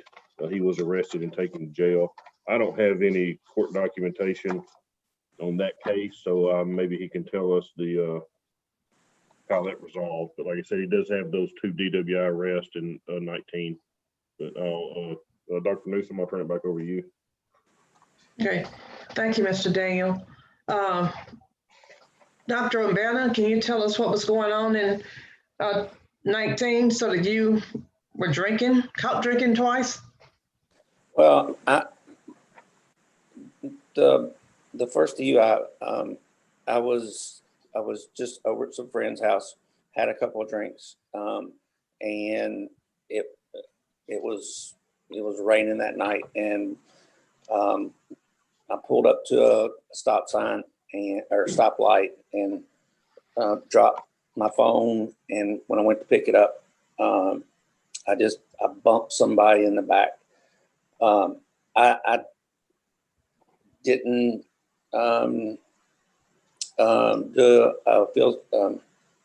I didn't blow just because that's what I've always been told not to do.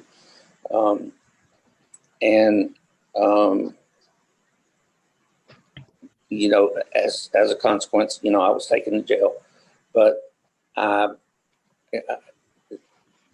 case was dismissed. In June, I had been to a outdoor concert and had a few beers, but had not drank for I don't know, at least 2 or 3 hours. So when the guy pulled me over, you know, he said it was what it was, but that that charge is still pending. I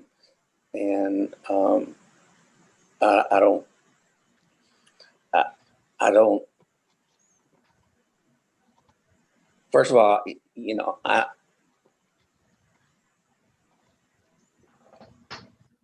don't,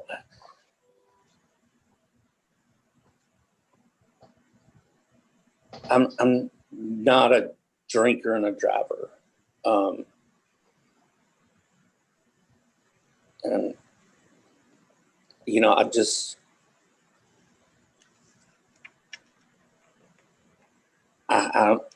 know. I don't know what else to, you know, to say, you know, other than, I feel terrible about the situation. And I never want it to happen again. Have you ever sought out any type of counseling? Actually, I have. I've been in an MRT program, and I will graduate from it this Thursday. Well, tomorrow, actually. What program is that, Dr. O'Bannon, the MRT program? MRT, it's a moral recognition therapy. It's a 12-week, it's a 12-week long therapy. And you basically just go in and tell your stories and try to get you to just to think about things before you do things. Okay. Okay. So was that court ordered? It was not court ordered. I took it totally on a self-preservation scenario. Have you seen a like professional drug or alcohol counselor or someone with expertise in addiction? This is an addiction course though. Yeah. I'm asking, have you seen like a medical professional with expertise in substance use disorders or qualifications there to talk about this? No, sir, I haven't. When's the last time you had a drink? It's been about 6 months ago. So no alcohol at all since then? Mm-hmm. I ask because generally when our board sees someone with 2 DWIs in such a short period of time, they generally ask them not to practice until they have documentation from one of our approved centers, one of which look, you're close by to a couple of them,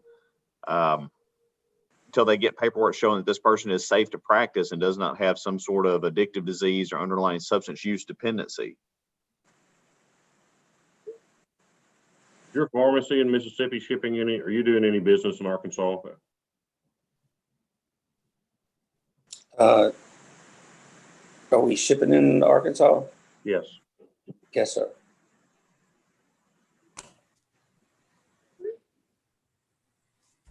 Go ahead, Dr. Richmond.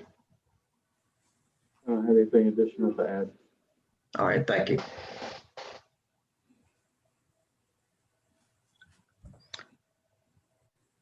So, had you ever considered joining the support group or anything to help get you through this and make sure that you are not having serious issues with alcohol? Well, the group that I'm in now is a support group along with along with other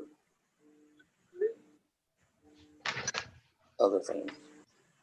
Yeah, but ours is a pharmacy support group that's specifically for pharmacists. And that group you're in cannot address the needs that a pharmacist would have. No, ma'am. You done any, as a Mississippi board, taken any action or offered you anything in reference No. to these? No, sir.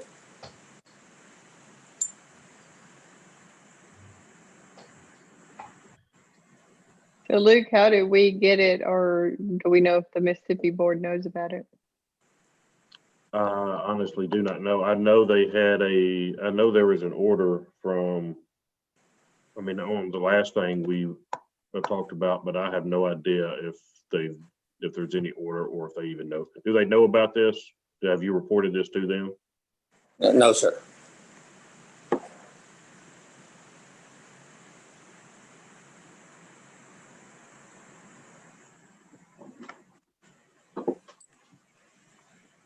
Madam Chair. Yes. Dr. O'Bannon, would you be opposed to going through the Arkansas State Board of Pharmacy's consultant group or support group, excuse me? No, sir.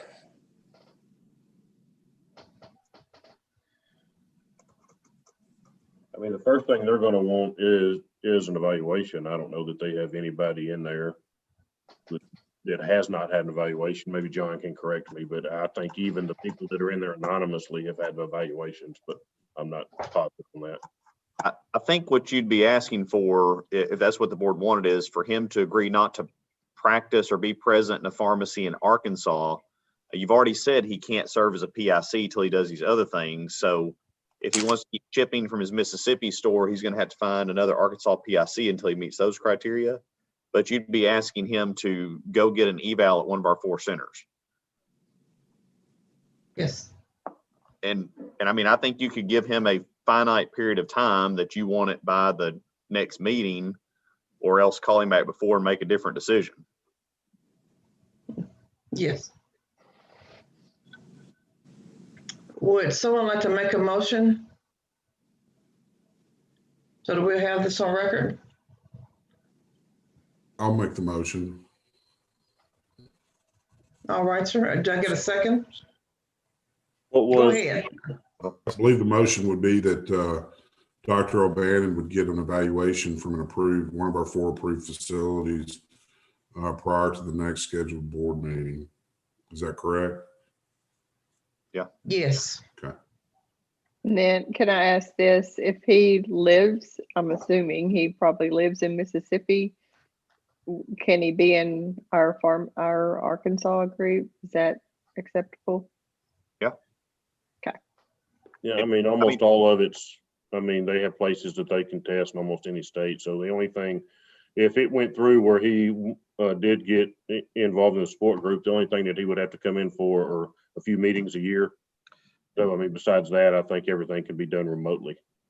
And I think, if step number 1 is, and I'm assuming Dr. Jolly doesn't want him working in a pharmacy in Arkansas until he meets back with the board.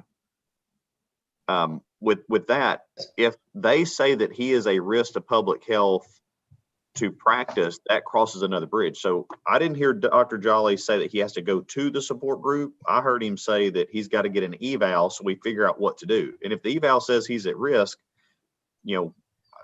if his primary practice in Mississippi, he may want to be in the Mississippi group, and ours may be able to get along with them. But that would be grounds to pull him out of, practice into a suspended status. Yeah, and I've got, for that motion, I've got eval at one of the 4 approved centers and cannot work in a pharmacy in Arkansas until he's reappeared back before the board. And we meet again. The board meets in February, so we could even do it then, because I mean, it appears there's not going to be an informal in January. So instead of pushing this out, we could just see him in February at the main board meeting, not to have to set it out several months. Can we clarify if we're talking about a pharmacy in Arkansas or a pharmacy that dispenses into Arkansas? We've already suspended. Yeah, talking about practice in Arkansas, because we don't have full authority over his practice in another state. But then his ability to be a PIC at an out-of-state pharmacy and ship in Arkansas is also. It's already suspended until he meets these other criteria. So you could just extend that until the next meeting. All right, Dr. Jolly, why don't we get back on, why don't we make, just one more time, just for the record, the motion eval at one of the 4 approved centers cannot work in a pharmacy located in Arkansas and cannot be a pick at an Arkansas licensed pharmacy. Is that Correct. sound like, will you make that motion? Yes. Just so there's no confusion. And he is the pick for Super D's in Mississippi. Well, So that's, is that I mean, included in there? yes, because part of that last case was that he could not serve as a pick until he had, I believe it was retaking the law exam. That's true. And I believe the motion here was just to extend that to the next board meeting in February. So he'll have to find somebody, he'll have to get somebody that, if he doesn't have somebody licensed, he'll have to work on. I mean, if there's not somebody else there licensed in Arkansas, then, well, that's just an issue he's gonna have to work on. Okay, do I get a second to that motion? I'll second. Okay, have a motion on the floor. Is there any further discussion? All in favor signify by saying aye. Aye. Aye. Any nays? The motion passes. And again, Dr. O'Bannon, I will get this to you in writing and you'll have time. You can make a decision and talk to whoever you need to, then let us know how you would like to proceed. I can, like I said, and I'll get all of this to you in writing. And then I would imagine that if you choose not to get a, I mean, I can't speak for the board, but in my past experience with them, if you choose not to get an evaluation, they will probably, you'll probably be set for February for a hearing in front of the board. So that, but like I said, that's just a decision that you'll have to make. But like I said, I will get it all to you in writing and then you can let us know. But you have any questions about anything before we sign off? No, sir. All right. Thank you, Dr. O'Bannon. Thank you. Dr. Newsom, we've got one more thing set before lunch. It was scheduled at 11:30. It's a complaint and a prescription error that we have the pharmacist here on. She has been here patiently waiting. That's her showing Stephanie Hayes. If nobody needs a break, can we go ahead and try to get through this before we break for a quick lunch? Yeah, that'll be fine. Is everybody okay? Sure. Dr. Hayes, are you there? Yes, can you hear me? We can. And Okay. they would, if you have video, they would like you to turn it on so they could see you and kind of have a more Okay, I'm face-to-face on my if you- iPhone, so I should have video, but you may have to tell me what to do. Okay. There should be This. Should be if you touch the screen. There you go. Hey, there you are. Okay. Okay. All right. We've Thank got you for your help. This is, and it is under on, just for the board members, on the documents that you were saying, it says Stephanie Hayes and Melanie Eubanks. Stephanie Hayes is a pharmacist. Melanie Eubanks was a pharmacy technician that was involved in this era. She was sent a letter to be here today, and I do have a signed receipt. She has not appeared, so I don't know, the board can take up whatever they want to do on that. But I will turn it over to John. John, if you want to give Dr. Hayes just kind of a rundown of what's going on today. Absolutely. Dr. Hayes, real quick, on screen, you will see several of our board members as well as members of our staff. For board members, on screen, you've got Dr. Becca Mitchell, Dr. Debbie Mack, Dr. Brian Jolly, Dr. Rodney Richmond, Dr. Lynn Krause, and Dr. Lenora Newsom. The rest of us are staff members here at the board. The main thing I try to review with people on this, and I'm sure you've at least been able to hear part of the previous one. This is what we call an informal conference, where we are sitting back and forth and having a discussion, an interactive discussion, without having to swear everyone in and present evidence and go along a very strict set of introductory statements and everything else. This is more of a casual conversation as to what's going on, what happened, and then for the board to come up with a suggestion for potential action. Whatever they come up, you can either agree or disagree with. And if you agree with it, we go forth with whatever they've suggested. If you disagree, it would punt us to a full hearing at a later date of the Board of Pharmacy. So I always ask, do you know why you're here today? Yes. And do you have any questions about how this works? No, sir. Okay, if at any point you've got a question or need to say something, wave, get our attention, and let us know. We want to be sure if you have questions, we answer them as well. Thank you. Sure. Okay. This is, like I mentioned earlier, this was a complaint that the board received from a patient's mother. The complaint came in, the patient was 9 months old. He'd gotten a prescription for a liquid antibiotic that came into the pharmacy. It was mixed, it was waited until, right before she came to pick it up. It was mixed with what they believed to be water at the time, and it was, the patient took it home. The mother called, said the patient had taken it and had a smell to it that it kind of smelled like alcohol, and that the patient threw up. So they had, after some trying to figure out what had happened, it was finally found out that one of the pharmacy technicians, Melanie Eubanks, they have, the distilled water dispenser with it, which they use to mix the medications with when they have something like this. Mrs. Eubanks had accidentally gone through, and when saw that the distilled water was out, grabbed a jug from under the sink and put it on the dispenser. That jug ended up being filled with a hand sanitizer.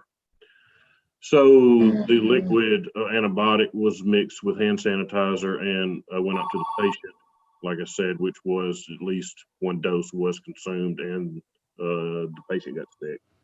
So that's why we have asked, that's why we're here today. So we asked Dr. Hayes, who was the dispensing filling pharmacist. And also doesn't appear, according to, and you have all of this in your packet there that you were provided. According to her statement, it doesn't appear that the mother was counseled either. Not that, like I said, I don't know that, this would have been caught by counseling, but that's just another issue in this case. And Dr. McCready, I don't know if I left anything out, if you got anything to fill in or something I left out that needs to be. I think that pretty much covers it. I'll turn it over to you, Dr. Newsom. Yes, how's the patient doing? Okay. To the best of my knowledge, the patient's doing fine. I checked with the mother the night of the incident. I sent her a couple different text messages. They did go back to the pediatrician's office to be reevaluated just to make sure that the child was okay. The mother did call me back when they left the pediatrician's office. She said the child was fine. She said she was fine. I have a relationship with it's actually the nurse practitioner at the pediatrician's office. I spoke with him on the phone as soon as I discovered the error, just so he was aware what had happened. And then after that, I sent a few text messages back and forth. He assured me he would let me know the child's status, but after I texted him about 4 times, he never did respond. But like I say, I did text the mother. She assured me the child was fine. They have not had any prescriptions filled at this pharmacy since then. I totally understand that. They are members of the community. I see them, and the child is doing fine. Okay. That is good to hear. The mother did Absolutely, yes. The mother did say when she called that the child threw it up and she did not give him any more, and that he seemed to be doing okay at the time. Okay. Yeah. Yeah, that's what I'm saying. It's a good thing that the child threw it up. Yes. Yes. Okay. So did you make any changes in the store to keep something like this from happening again? Yes, we did a couple different things. Number one, I got rid of that hand sanitizer, which, prior to COVID, I never would have had a gallon jug of hand sanitizer in the pharmacy anyway. And then that gallon jug looked exactly like our water, but it was stored in a different place. But I totally disposed of all that, got rid of that jug, retrained my staff on exactly, okay, this is the water, this is where it's located. There had also been a shortage of distilled water.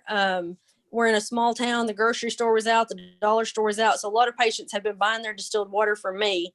It comes in a cardboard box with 3-gallon jugs to a box, so I had a little bit of extra, so those boxes were stacked up in the corner. So I said, okay, it has been moved. one of the reasons the technician looked under the cabinet for the jug, we had always stored it in a cabinet. With COVID, we were at that time a drive-through only facility. I had installed a new point of sale right beside my drive-through. So that had to convert that cabinet for my point of sale equipment. So we had to move the water. So there were a couple issues there as to why the water was not where it was supposed to be.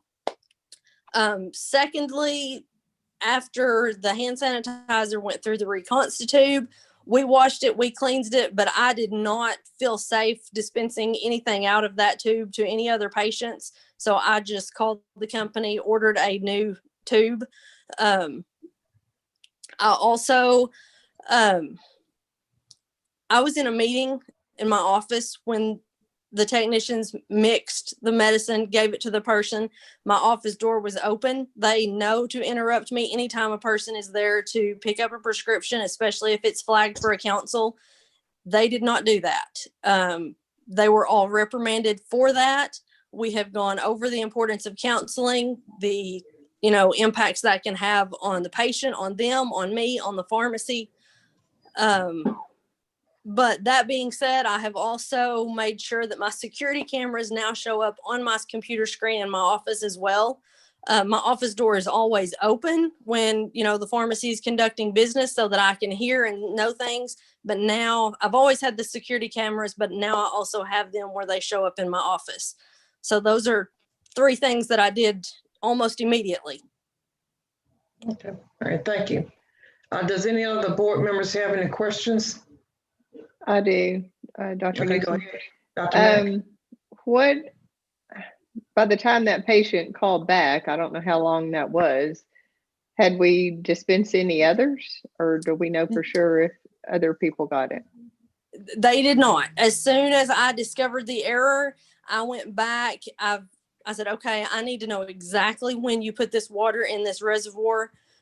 So we went back through all of our records. She had replaced it the afternoon before. So we went back through our records to make sure. I printed a log of every prescription that had been filled for those 2 days to see if another reconstitutable product had been dispensed, so that I could then contact those patients if that were to be necessary. Nothing else had been reconstituted during those 2 days. Okay. Thank you. Any other questions from board members? Okay, I would like to start listening to, what your decision will be.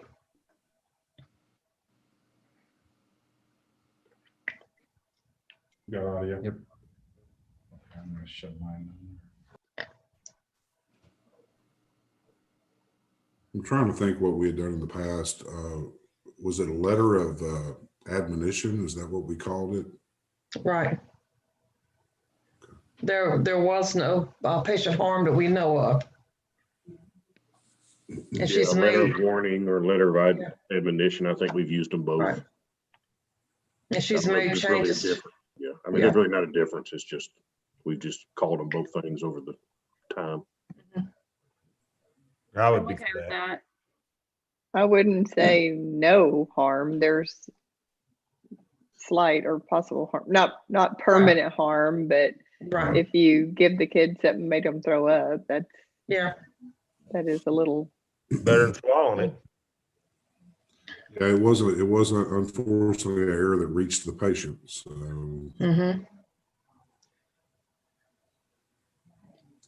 That is true. well, my initial thought was a letter of admonition with a small fine, but just throwing that out there to bounce off my fellow board members and see what you guys think. So the technician's not on the call, but there certainly may be appropriate to have some continued education on general pharmacy safety procedures in the pharmacy that they can complete. Dr. Hayes, is that technician still with you? Yes, she is. Okay. I said she was mailed a letter to be here today, and that was it was mailed certified mail. It was signed, so she didn't know that she was supposed to be here today. I'm not sure. I believe Dr. Hayes said she was off from work today, had taken off for another personal reason. And so I don't know why. I mean, like I said, it was mailed. Well, it was signed for at her address of record. The signature is not, I mean, I can't tell who signed it, but. Oh, well, I do feel like this was an error. I'm concerned a little bit about policies and procedures, and is there really any oversight of the techs, or are they just kind of doing their job and you're in the office? That's a little concerning, which causes for non-counseling. It's very rare that I'm in my office for longer than 5 to 10 minutes at a time. You know, I'm the pharmacist, I'm the owner. I take care of paying the bills. I take care of all the business. It's very rare that I had someone here that I needed to sit down with in my office. As a mother, as a pharmacist, I've been so upset that this happened. You know, this mother was a young mother. The fear you go through when you think something may have happened to your child, I hate it. I apologize to her. I apologize to the practitioner that wrote it. Myself and my employees, we've had multiple discussions. My emotions, as you can tell, I'm still very emotional. I'm sorry. I've obviously ranged from anger at them for not doing what was expected of them, to frustration on my part for not being there, for having this meeting. You know, I don't know. I've made every correction that I thought might prevent this from happening in the future. Thank you. Did you and the tech talk about the meeting at the board meeting today? And No, I did not know that she had gotten a letter. Okay. And I had only one member of my staff knew that I had gotten the letter. They knew that I had taken today off and that I had a conference, but only one member of my staff knew what it was concerning. I was planning to discuss it with them afterwards, but I wanted to know what the outcome was first. Now, when the incident did happen, I told her that this was very likely a possibility. And, you know, I reiterated the fact to her that everything that goes on in this pharmacy, no matter whose mistake it is my pharmacy. I'm in charge and it all comes back to me. And that is a huge responsibility that I do not take lightly. And of course she apologized, but I let her know, you know, this is not a job that you can take lightly. This is very serious. We're dealing with people's lives, with their health, with their well-being. Plus the fact that we are in a small town, we know all of our customers personally. And you know, how horrible would it be to think that we had hurt someone, that we deal with them, their parents, their grandparents, you know, just multiple issues. But we have talked about it at length multiple times because and like I say, I still am very, very disappointed, very, very upset. I appreciate that. Thank you. Dr. Mack, I understand your concern, you know, regarding is there oversight, but it would seem that if her responsive action is indicative of what generally would occur prior to that, there was, whether she called it a root cause analysis or not, she significantly went back and identified what the issues were. Mm-hmm. You know, this could have happened to any of us on the screen here, even potentially. Not that, I mean, we have a zero tolerance profession, but we still got people involved. So right. it concerns me less that there wasn't oversight. That just doesn't seem like that wasn't the case. Stephanie, I'd like to say I'm sorry it happened. I get it. Mistakes do happen. I don't think for a minute that, you know, you did something or had policies in place to establish harm or to gain profit from this type of activity. So don't beat yourself up. You know, I know what it's like. Don't beat yourself up. Thank you. One thing you could consider, and if you mentioned this, Stephanie, I missed it, but you could, anytime they refill it, do a visual verification of what they fill the reconstitute, the jug with. Yes. Just ask them to give you a visual verification, because this had never, I've used those in the past as well. And I can definitely see where something like that could potentially happen. Or leave it in the that might be another. Yes, and the Yeah, last time it was refilled, it takes us a long time to empty the jug, because we're a small pharmacy. But yes, the last time they refilled it, I said, no, I want to see what you pour in there before it goes in. Mm-hmm. Yeah, and I dealt with the same issue. I had like a 5-gallon jug that I was filling. And because it was taking me so long to go through it, I just went down to a 1-gallon so that I changed it more frequently. Yes. But yeah, you could consider doing a verification of the contents. Absolutely. Okay. I would like to entertain a motion if someone has one for me.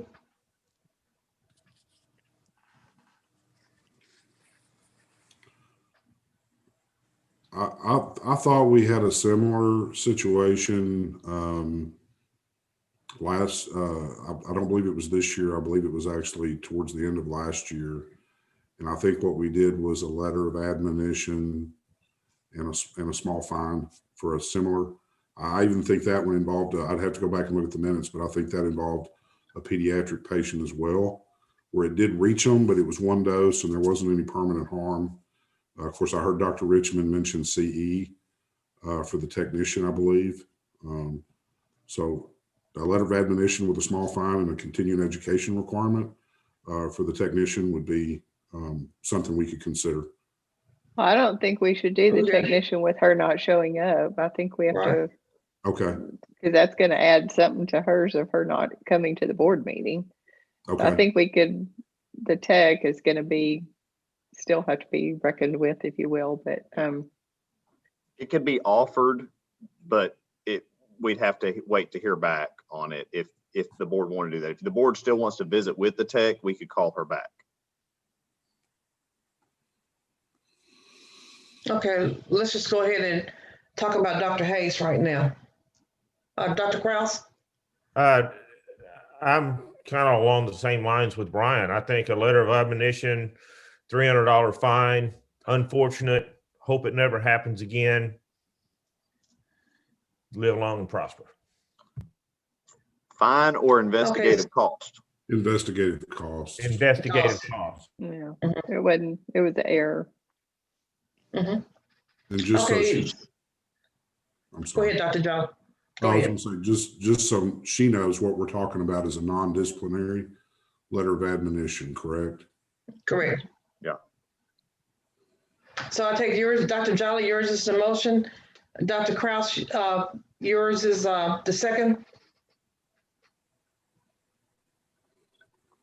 Did you have to find out yours, Dr. Jolly? Yeah, I'll go ahead and formally make the motion that we give a letter of admonition for the error that reached the patient with $300 investigative cost fees. Okay, and Dr. Krause? Second. Okay, we have a motion and a second on the floor. Any further discussion? All in favor signify by saying aye. Aye. Any nays? The motion passes. Okay, Mr. Daniel?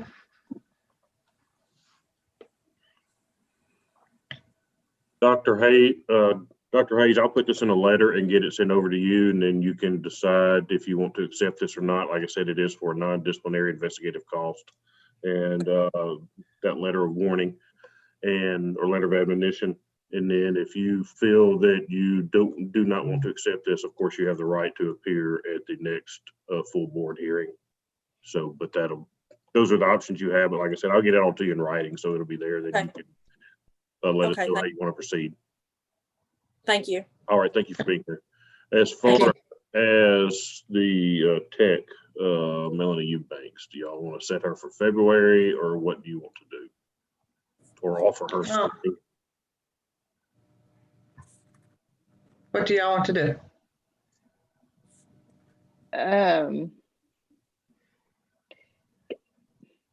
Did she get a letter to appear?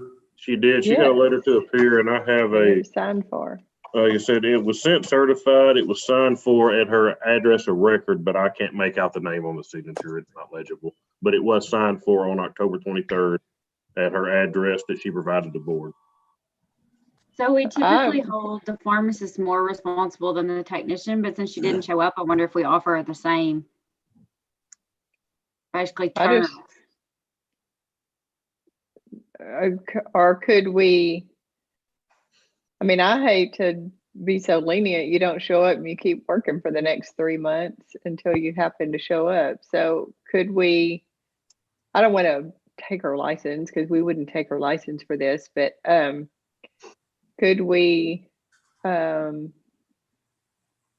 could give her a letter of admonition and a warning, but if you're more offended that she just didn't show up, we can call her in.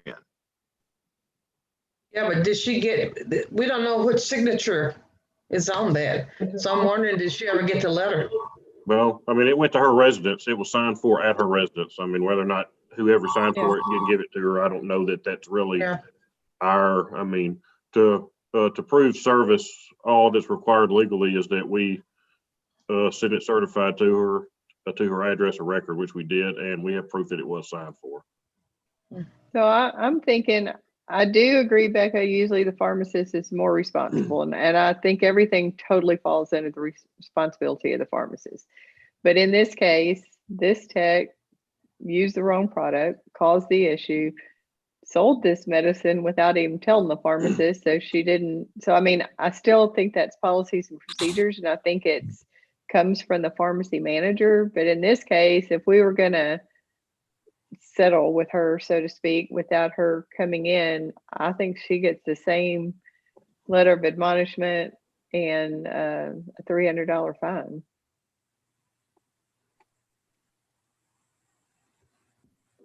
And we can do that, and we can send her a letter with that if that's what the board agrees. And then if we don't hear back from her, we'll set her for a board hearing. Okay. Or pull her license till she comes in. That'll Debbie, make her is that come in. fine? Dr. Krause? Is that fine for using the alcohol instead of the water, or is that fine for not showing up to the meeting when you were called? And not allowing the pharmacist opportunity to counsel. I mean,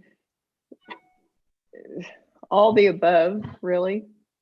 I think all the above. I think you get a letter, and she can call, and if she can call and explain what happened and she didn't know about it, you know, we can have her in February and relook at it. But I mean, I don't she know the didn't girl, show but I up. don't think she put alcohol in there on purpose. You know, if I was going to fine her for something, I would fine her for not showing up when we asked her to show up. But otherwise, anything she does in the pharmacy falls under Stephanie. True. And if you can fine them, then what's next? Judgment calls on their part because they can get fined by the board? What does that mean? They've always been eligible for fines. I mean, we've had technicians that have been fined due to activity that diversion and everything else over the years. So that has no relation to judgment calls. Okay. I'm okay with what Debbie's proposing. Dr. Mack is proposing. Okay. Dr. Mack, you want to make that a motion? Okay, I'll make the motion that, and I'm sorry, I don't know her name, but that Melanie Eubanks. Okay, Melanie Eubanks, that we give her a letter of admonition also, and a $300 fine. And I think would need to hear directly why she didn't show up for the meeting. I think that's part of it. I'll put a written response. Okay. And I'll second All right. $300 investigative. Okay. Have a motion and a second. Any further discussion?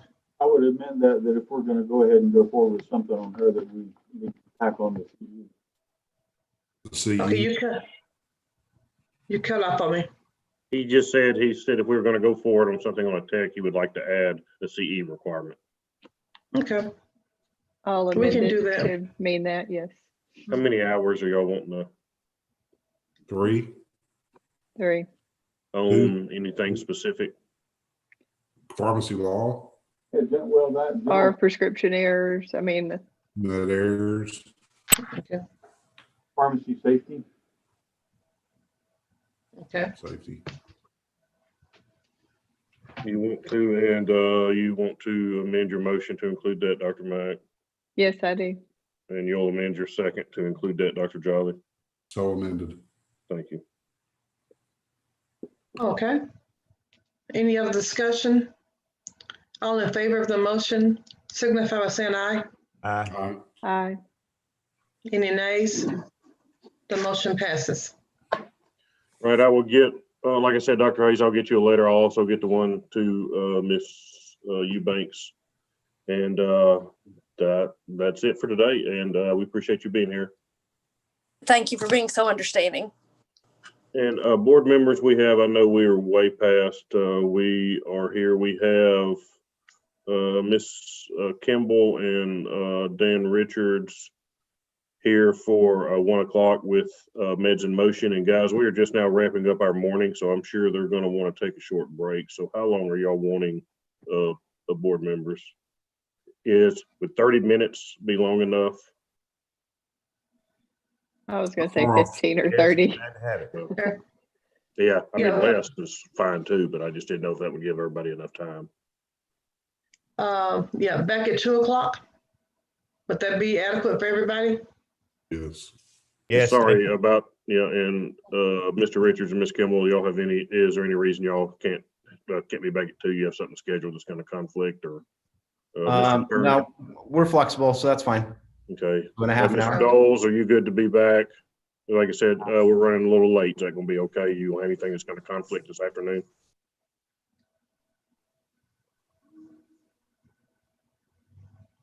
We can see you. We can't hear you. You need to hit your button to unmute there, Mr. Doles. There you go. Okay, so you can be back in about 30 minutes. That'd be okay? I'll show you. Okay, perfect. Thumbs up. Okay, thank you. Hey, Luke, are you going to keep the same Zoom session open? Yeah, it's the same. We're gonna leave it open. Yeah. Okay. Yeah, I'm Turner, that gonna works for you? close out and come back, y'all. Yeah.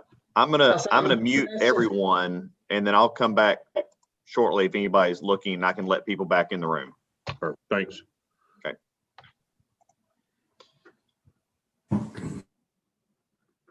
Okay. Holy crap, I'm hungry.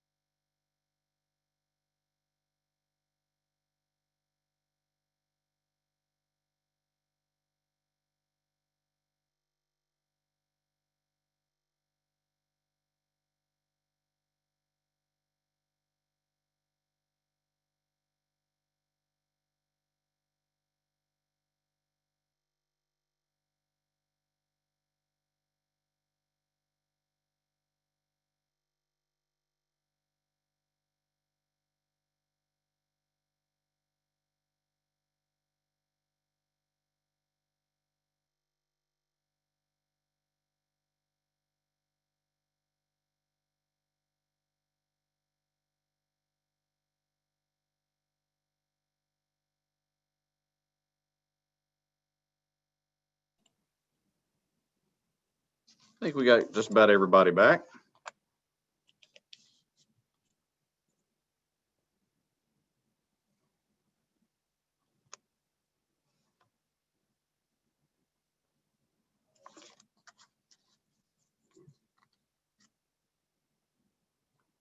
I'm guessing that Dr. Kraus did not have time to go get his hamburger steak today. Can you not see me? I can see you. Okay. Actually, I had lunch delivered because I knew that I normally don't have time. And of course, it got here at noon, so it was piping hot when I got to it. Yeah. It was good, though. I'm not complaining. It was delicious. That's how pharmacist lunch always is, right? Yep. Yeah. I was sitting down, though. You weren't at the sink. I'm here. I'm just still slurping down some soup, so I'll turn my video on when I'm done with that. Dr. Richmond's doing the same.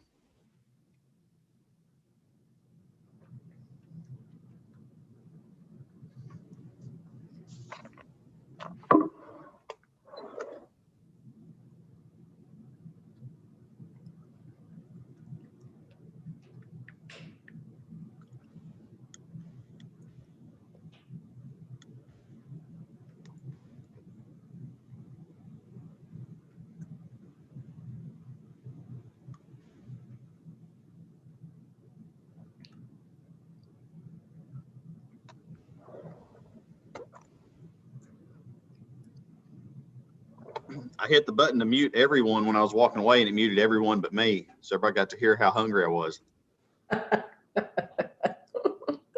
Yes, we did. In case you continued on, I wanted to let you know that we heard you. I said no curse words.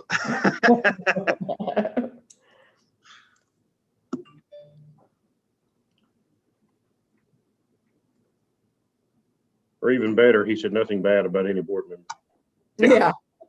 I was walking down the hall after I said it, and my phone starts buzzing. Everybody's just like, "You're still on." I'm like, I'm not even in my office anymore.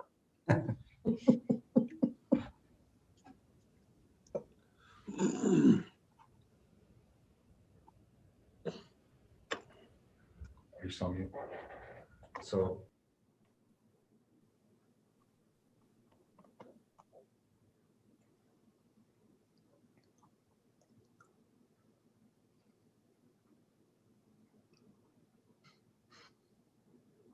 she'll do closing. Okay, John, looks like we're all here, if you guys are here. We're waiting on our board president. She was trying to, we were having some connectivity issues with her this morning because of I think it's just the rural area that she lives in.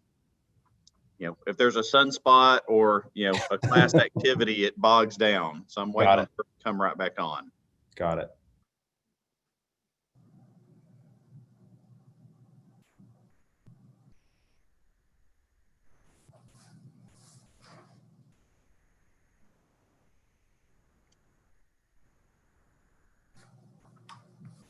I'll check to see if she's having any issues.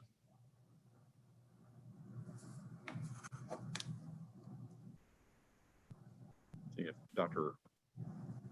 Newsom is having any issues.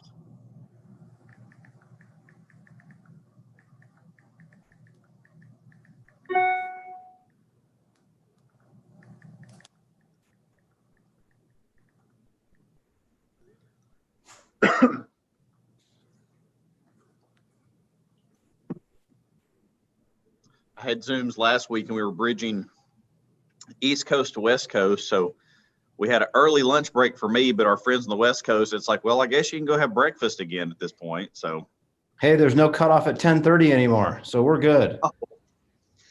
Yay, McDonald's.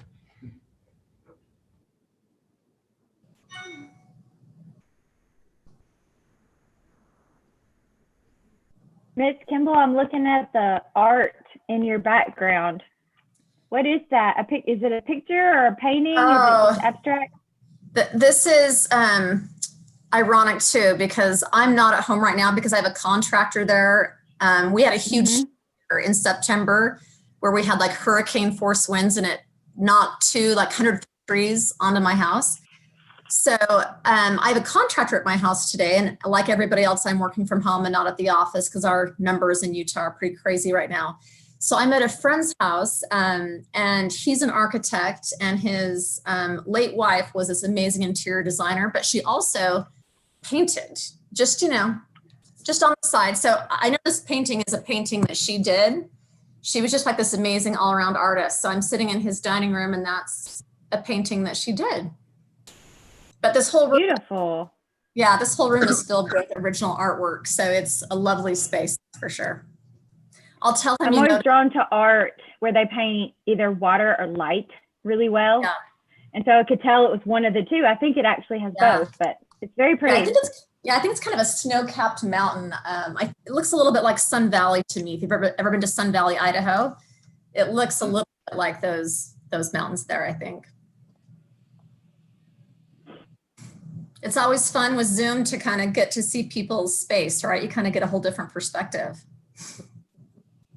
Yeah, Dr. Newsom says she's working on trying to get back in, so I'm just watching for her to pop up. Well, I don't want to be annoying, but based on that conversation, I don't know if any of you follow, there's a Twitter feed that's called Rate My Space, and it's gone kind of crazy through the COVID, but this woman rates like reporters or, people that are doing these TV interviews and it's showing their background, she rates their space.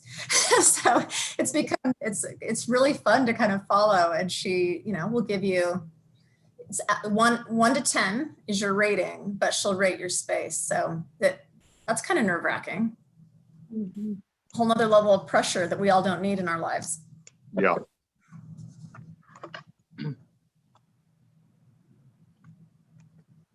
All right, she's coming back in now. Okay, so is she on? Almost. Okay. Connected to audio. Dr. Newsom, it shows that you're connected to audio, but you are muted.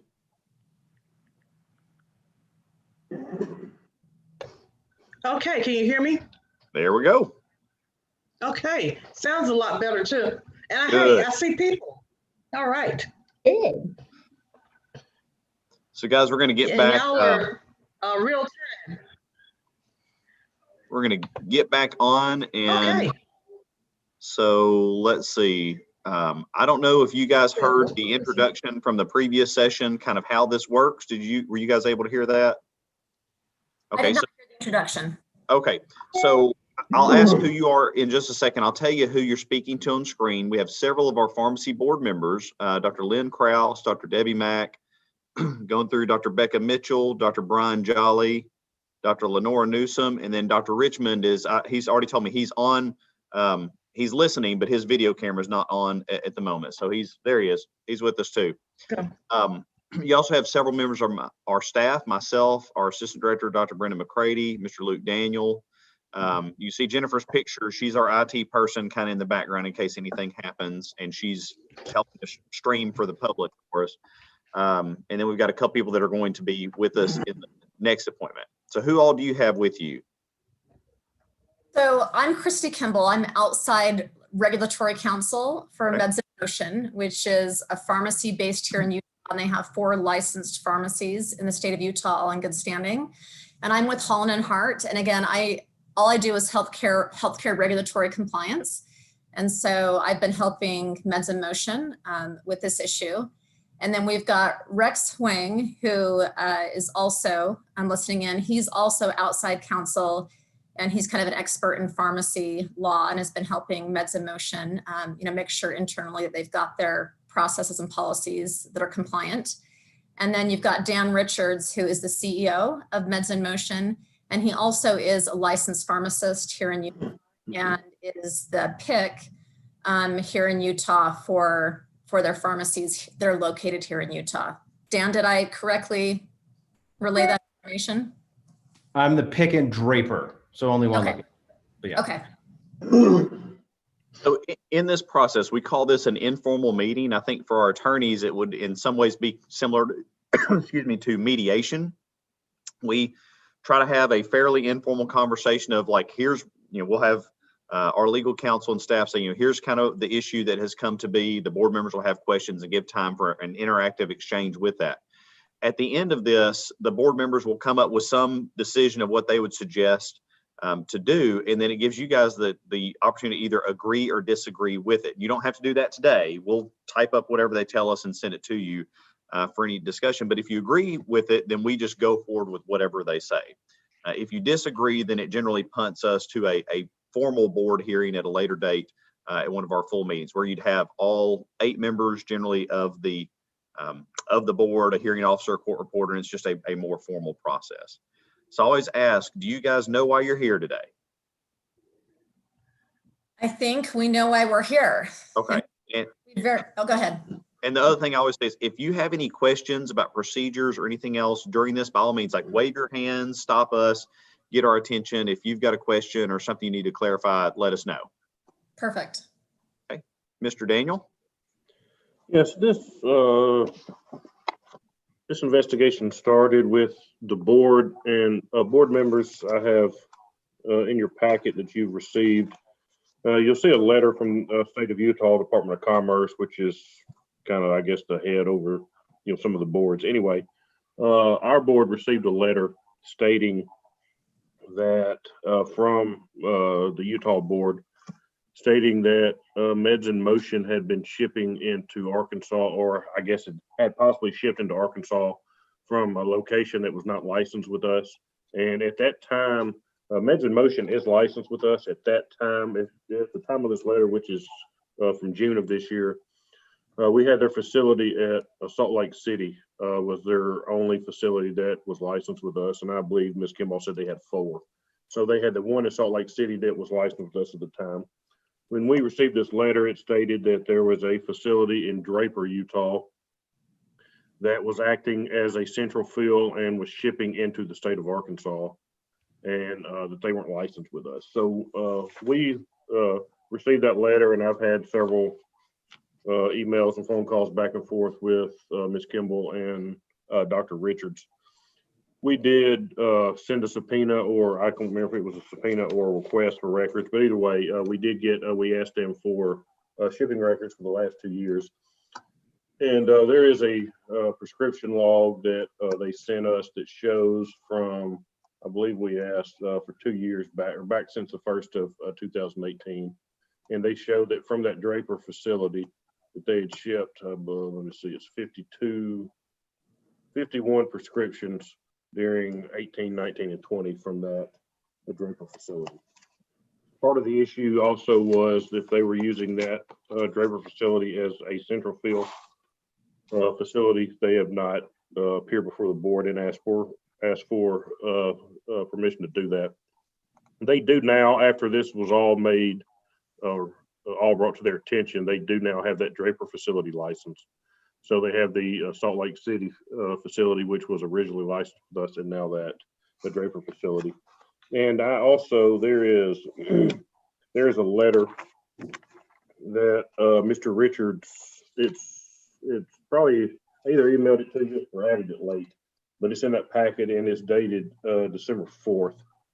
But that's just a letter that they've also provided. If you haven't read that, I would ask that you would take a few minutes to read that. It's just about kind of what was going on and during that time. But I'll turn it back over to Dr. Newsom, and I know she'll want to hear from Ms. Kimball or Mr. Richards, whoever can kind of better explain what was going on during that time. But Dr. Newsom. Hey, hello, good afternoon. Good afternoon. Ms. Kimball, okay, I'm doing good. Can you kind of fill us in on what's been happening? Why this happened? Yeah, so assuming that some of you have not had the chance to read the letter that we sent out, I'm hoping that you would get a chance to look at that before this meeting. I'll just give you kind of a high level overview. So Meds in Motion has 4 licensed pharmacies here in the state of Utah, all in good standing. There are no adverse actions, no pending investigations before the licensing division here in Utah, which is probably ironic, right? Given this letter that was sent out unbeknownst to us. But Meds in Motion, they were outgrowing some of their smaller pharmacies. and went ahead and leased larger space at this Draper facility. It's important to know that Meds in Motion, all 4 of these facilities are owned and operated by the same owners. They're all on the same pharmacy, system software, their phone systems, everything's interconnected, if that makes sense. So the same processes, policies, everything applies. They went ahead and got this Draper facility, and we're working with the state of Utah to get that licensed. And they had a provisional license, and the state of Utah wanted to come back and do an inspection to give them their full licensure. And the state of Utah had some delays with that, and then COVID hit. And so they were further delayed. And they were waiting on that full licensure for that big Draper facility. So at that point in time, their plan was to consolidate their efforts and their business into this Draper location where they had ample space to really run their business. So that kind of created some, glitches in terms of that delay by our state licensing division in getting that license, the full license issued. And thereafter, like Mr. Daniels was saying, we did go ahead, Meds in Motion did go ahead and apply for their license at the Draper facility, and that has been granted by the state of Arkansas. In that interim time, the Draper facility did have a written agreement with the other Meds in Motion locations to centrally fill. And, we apologize if that was something that, I know in Mr. Daniels' letter to me recently in preparation for this meeting, he had mentioned something about that not being on file with the board, and we apologize if that was an oversight, but they've always had this central fill, a written agreement in place between the Draper facility and the other Meds in Motion locations. And so pursuant to that, the 700 East location, which was licensed there in Arkansas, the Draper facility was doing some of the, fulfilling some of the aspects of fulfillment on occasion. And the Meds in Motion leadership, Dan Richards, was under the understanding based upon the fact, that our Utah licensing officials had inspected, all these facilities, had been involved. They knew what this process was like in terms of the role that the Draper facility was taking in fulfilling some of these medications for the other facilities, and never took issue with how we were conducting business pursuant to this central fill policy. And they still have not. Again, ironically, because we kind of have this rogue investigator that, without the authority or knowledge of upper level people at our licensing division, sent out this letter unsigned, to some states, trying to, we think, cause some problems. But the bureau manager issued the license, never raised this as a concern here locally, felt fine about their processes, and issued that full license. But after, of course, that letter was sent out, and we were made aware that maybe there was some concern, and that maybe there were some I's that hadn't been dotted, T's that hadn't been crossed. That's when Meds in Motion reached out to me as outside regulatory healthcare counsel and to Rex. And we have, dug in and made sure that in all the states that they are licensed, that they are, carefully complying with every state's laws, complying with federal law. So they worked really hard, and they've actually expended quite a bit of funds, unfortunately, because nobody likes to expend money on lawyers, but they've done that because they're committed to compliance. And on a move forward basis, I don't think there were these 51 prescriptions during this time that were technically shipped, from the Draper location. None of them were controlled substances. Again, they were doing this under the belief, based upon conversations with Utah licensing officials, that this was acceptable. But they're very, they feel bad. They did not intend to, violate Arkansas law by any means. And they've made sure that on a move forward basis, that's not going to happen. And now that this Draper facility is licensed, they will be fulfilling all these prescriptions, directly from that facility. There's no more central fill involved. They're just a licensed facility. So we're hopeful that we can come to some kind of amicable resolution, especially because they weren't, openly trying to defy or violate Arkansas law. There was just simply a misunderstanding. Okay, all right, thank you. Does, I got a couple quick questions, if I may. okay, go ahead, go ahead. And just to clear something up, I had only looked at one printout, so it looks like there's a little over 100.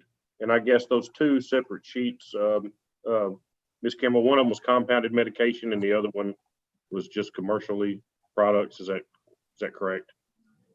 So I'm going to have to look closer at that. I had an associate that helped with responding to the Or subpoena. maybe Mr. Richards, I don't know if he could.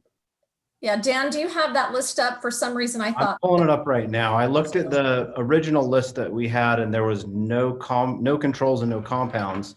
Let me just scan this one real quick.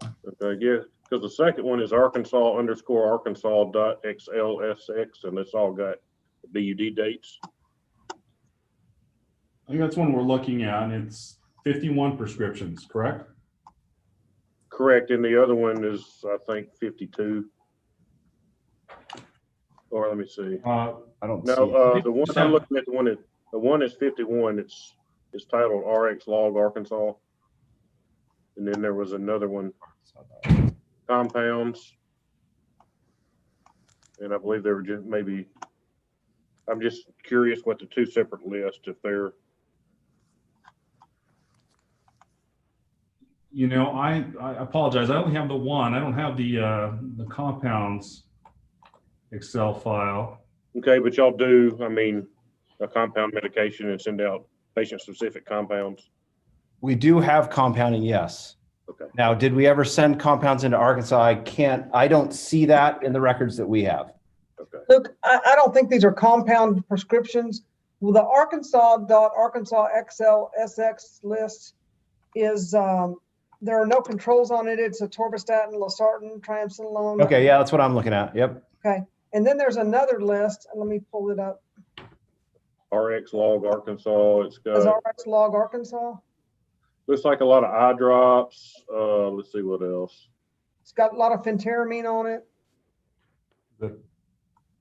Is that the prescription labels, or you're looking at another No, Excel they're looking at file? another Excel. It's a separate Excel file, I don't see it.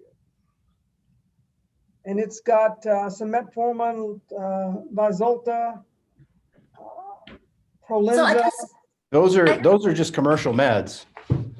Right, but there's two different lists which show that looks like there were two separate listings of what was shipped into the state of Arkansas. Okay. I was curious what the other list, what the. Got it. so I think that we only provided one list. I'm texting with my associate that helped compile the data, and I think we only show one Excel sheet provided. Could that other list have been, for example, been obtained from somebody other than us? Well, let's see. Maybe it's. Yeah, okay, I don't know. Or Luke, did you possibly, I can't remember because it's been a while, did you ask for an like originally I think you asked for either a month or a 6 month or a year. Did you make another request for a larger data set? All of these are back there in 18, 19, and 2020. And Luke, I just looked at that second list, and it's not, as I look at it, it's not all Arkansas. Some of it is, some of it's not. I just kind of scrolled over to the other side. I see. I wonder if our licensing division Maybe they just sent out. provided something to you that was based upon the inspection. Because again, we had this investigator. She sent out a letter that was unsigned, but I think she may have sent out a list of prescriptions that she had pulled as part of that inspection, but it wouldn't have been specific to Arkansas. So go ahead. So when we got the subpoena from Mr. Daniels, I had Dan pull, everything that was, that came from that Draper location into Arkansas. And Dan, I think you're fairly confident that we captured, everything. Yeah, we went through the whole thing back and forth. So, well, the Arkansas_Arkansas.xlsx list is, let me see if I can get over to it. that's the one I have, and that's the one I can see. Okay, that one starts with the atorvastatin, 20 milligrams. Yep. Oh, okay, so the other one actually is a list. that, let me download, I have to download it, re-download it on my computer. And the board members have a copy of both of these. The other one starts with Durezol, and goes down and ends with phentermine. And all of the addresses for that one are also Arkansas addresses. Okay. I'll email it, Dan and Christy, I'll email it to you real quick so you know what we're looking at. Okay. Yeah, and I think as per the letter that we sent prior to this meeting, I'm looking to confirm, but I thought it was 51 or 52, and I'm just trying to look at. Well, yeah, and that's what, see, because both of these lists have about 52, either 51 or 52 on them, but let me pull it up and I'll send it to you. I apologize for the confusion. No, I it's think we fine. only sent over one list. That's what's in our files. So if there's confusion, I apologize. That's fine. I just emailed you the one that's listed RX log Arkansas. Great. As soon as through my firewall, I will look at that. And ironically, both of them have 52 drugs listed, but they're not the same drugs. They're different. It's different, and both of them are all for Arkansas. After I went back and looked, Patient City in the second one is all Arkansas cities. It is. But like I said, I was just before we went any further, was just kind of curious what the two separate but. Yeah. I might need to look into that further, because the list that I'm showing in our database that we sent had 52, because the first line is the kind of title line, but it starts with that atorvastatin 20 milligrams. Okay. And so I need to get with Dan and correlate and try and understand the second list. But the list we sent over would have had 52. There's a third spreadsheet that only has 2 drugs on it. It's entitled compounds. Yeah, and it's blanked out. Well, I see 2 prescriptions on there. Yeah, but some of the details were you have to span the list to see them. And they're from, let me see, where's the date? Maybe well, fill date, written date are not on there, but yeah, they're for the same page, and they're 2 compounds, and that's on that RX log too. Anyway, so we can get back, I guess, back on track. Dr. Newsom, I believe y'all, I don't have any further questions at this time, so I'll turn it back over to you, Dr. Newsom. Okay. I was trying to get mine to download. It would not download properly, so I don't know how many there are. Either way, there's going to be around, I mean, at the least, there's going to be around 52. So, I mean, I think somewhere around right at 52. Yeah, my bigger question was, are the controls supposed to be on there or not? But because they said no controls, but there's a bunch of phentermine on the list that we were looking at. Oh, really? Okay. Okay. 12 of them. Yeah, I figured it was, so it's a dozen of them, isn't it, Rodney? And John, without seeing the list, it's hard for me to say. When I see it, can you pull up a prescription number, Dan? I'm not logged into my system, so I can't. Okay. I'm out. Do the controlled substance numbers start with a 4 or have like a 1-4? No. Well, so we've actually, one of the things that we've done is we switch systems, so it would depend on the date. Okay. So we have a new, better technology and pharmacy system now than we did here a year ago. How about spread? Sorry, we're not seeing the second Excel spreadsheet with the compounds or the phentermine, and I'm wondering if this could be a list compiled from the other pharmacy that does have the Arkansas license. That could be. Is there any way, I'm not sure who received the list, is there any way to go back and tell us where this second list came from so we can better understand? And then I'm looking through my email to see if it was emailed. I'm one to keep just about every email I get, so let me see if I can. Does RX store ID number 106250? Right. Yeah, that's our store. That's the Salt Lake store. Which one? That's the Salt Lake store, the original store. That's not the Draper. The Salt Lake store that's been licensed in Arkansas. So if those are, we can look at that and get back to you. But if those prescriptions, came from that 700 East location, that's the store that has been properly licensed with you. Okay. This extra one that I'm looking at, RX Log Arkansas. Dan, you sent that to me on May 12th. Okay, let me see if I can find it. Yeah, but it sounds like if that's the licensed store with the controls on it, that's not a concern.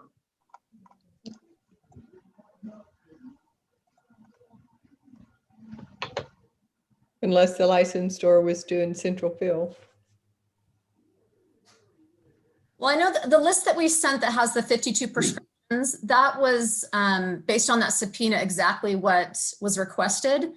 And my understanding is, and Dan, can correct me if I'm wrong, that he pulled for that Draper location that for, this period was not licensed, but it is now. The prescriptions, all of them that had ever been shipped into Arkansas from the Draper location. Okay. So we can go back and do some research and double check, but assuming that, Dan pulled those records correctly, the list of 52 starts with atorvastatin would be every prescription of any kind that's ever been sent from that Draper location. And that was kind of being done in a central fill arrangement that was had been sent into Arkansas. If it was shipped from another location, shipped from the 700 East location, that wasn't responsive to the subpoena. Okay, yeah, because I got that email, the first one, that RX from Dan on May 12th, and then I got a secure link from your office on July 24th with the other one. Britta Larson. Yeah. And so that was what was responsive to the subpoena, but I can go back and look at what Dan sent earlier, and we can just make sure that we can confirm the discrepancy there, right? There's obviously a little bit of confusion. So I'm happy. It sounds like the original one that Dan sent was from the Salt Lake facility, and then the one that I got from your office is the actual one from Draper. That's what it sounds Correct. like. Yeah, I'm looking at it right now, Luke. Yeah, that's correct. Okay. All right. So the issue is the 52 subpoenas from Draper. Right. Okay. I think it just boils it down for the board members. You had a second location unlicensed that shipped in a quantity of prescriptions, and what questions or actions you want to take about that. If I could just say one quick thing, just because I think it's relevant and sometimes not 100% obvious, but Meds in Motion is licensed in many states. And so an adverse action, right, in a disciplinary action in one state, oftentimes will trigger reporting requirements to all those other states, and it will create like this domino effect. And so we've been, very lucky that we haven't had, significant fallout from this, but we've worked really hard just to show that this was an inadvertent error. And we're making sure on a move forward basis that things are done, with exactness according to state law. So I guess I'm hopeful if there's any way that this could, even be, a private letter of reprimand, paying some kind of fine. If it ends up being a disciplinary action, and for example, reportable to the data bank, it's just going to trigger a lot of issues for the company, which I think is unfortunate because they've invested so much time and energy and money, a lot of money in legal fees to make sure that we've combed over everything and that they're 100% compliant moving forward. So with that, I'll turn it back to you, but just wanted to make sure, you're aware of that. All right, thank you. We've had cases like this in the past. Dr. Kirtley or Mr. Daniel, what can you recall what we did in those instances? You've had some. One of the big changing things is coming into compliance or getting licensed as far as intent. We've had some that just want to ship in and stay stay off the radar as much as possible, and we've had others that come in and get licensed. We've had some, we've done investigative cost or even investigative costs based on the volume of prescriptions. You know, we've had some that were literally like 4 or 5, and it was just an advisory of, hey, you're compliant now, you know, you need to watch out for that stuff. And we've had some that were 1,000 that, you know, the far extreme we had was the one that said, well, we knew we couldn't get a license and that we didn't have it and we couldn't ship, but we just did it anyway, which that one was disciplinary action and a whole bunch of other stuff. Mm-hmm. Yeah, and I mean, stuff, I mean, a similar, you know, situation like this, I mean, we're not talking about, I mean, for, I mean, facility of their size, we're not talking about a large amount of prescriptions, and, you know, it doesn't appear there was any malicious intent. I mean, they thought they had a central fill agreement or whatever the case may be, but I mean, in similar instances, there's usually been a, like John said, some type of small fine, and it was usually a non-disciplinary. Okay. And what are the Investigative ranges? cost, or however you want to word it. Okay. And what are the ranges on the fines? I've seen 1,000, I've seen 100,000, but the 100,000 was, you'll remember all too well the outlier of, well, you know, I know that we didn't have a permit and I didn't really care because we figured we'd straighten out eventually. It was a complete, you know, that was a complete episode of aberrant behavior where someone flaunted the fact that they didn't even care about the rules, which cost them in a whole bunch of states greatly. On ones like this, it's usually been, you know, low amounts of like investigative cost, non-disciplinary. Okay, thank you. So like $100 a prescription would be $5,200. Yeah. Mm-hmm. Okay. That's what does any other board members have any questions?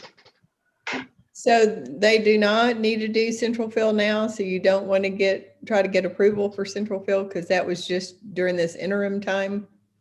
Correct. Yeah. And since then, we've actually, you know, of note, since then, 2 months ago now, we became an accredited URAC mail order pharmacy as well. So it's all going to come out of here. Okay. Yeah, I mean, and they addressed it. I mean, as soon as we brought it to their attention, I mean, they addressed getting licensed and doing whatever they needed to do to be sure they were compliant with us. Okay. So is everyone okay with what Dr. Mitchell suggested? Yes, and I'll second it. Okay. We have a Well, motion. let's just real quick, will you restate? Okay. I had down, is it 51 or 52, whichever the number is, $100 per script as investigative cost with no disciplinary finding. Okay, we'll say 5,100 for the benefit of the doubt, but and investigative cost. Yep. Yes. And I know that y'all are, like you moved. said, Ms. Kimball, I know y'all are, or I'm sorry, I'll let them go ahead and. I think before we go into seconds and motions, I would ask, is there any way? Actually, Mr. Richards, this is the board members' discussion. Oh, sorry. That was my attorney. Okay. Okay, we've got a motion on the floor and we've got a second. Any further discussion? All in favor of the motion signify by saying aye. Aye. Aye. Any nays? The motion passes. Somebody had a comment? I was going to try to explain what they are talking about. When we say investigative cost, that is specifically non-disciplinary. It is just a letter of payment for investigative cost. So it would not be a national database or sister state action issue. Perfect. Thank you. And I'll get this, and I'll get all this in writing and get it sent to both of you, Mr. Richards and Ms. Kimball, and then y'all can discuss it and get back to me. And like I said, if this is something that, if this is something that you're not wanting to accept, you have that right, and you have the right to come to a full board hearing if that's what y'all want to do. But like I said, I'll get it to you in writing, and then y'all can discuss it with each other and whoever else you need to, and get back to me. Great. Thank you so much for your time. All right, thank you. Thank you all. Take care. Bye-bye. Yeah, you all too. Stay safe.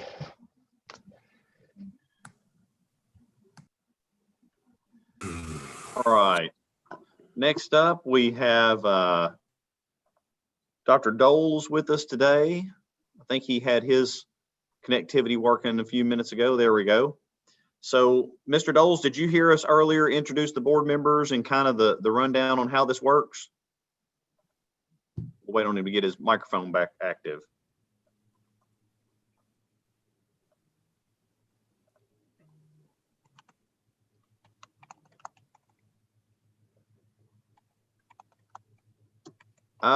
It looks like you're trying to do two different devices. Well, I'm gonna press the button to see if you'll unmute.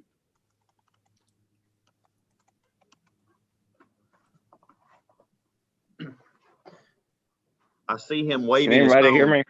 There you go. I could hear you there for a second. You may want to kill the video. Yeah. Try turning off your video and see if that lets the microphone work.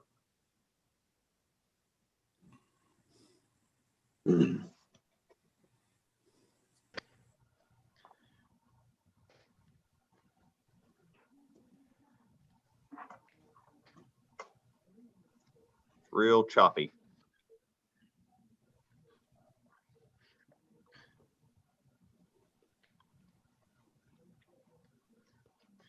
See you looking around it. We could hear you for a second when your video went off.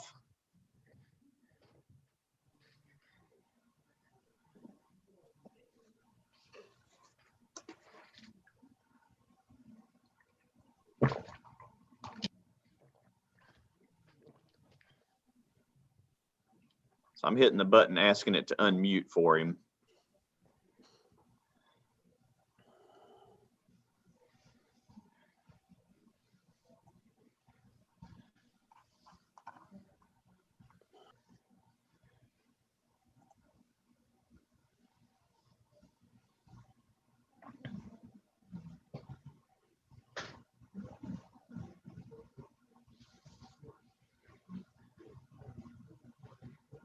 Is he on a telephone also? Because it has a little phone receiver icon on his. Yeah, it looked like he had a phone and a camera attached maybe to something else, or maybe Bluetooth enabled. Mm-hmm.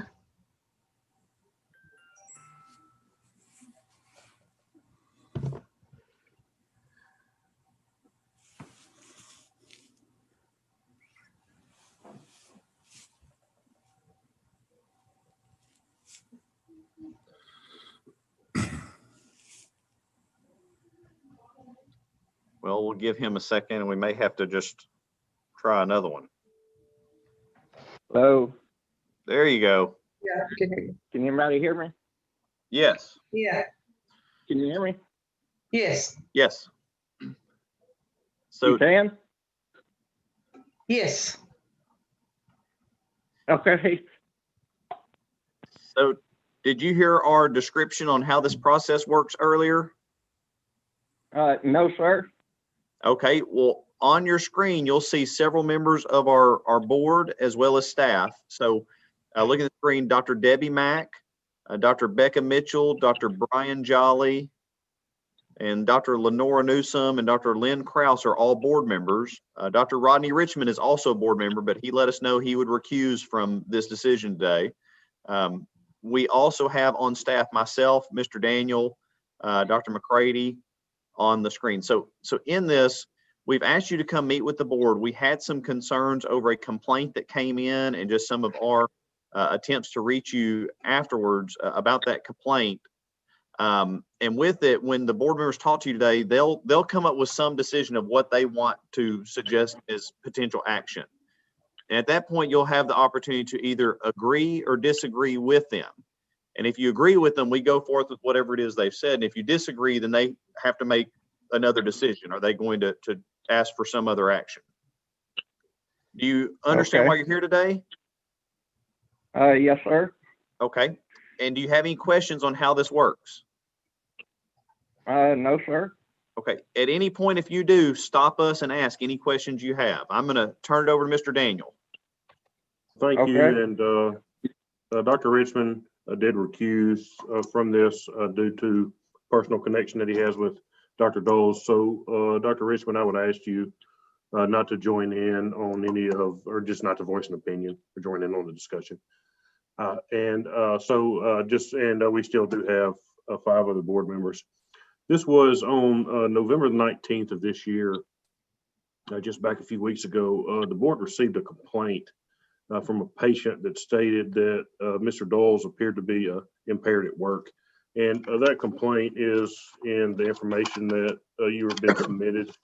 It is just after the summary page, but it just shows that, or says that he appeared to be under the influence of something. His eyes were rolling back in his head. His eyelids would also flutter and close, and he appeared to be having problems remaining conscious. And so the board, when we received this complaint on November the 11th, November the 19th, the board attempted numerous times to make contact with him. I don't believe he was at the pharmacy that day. We called the number. Board left numerous messages. I believe John got a text back maybe that night or the next night, and we were talking about we wanted for him to take a drug screen. And Mr. James is here from the support group. I asked him to be here today also. We contacted Mr. James, who set up for Mr. Doles to a drug test through Affinity, which is the system that the support group uses, and who we've used in the past when we needed to drug test somebody. I know, and there's some emails back and forth with Mr. James and the board and people with Infinity. But they were never able to get to get in contact with Mr. Doles. I know, like I said, this went on for several days, and I believe this started on like a Thursday or a Friday, so it was kind of hard to get him test over the weekend. But as of Monday, I know that support group staff, board staff, Infinity staff had left him numerous messages throughout a several-day period. And as of Monday, we had heard back from Mr. James that no one had any success in getting contact with him, minus, I believe there was one text on like a Friday night. So at that point, we didn't, the board had not been able to get back in contact with Mr. Doles. We had, I believe, Dr. Kirtley spoke to the other pharmacist there at the pharmacy. So Mr. Doles was aware that we were trying to get him to come in to drug test. He had, like I said, there'd been a text message back from Mr. Doles to Dr. Kirtley and one to Mr. James. So on, I believe it was Monday, which was the 24th.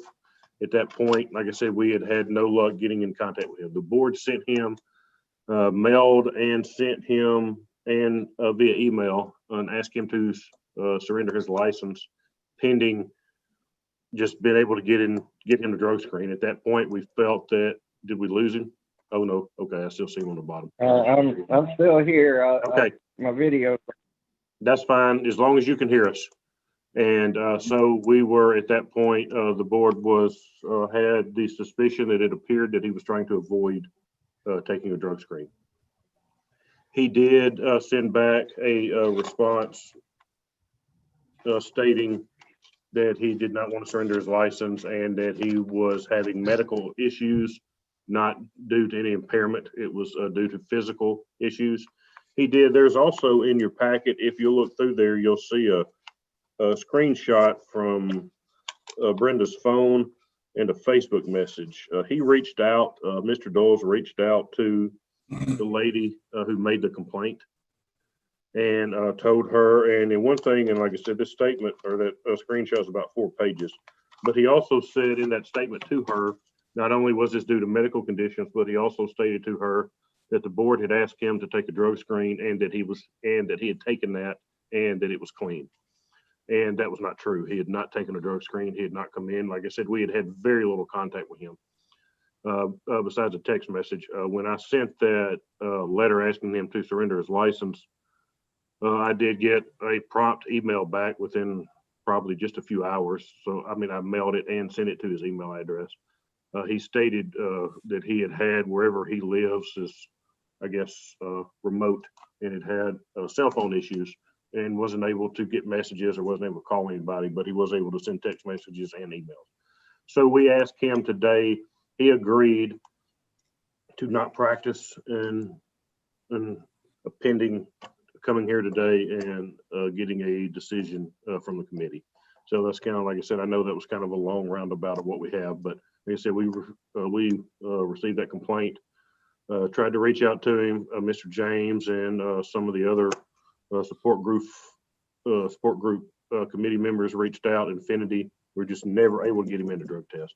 And so, and it appears just from his own statements, from the email that he sent the board, phone conversations with him, and also that text message, that he's had what appears to be severe physical issues recently, that even if there's not a alcohol drug impairment, there might be a physical impairment. That, I mean, he's had to leave work early. He's had to, like I said, I mean, if this was due to a physical condition, I mean, and he was standing there looking like he was unconscious. So anyway, I'll turn it back over to Dr. Newsom.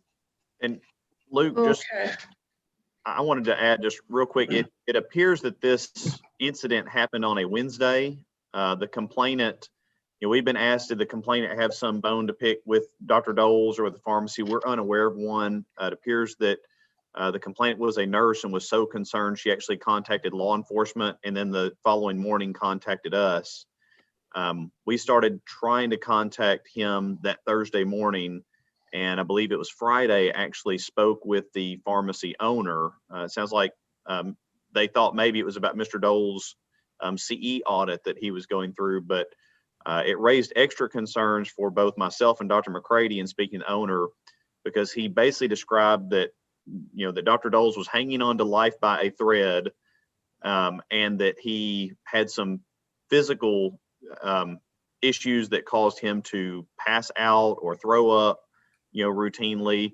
And that even with all that, that he was running circles around everyone else because he had him working 53 hours a week. When we heard, what appeared to be obvious impairment, needing to shut a store down early after working potentially physically impaired, or we don't know what kind of impaired, and then hearing that this was possibly more of a routine issue and the number of hours that were being worked, it caused us a great deal of concern. The first text that I got back from Dr. Doles after I finally resorted to texting on Friday was at like 9:20 in the evening. I immediately looped Turner in on some of that, but issues Wednesday, start trying to contact Thursday. Friday night at 9:30, 10 o'clock, there's no way we can get somebody drug tested. It's extremely difficult at times to schedule that on the weekends, especially when we just can't find somebody. That's all I had to add, Dr. Newsom. Okay. Dr. Doles, can you tell us what's been going on in your own words?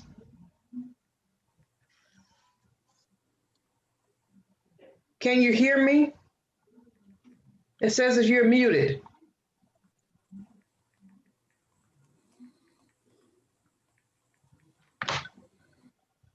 There it goes. Okay. Dr. Doles? He's back on screen, but no sound. No sound, no. We can't hear you. Okay, can you hear me? There it goes. Can you hear me? Yeah. Yes. Can you tell us in your own Sam? words what's been going on? Yes, ma'am. The day that the complaint was filed, I got sick at work about an hour, well, probably 30, 45 minutes before she came in. And, I called the owner and told him, that I was sick and I wasn't going to be able to stay. And so he was sending a relief pharmacist to, relieve me. And I was waiting on the relief pharmacist to get there. We weren't actually feeling anything. I was just sitting, at the computer with my head down and, trying not to throw up. And so I was waiting on the relief pharmacist when she came in to pick up a prescription that was already ready, and apparently saw me, looking impaired. And, by probably 10, 15 minutes after she walked out, we actually knows, because I just had to leave to go home, and the tech just waited there for the relief pharmacist to show up. So that's what happened that day when she saw me. And I went home, I had a fever, and so I didn't know, what I had, but I figured I was probably contagious. So I just stayed at home and, kind of isolated myself. And, apparently there were people trying to get in touch with me, but I just don't have cell phone service really at my house. As you can see, I have a lot of connection problems from here. But once I actually found out somebody was trying to get in touch with me was on Friday when the owner sent somebody to my house, or he sent somebody out here to tell me they were trying to get in touch with me. And so I called the owner then and talked to him, and he told me, to call the board. So I called the board at around probably 2:00, and I just had to leave a message because nobody actually answered. So I left the message, and I didn't hear anything back, but somebody may have been trying to get in touch with me. By the time the only time I was actually able to get in touch with anybody was with a text message to John. He said that, they were trying to drug test me, and I said, that's fine. It wasn't a problem, but that I would, had been sick and was, possibly contagious. And he said to contact the guy from the support group. So I sent him a message, and it was, Friday evening at that point, and he said, it was too late, that, he was going to have to talk to the board or talk to somebody and figure out what it was I needed to do. And then I didn't hear anything back from him, till Monday came around. I figured it was the weekend. So, on Monday, I hadn't heard anything, so I sent another message to John, and I sent on Tuesday is when I got the message from Luke saying that they were going to, wanted me to surrender my license. But, I would have taken the test, but, by the time they got in touch with me, it was Friday evening, and then they said it was too late at that point. And I just, I never have, had a chance to take the test. I was perfectly willing to take it, but just never could. Can y'all still hear me? Yes. Yes. Okay. And so the message I sent to the lady about the complaint, I just wanted to, send her a message, let her know what was, what happened, why she saw me that way. And at the time, it was, I believe it was on Monday when I was still expecting to take the test. So I just, told her I was taking the test and that it was clean because I knew it was going to be clean. But, then we ended up never actually getting to take the test. And that's what that message was. But, it's really just a physical thing. I was in a bad car accident, and I've got a lot of physical problems. With like 15 surgeries, and now I've got heart failure, which is causes a lot of low oxygen, hypoxia kind of problems. That's what she was seeing that day, and I even told the owner on the phone that he needed to get somebody there because I felt like I was going to pass out, and I didn't want the tech to have to be left with trying to take care of me. And the relief pharmacist was over an hour away though. But anyway, it actually has turned out to be a good thing. The last 2 weeks off, I'm actually doing better physically than I've done in years. So it's clear that I was working way too much and was just pushing it way too far. I can't do it anymore. I actually have already told the owner to find a replacement for me because I wanted to step down as the pharmacist in charge and just maybe fill in occasionally for him. But it's it's time for me to take off for heart stuff. So I'm gonna have to eventually have a heart transplant. So I'm really just trying to get back in shape. So I'm just getting ready to take some time off, and then just probably go back to filling in occasionally. But I'm not gonna do the pharmacist in charge thing anymore. I can't do it. He's asking me to work way too many hours, and I just can't handle it.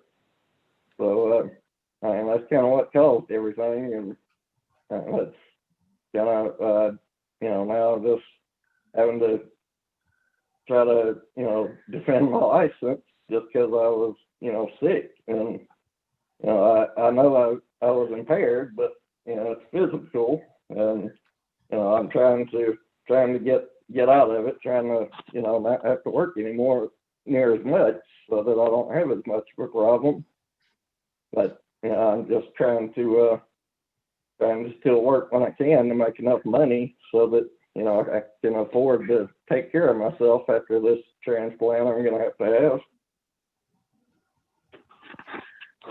And Dr. Newsom, I asked Mr. James to be here also. You mind if I ask him a few questions? Not at all. Go ahead. Mr. James, you had, I guess, after we contacted you, you had yourself or committee members tried to get in contact with Mr. Doles. Is that correct? Yes. And did you speak with him on that Friday night? He texted me, and I texted him back and said I would be back in touch I think he'd be back in touch on Monday, which they were on Monday. So yeah, they tried. Over several days, they've tried to contact him numerous times. They said they left between 10 and 12 messages on his phone. Okay. I entered the drug test for Thursday, 11/19, and kept it active until the 23rd, the afternoon of the 23rd. He could have tested all the way to midnight on the 23rd. And I believe you emailed me on, I believe it was that Monday Monday or Tuesday after the fact, said y'all tried to, 3 or 4 times that day. Yeah, and I also kept Dr. McCready in on the loop emails, telling her that we'd, been, I was, staying on top of this because I knew that this was time sensitive. So, and my contact at Affinity set it up. Well, I set it up in the system, and they made the contacts to let him know where to go. So, but never returned any phone calls. Affinity's not going to answer their main line at 9:30 on a Friday night. Thank you, Mr. James. Okay, did any board members have any questions or any statements?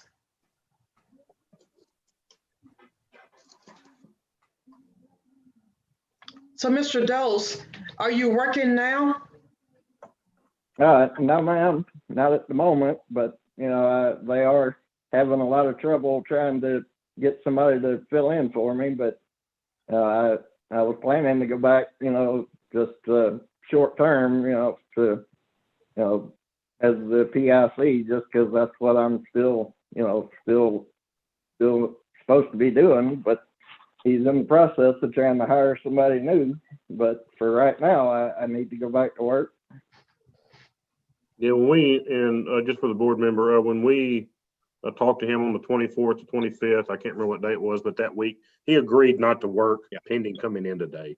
So that's why he hasn't worked in these last couple of weeks, is he agreed not to do that until he could come in today and meet with y'all to see kind of what the next steps were, or if there were any next steps, just whatever. So.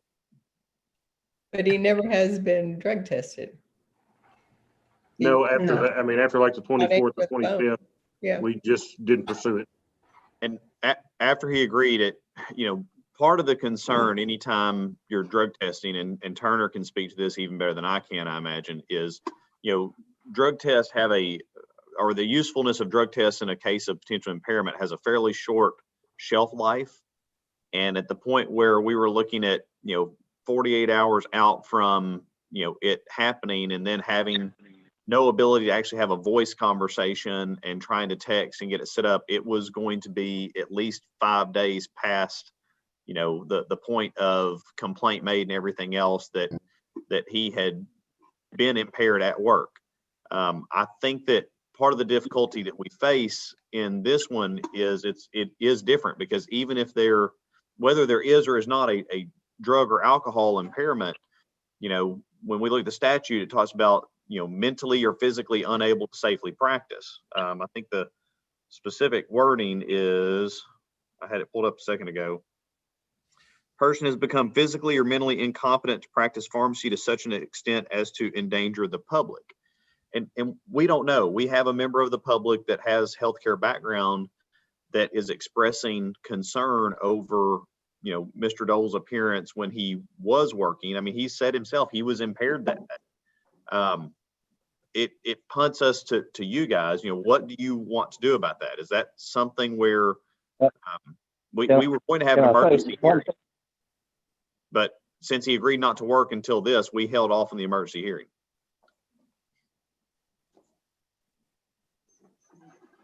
Okay. Well, I don't see anything that make you feel comfortable about letting him go back to work. I mean, we don't have anything that helped. Yeah, I think he's trying to say something. Go ahead, Dr. Dose. Can you hear me?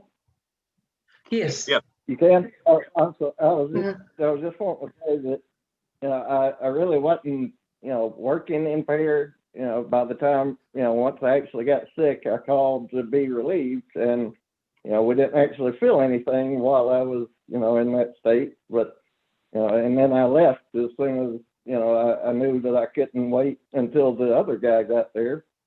But, you know, I haven't actually worked impaired, but, you know, there was, you know, some issues with my physical, you know, problems. And, you know, you said there was a healthcare, you know, person that saw me, but I've got plenty of other healthcare, you know, people that are my customers, and, you know, I can guarantee you that anybody you talk to will tell you that, you know, I'm one of the best pharmacists they've had. You know, it's unfortunate that, you know, she saw me like that, and, you know, it's you know, clear that I can't work the hours that I was working, and I don't intend to, but, you know, it really seems, you know, unfair to, you know, say that I'm impaired and can't, you know, work because of, you know, a heart problem. But, you know, it's especially when, you know, I don't not trying to brag, but, you know, I am a very good pharmacist. I don't doubt that at all. If I ever did doubt that I was endangering anybody, I would definitely not be working. But it's just all kind of caught me by surprise. It kind of seems mostly all a problem of not being able to get in touch with me. You know, I live way out in the middle of nowhere on a mountain. I just don't have any, you know, real service out here. And, you know, all these messages that supposedly have been left for me, I've only gotten like 2 or 3. I've got the email, and then I got the text messages with John and Luke are the only real messages I've gotten. Hey, Dr. Dose, can I ask you a question? Can I ask you one question? Just one question. If you only got 2 or 3 voicemails and 1 email asking you to take a UA on that Friday, why wouldn't you return the phone call or email or get in touch with somebody on Monday to go do this UA? Because I talked to the guy with the support group, and he said, you know, that he had to find out what I needed to do. And I'm the guy at the support group, and I told you that they would be contacting you on Monday to do the UA via text. Nobody ever contacted me about it. Okay. My question is, they tried to contact you 4 times, and you knew somebody was going to be contacting you about this UA. If I was in your position, I would have sort of been, hey, I need to get this taken care of because this is my license and my ability to practice the profession I'm good at. So I better get in contact with this guy on Monday if I hadn't heard from anybody. It doesn't make Yes, sense to sir. me.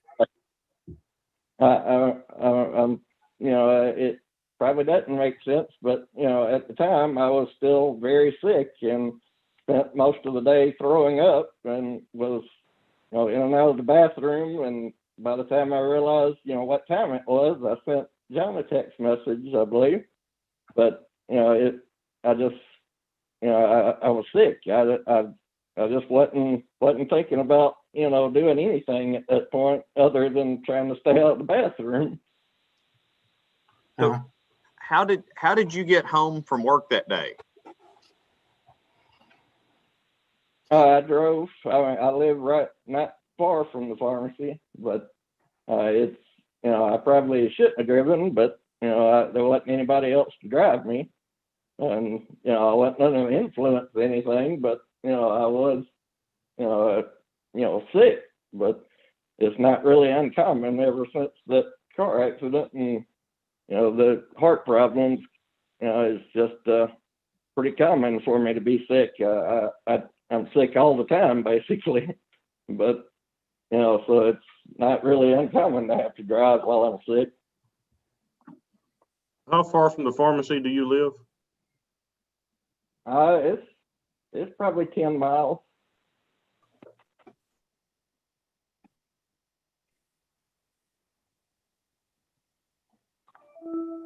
Okay, we have a lot of unknowns here. What are your other board members? What are y'all thinking? Madam President, Yes, sir. I'm thinking that Dr. Doles needs to get an eval. Sounds like a good idea. Needs to get a what? Yeah, we can't let him go back to work, Dr. Newsom. An evaluation. Oh, yeah. Yeah, and it's a big mystery to me as to why you would not go get that drug test. I would have gladly taken the drug test, but by the time I got the message, they just said it was too late.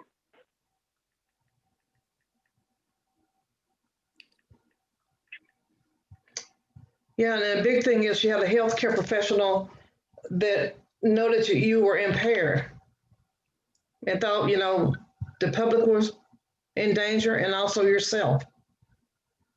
Yeah, if she'd actually spoken to me, she could have seen that I was just sick and not actually impaired, but she never actually talked to me at all. She just saw me with my head down and looking like I was unconscious, but it was just me sick. If she had spoken to me, she could have seen that I wasn't.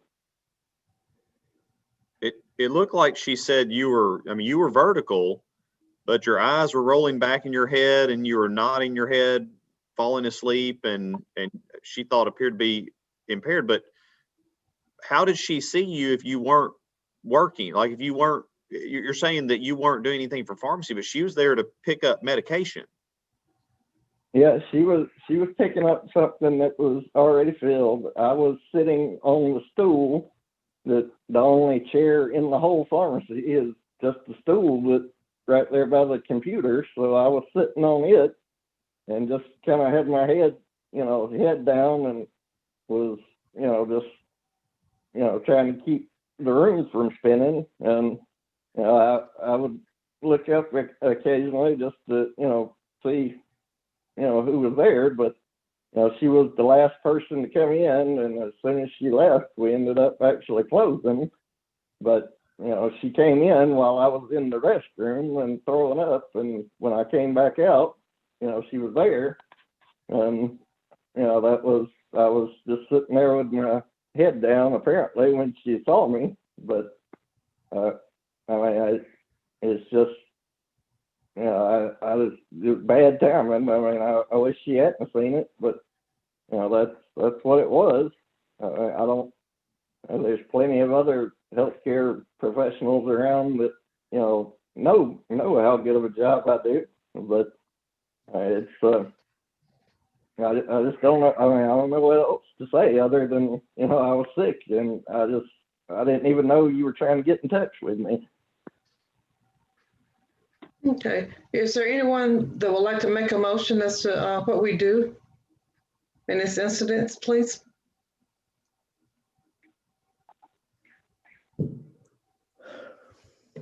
I make a motion, Madam President, Yes, sir. that Dr. Doles attend one of the sites for an eval and before he can go back to work. Okay. A second. Okay, we have a motion and a second on the floor. Any further discussion? Those in favor signify by saying aye. Aye. Any nays? Okay, and I'd also like to put on record that Dr. Richmond recused on this one.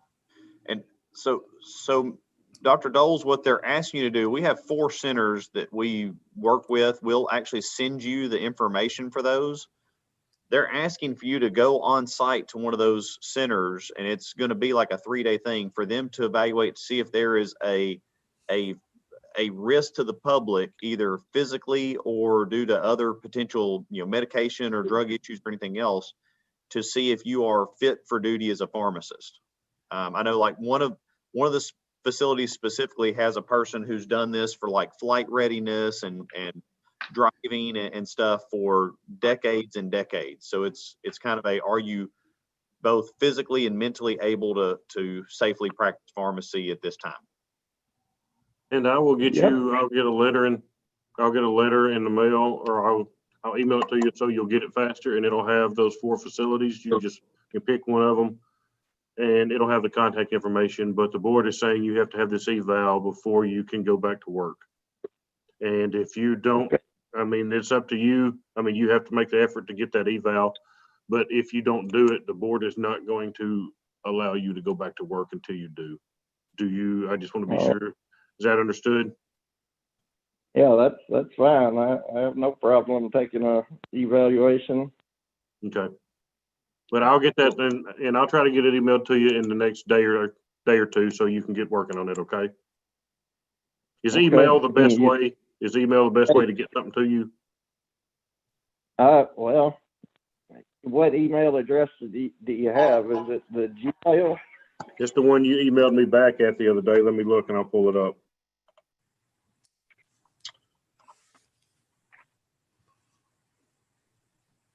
I have, let's see. It is wdoles@yahoo.com. No, wdoles@gmail.com. Okay. And I mean, I'll mail it to you too, but I just figure you'll get it faster. It'll be email, but I will get it mail. I'll get it sent out to you today or tomorrow. If you actually mail it, you'll have to mail it to the pharmacy. I don't actually have a mailbox here. Is that the 47 Highway 71 South Bypass? Yes, sir. Okay, that's what we've got down for a mailing address. Okay. All right, we'll get it to you in the next day or two. All right. All right, thank you.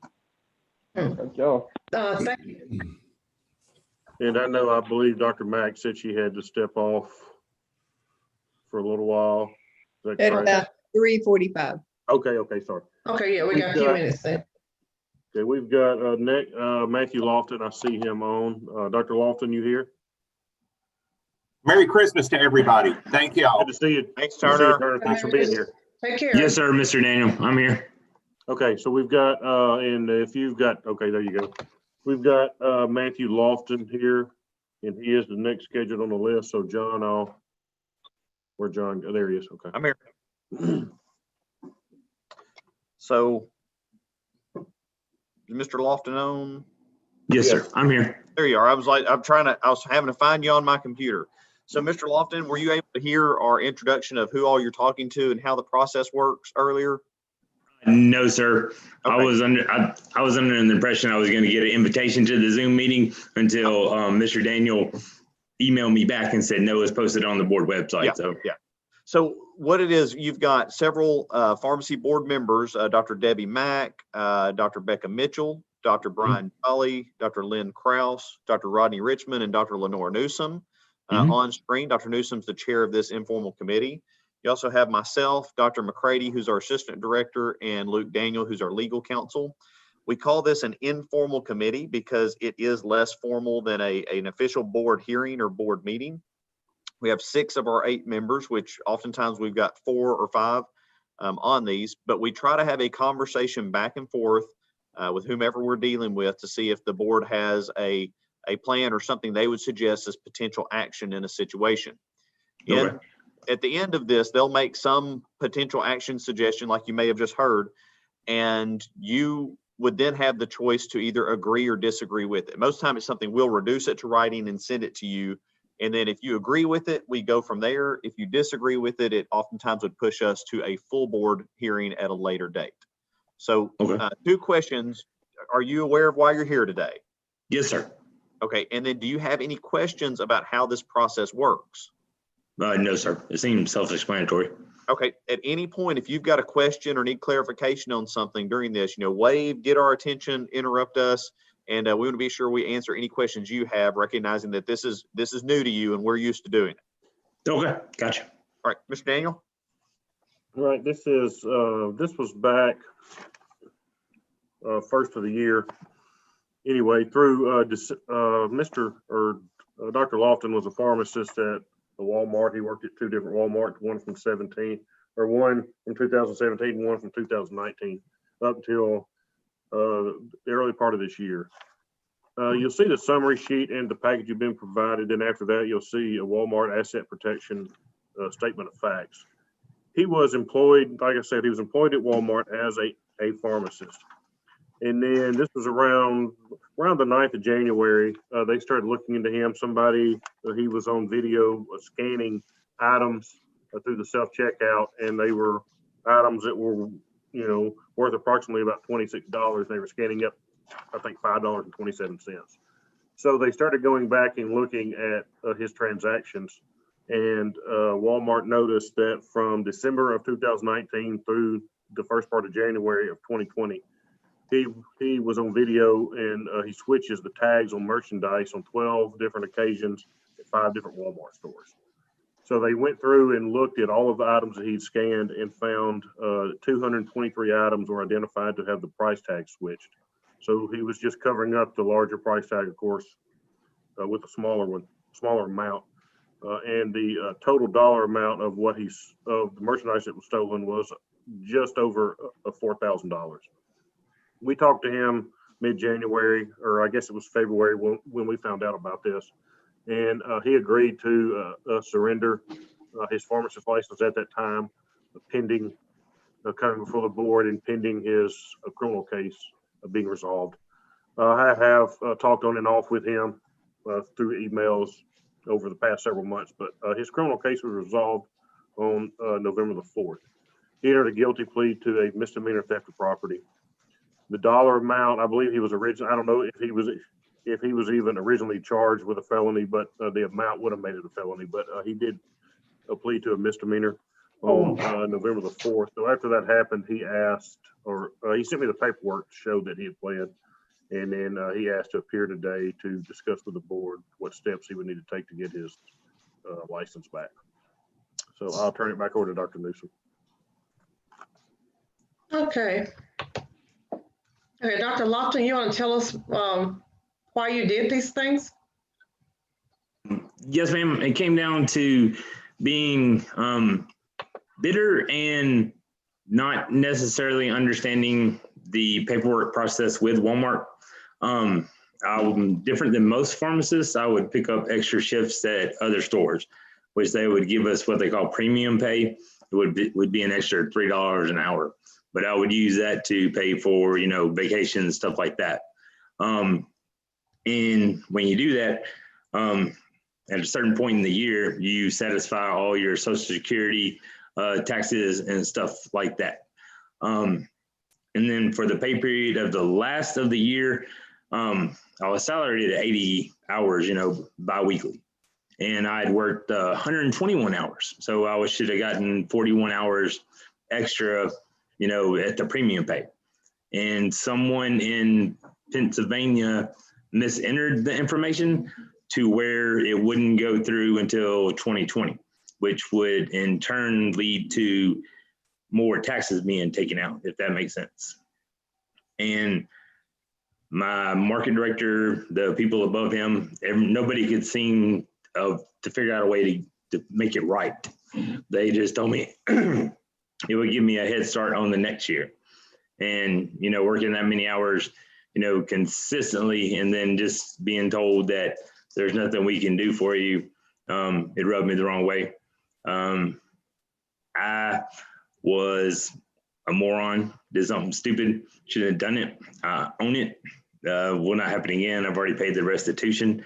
The actual amount was around $2,000. When we had the criminal proceedings, when they presented the amount of restitution of $4,000, they couldn't provide any proof to my attorney for that.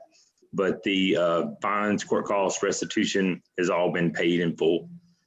And I actually think Mr. Daniel provided a reference letter from my previous supervisor at Walmart, attesting to, you know, my abilities to work as a pharmacist. It had nothing to do with the actual pharmacy. And that is correct. I forgot to mention the letter, but you do have a copy of it.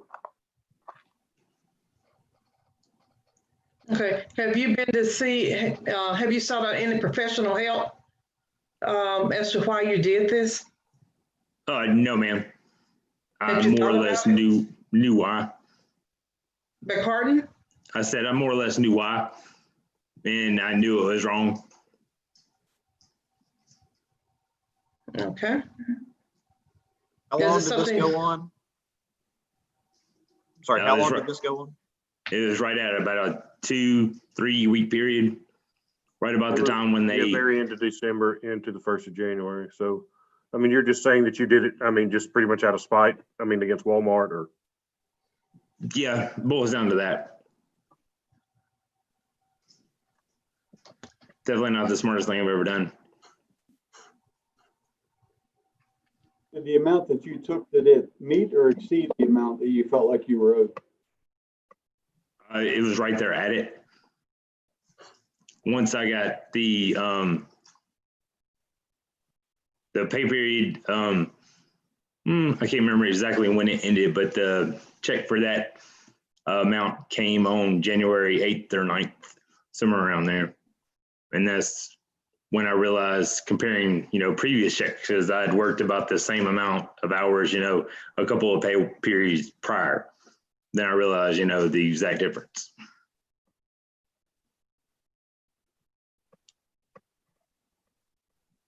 Okay, I'm trying to understand. You said you were owed an extra $3 an hour for 41 hours. That's $123.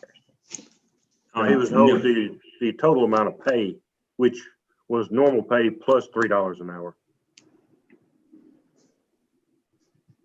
I guess okay. It still is like, I cannot make the leap in my mind from I am upset that I don't think I'm being compensated fairly to I am going to change the price on 223 items. Like, to me, that is either a serious judgment issue or a character flaw or both. That is very scary to me. What was the number?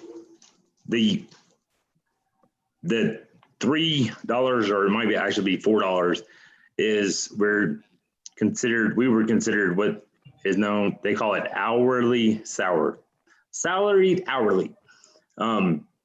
So I was set at I believe $67 per hour. So when I picked up extra shifts, that would be $70 per hour.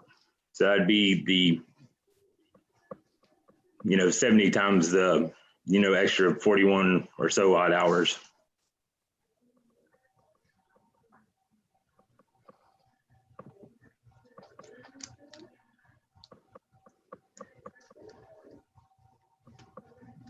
And we went all the way up to the area manager, and nobody could seem a way to make it right.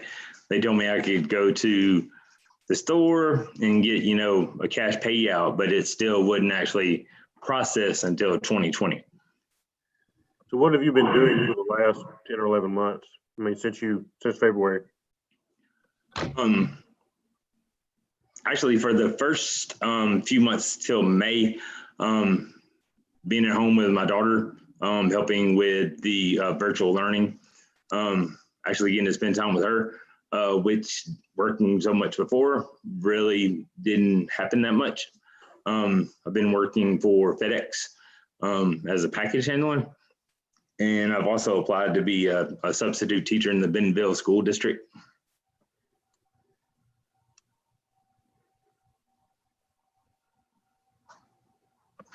Also a lot of CEs, countless ones that you read. I've done over 70 live hours of CE since this happened, which I've sent Luke that as well. That is true. He did send me an accounting of his CE. Just so when I got back into pharmacy, I'd be ready to hit the ground running. Because I always tell, you know, technicians or, you know, students that I'm a preceptor for, that it's kind of like a foreign language. If you don't speak it on a regular basis, it doesn't stick with you. Okay. Dr. Mitchell got disconnected. She's coming right back on though. It froze for a second and she just texted me that she got booted for a second. I understand that. And Dr. Kraus, you'll be next. You have a question? Yes, ma'am. To Dr. Lofton, I mean, how's your anger now? I mean, because you seem like you got really pissed off at him, and you took things in your own hands, and of course you are paying the price for it. But how's your anger at this point? Oh, it's back to me being normal. I'm one of the most patient, especially human beings and or pharmacists that you'll come across.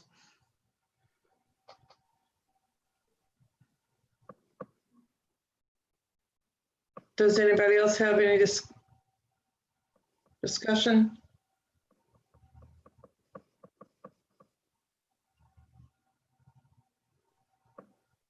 Okay, Dr. Mack has stepped off.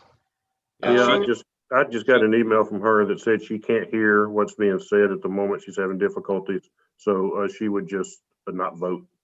There she is. I'm back. Sorry, I had to use my phone. My computer's acting a little crazy. Yeah, I guess it's a little bug in the phone today because we've all had issues. Okay, well, what is the will of the board in this incident? Well, as Madam President. Yes, sir. Go ahead. Just trying to boil away as much fat as possible and get things to kick around. I'm trying to see as far as what do we see as a board that is as aside from the conduct unlawful. What makes it dangerous to me, he chose to go and pick up items out of the store, but what if his choice would have been to pick up some drugs out of the pharmacy? It's kind of a dangerous thing when you start taking things and not paying for them. So No, somewhere I there's agree. I mean, I'm not for stealing at all. And I definitely believe that is wrong. And that is an issue for this board. Madam President, I would completely agree with that. Every pharmacy I've ever managed, I've always treated like it's my own personal business. So I would never take any medications of any kind. Okay.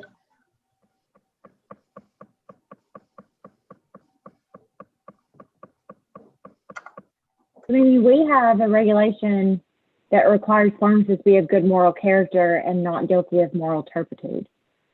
So Yeah, they have taken How do that you- out. how do you get past They've that? actually Have taken they? it out of the statutory and regulatory language at the last session. Am I just remembering that from hearings of Yeah. days past? We've had it, and it was always on all the order notes of hearings, but they've taken out all the moral turpitude language pretty much out of statutes in the entire state. But theft is Okay. still a Yeah, unprofessional conduct issue 100%. Yeah, Yeah. I mean, and we have one that says, you know, you have to obey the criminal laws of the state of Arkansas. So, I mean, it's not a.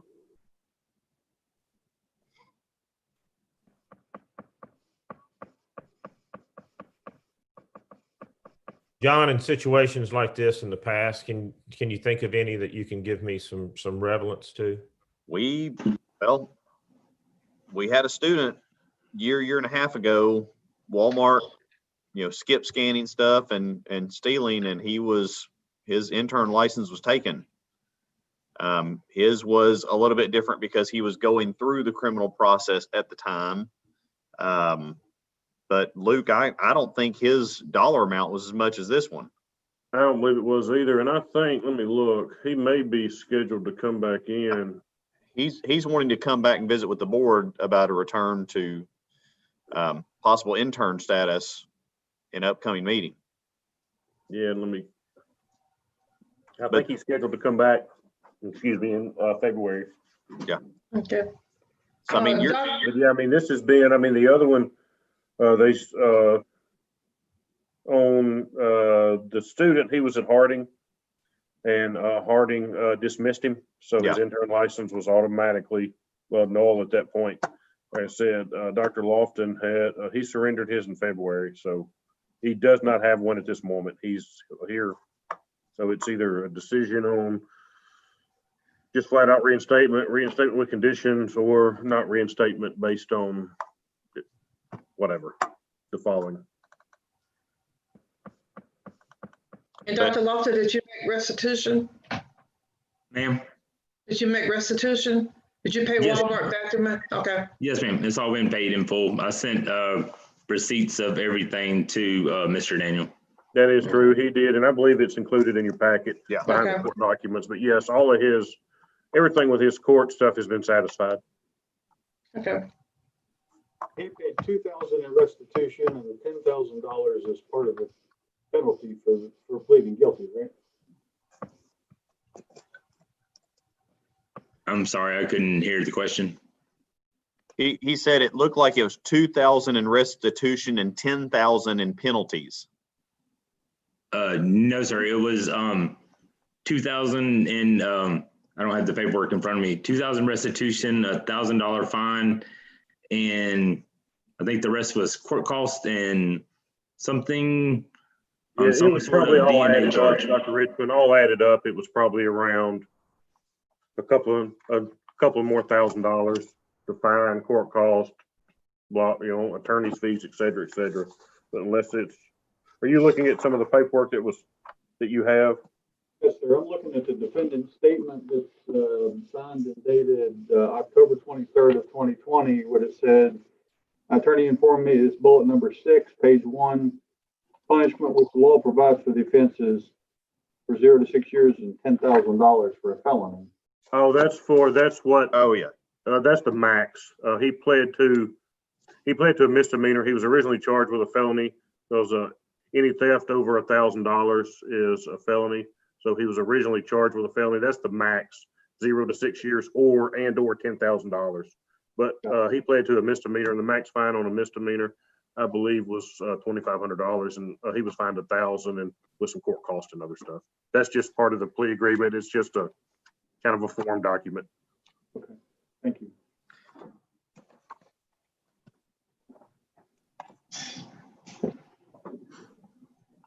The question for me boils down to whether his actions, how that relates to the Board of Pharmacy, his attitude toward drugs. I understand why he did what he did. I'm not justifying it, but I understand it.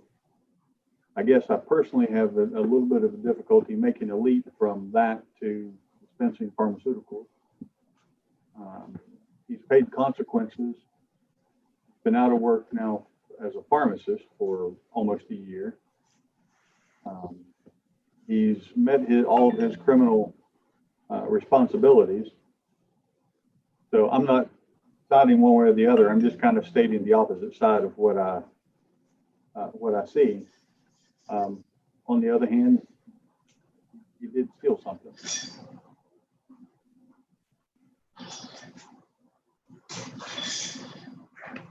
And yes, sir, I 110% admit I know it was wrong. And that's why I provided the reference letters. That's every single market director or supervisor that I've had since I've been practicing.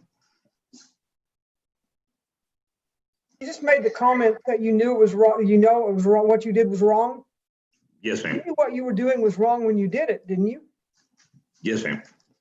But you chose to do it. You made the choice to do that, right? Yes, ma'am.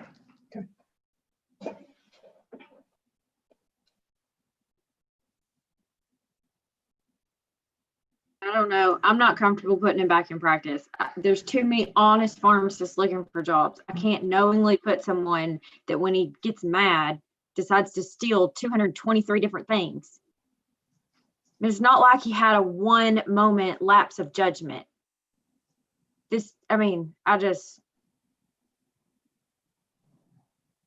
I wouldn't not let you fill my prescription. Because God forbid I made you mad, then what would you do to me? Out of spite.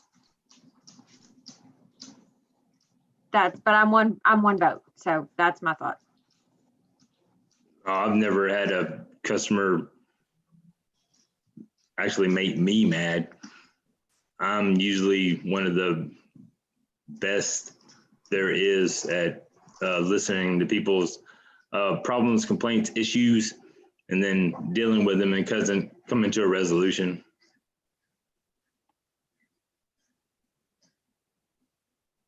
And you had never stolen anything until you did. Yes, ma'am. I've been gainfully employed since I was 10 years old. So I've worked my entire life.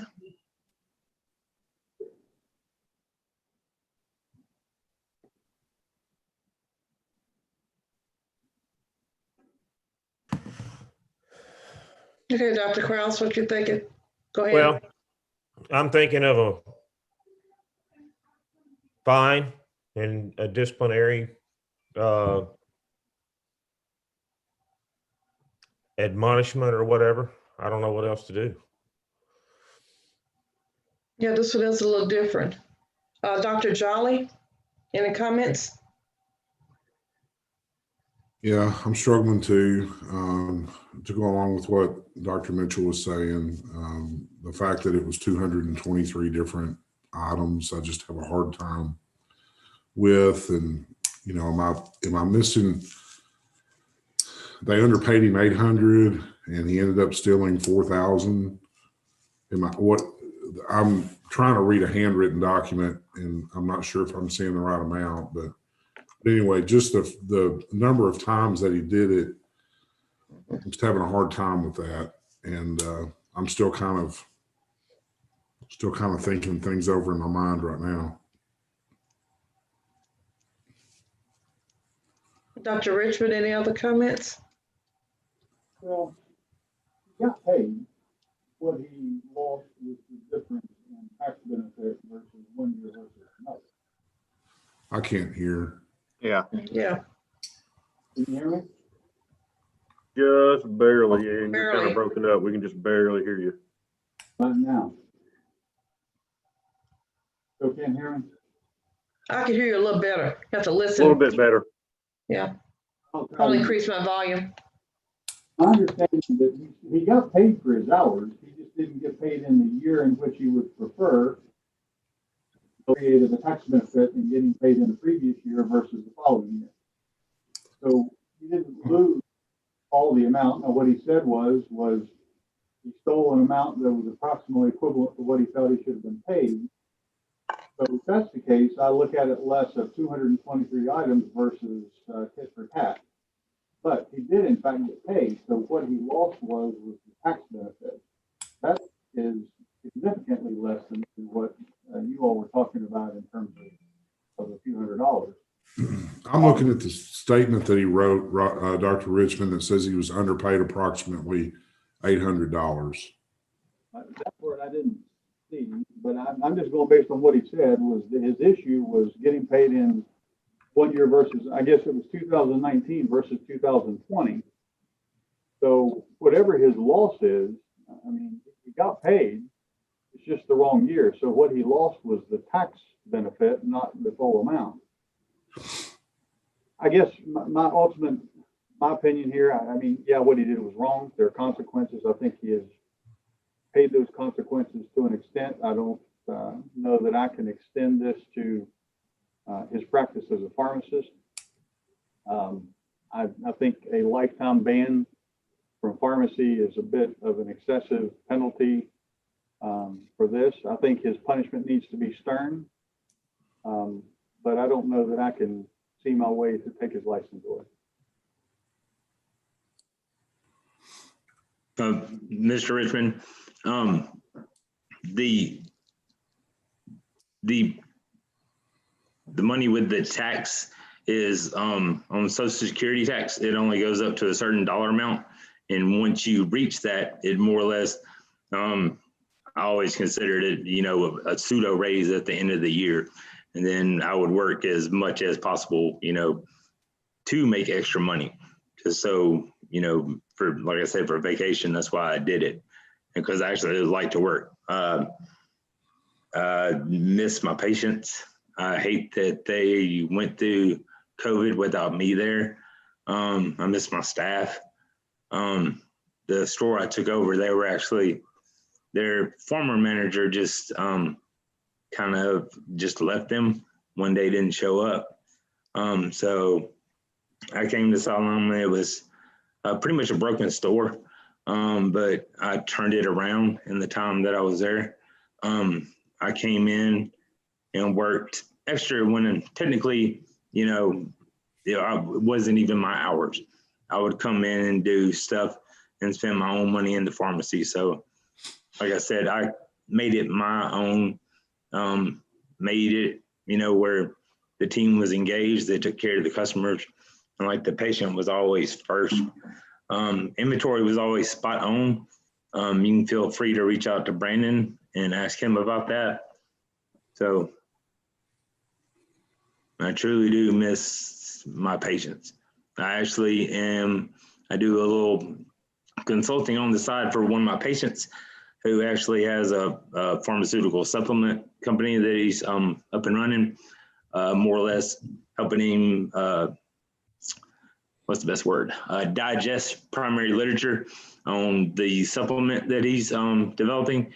And he actually approached me to do it because he said, first I noticed a drug interaction that he was having that, you know, he was very appreciative about. And then he said, you are one of the best, if not the best, at taking complex information and breaking it down to where, you know, the average Joe can understand it. Not just with him, but just him watching, you know, me talk to other people. But you could have gotten the same tax benefit the following year if they paid you later, right? Presumably, but with COVID, they changed the hours on that. It's one of those, a bird in the hand is worth two in the bush, or if it's the other way around. I understand your frustration. I know what you're talking about with the Social Security bonus at the end of the year, because I love that too. But you know, I've been in situations where I've gotten paid on January the 2nd, and I lost all that Social Security benefit from the previous 2 weeks because taxes got taken out in 2020. It doesn't mean that I go steal that $600 that I lost out on from my employer as a result. And you can say it wasn't. You can say COVID, but this all happened before COVID. Oh yes, sir. Like COVID is an absolute farce to say that you are concerned about COVID for the next year. So I don't see any appropriateness in saying that. They've changed it now, but you had no knowledge of that when this happened. Oh, no, I wasn't using that as an excuse. I was just saying I didn't know if the hours would be available because they were, short-staffed, missing pharmacists. But it was, they called me as soon as they made the mistake and said, this was in the middle of December, and saying, this pay period, I entered the information wrong, and we can't go back and correct it and make it right. So they knew, a week and a half before the paycheck was actually going to be, paid out. And what'd you do with all the items? It was just mainly Christmas gifts. And then the numbers they gave, I don't know if it's actually true, because like I said, when my attorney asked for proof of the dollar amount and the item count number, they weren't available. They weren't able to, provide that information.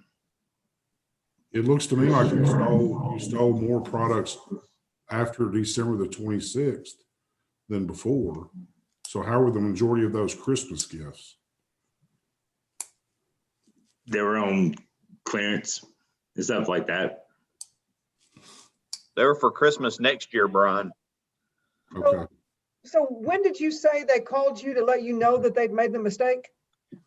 That I do not know the exact date. Roughly? Somewhere around the middle of December. And that's when you started this? Not immediately, like that day. Well, that's odd because your first theft was on 12/8 of 2019, according to the asset protection people. It could have been earlier. I'm not exactly sure. Your dates and your excuses or explanations or whatever you're giving don't add up. Right. I think you need to go have a mental evaluation to see why you did that. Because I think it's something wrong somewhere.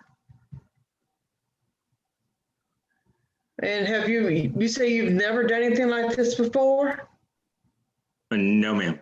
Like I said, I've been gainfully employed since I was 10, just because I grew up, I guess you would say poor. And I've always worked, and I'm the one, if you do the job, you deserve to get paid for, doing the job.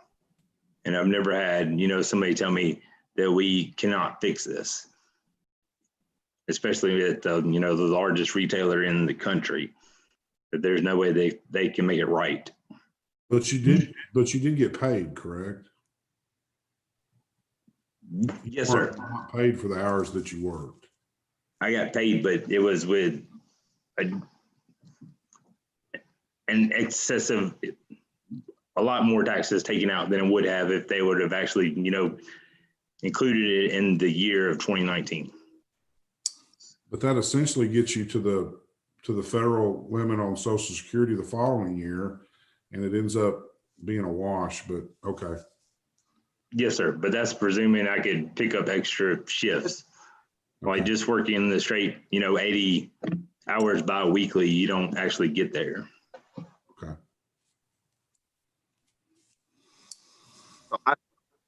I tell you, it's fascinating because we've only dealt with a couple of issues, even similar to this in the past.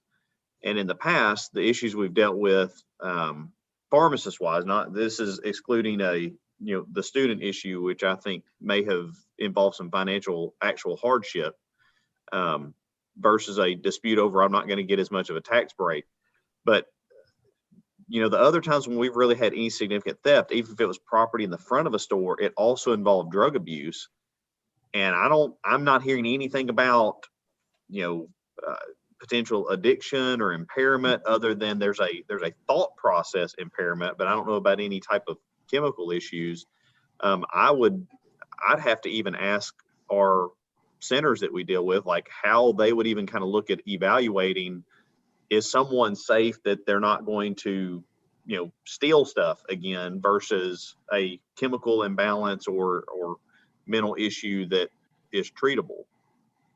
It's an odd thing.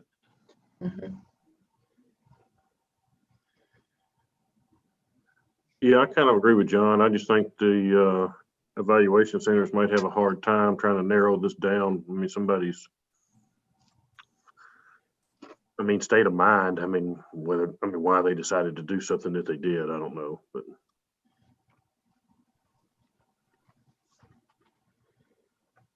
we have applicants, technicians, and pharmacists and people come in all the time that apply for licenses, and they have theft of property in their background. And we oftentimes tell them that 2 or 3 years is not near enough time for us to know that you're not going to do this again. That, this is such a new charge and a new issue, and it's happened in this year. I don't think that what Dr. Lofton's done is necessarily deserving of a lifetime ban from the profession. But I have an issue with just the level of lack of professionalism involved in this case, and the timeline, to Dr. McCrady's point of it being so soon in the past that this happened. And so I'm not inclined to allow him back into practice today. Again, like Dr. Mitchell said, I'm one vote, but that's my opinion. Okay, I think we all kind of agree that he shouldn't be put back to work right now. What is the timeline that we're looking at for him to be out before he can come back and talk to us again?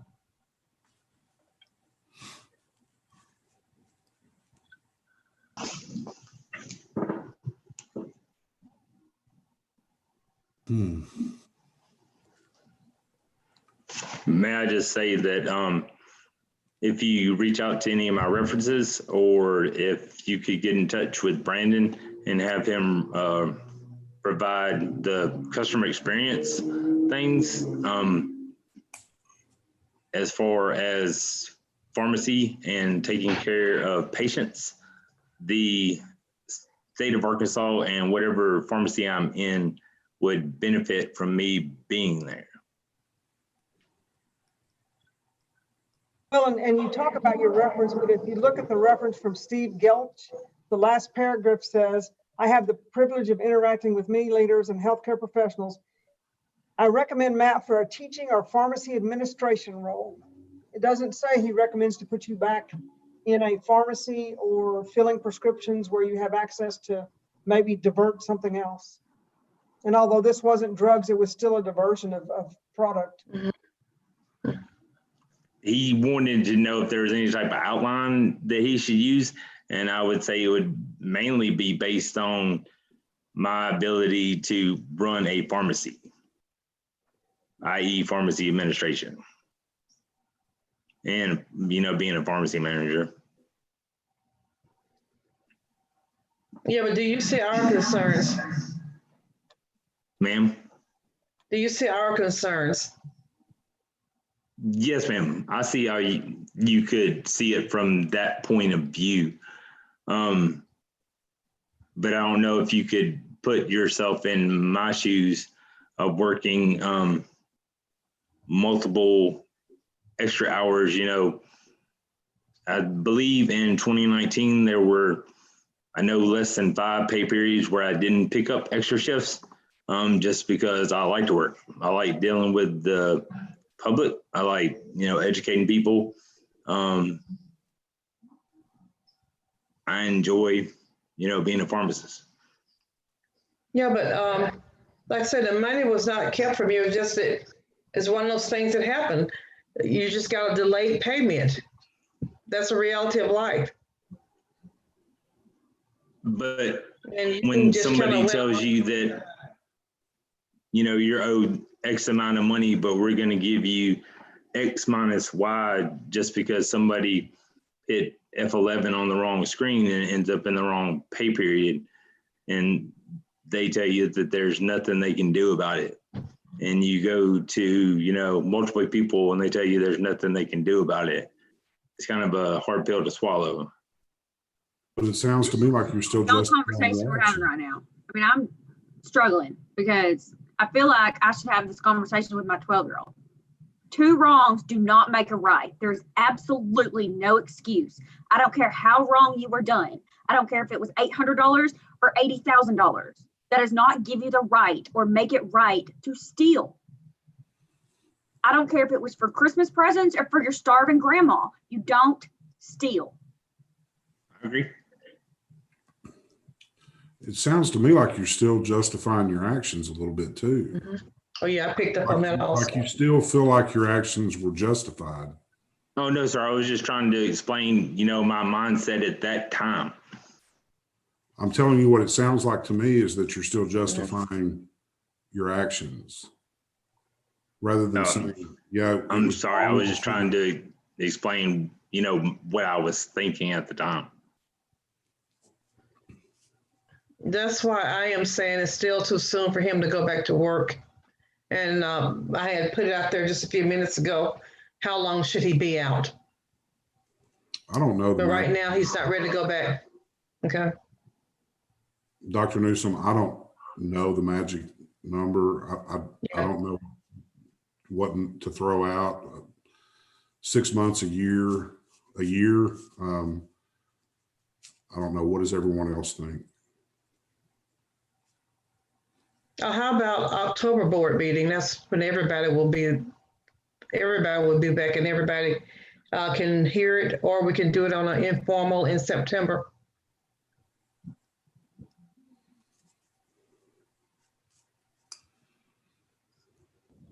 I think the full board is a good idea. Okay.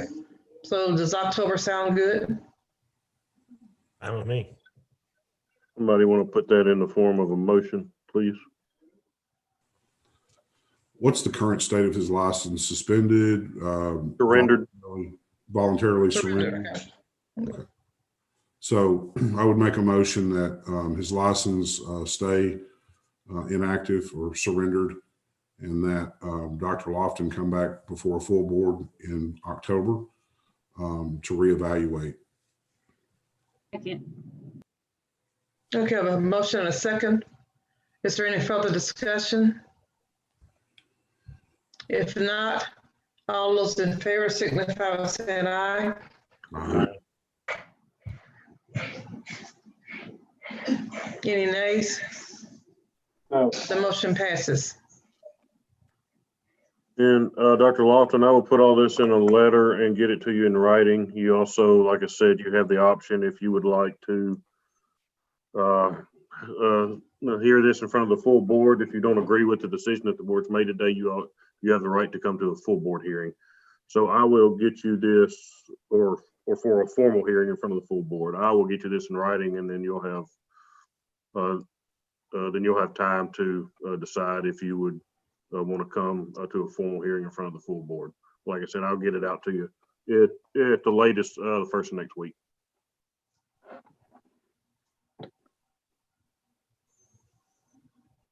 Okay, anything else? Okay, all right, thank you. Is anybody from Optum present? Do we They're here. have? Okay. And I don't know, board members, we've got 2 more things. We've got a pharmacy, and then we've got 2 more things to hear today. I don't know if anybody needs a break or if y'all just want to keep going. Whatever y'all want to do is fine. Can we take 5? Sure. Yeah. Okay, a comfort break. Thank you.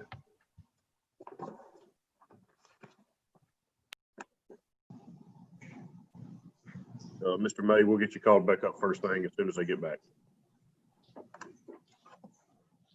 Perfect. Can you hear me? Yes. Okay, great. Thanks.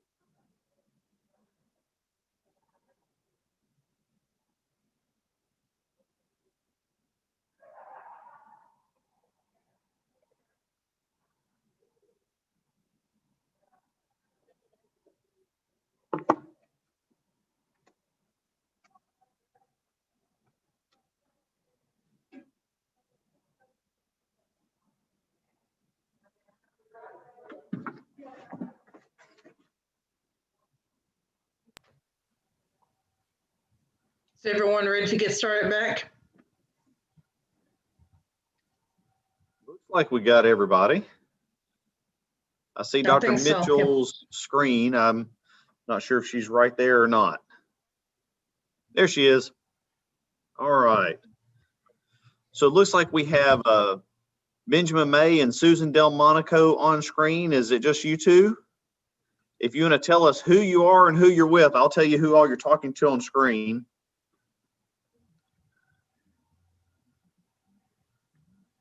Oh, Ben, you're muted. All right, better now? Yeah. Yes. Perfect. I'm Benjamin May. I'm the pharmacist in charge of our Optum Specialty Pharmacy Facility, Optum 705 in Franklin, Tennessee. And then I've got Susan Delmonico, our Deputy Compliance Officer, on with us as well. Okay. So did you guys hear the introduction of who all you're looking at and how the process works earlier? That'll save us like 2 minutes. Do you have any questions? No, sir. All right. I'm going to punt it over to Mr. Daniel and to introduce this one. And this was a complaint that the board received, and it was actually worked by Deputy Director Brenda McCready. So I'm going to let her kind of go through the complaint, what it detailed, and there's a timeline in your paperwork, the board members that you have the complaint in that timeline. Anyway, I'll turn it over to her and let her go through this with you. Good afternoon. This was a patient that filed a complaint with the Board of Pharmacy. Evidently in January of 2020, he was diagnosed with MS and was receiving his medications from a local in-state pharmacy.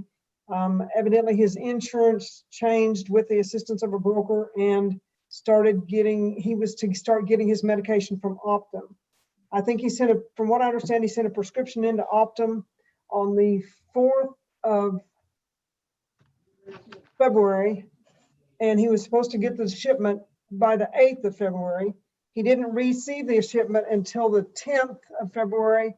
In his words, it sat on his porch until he got off work and the medication was Rebiff, for your information. It says, when I unboxed the medication, the ice packs were completely melted. Okay. The temperature sensor did not change colors as indicated in the instructions. I then had to call the specialty pharmacy in Arkansas to ensure that the medication that I was shipped from Optum would still be good. The manufacturer stated the medication could be stored at room temperature for up to 30 days if kept away from heat and light. The patient was still not convinced that the medication was stable and that he could use it. He did finally have to use it because he didn't have another option.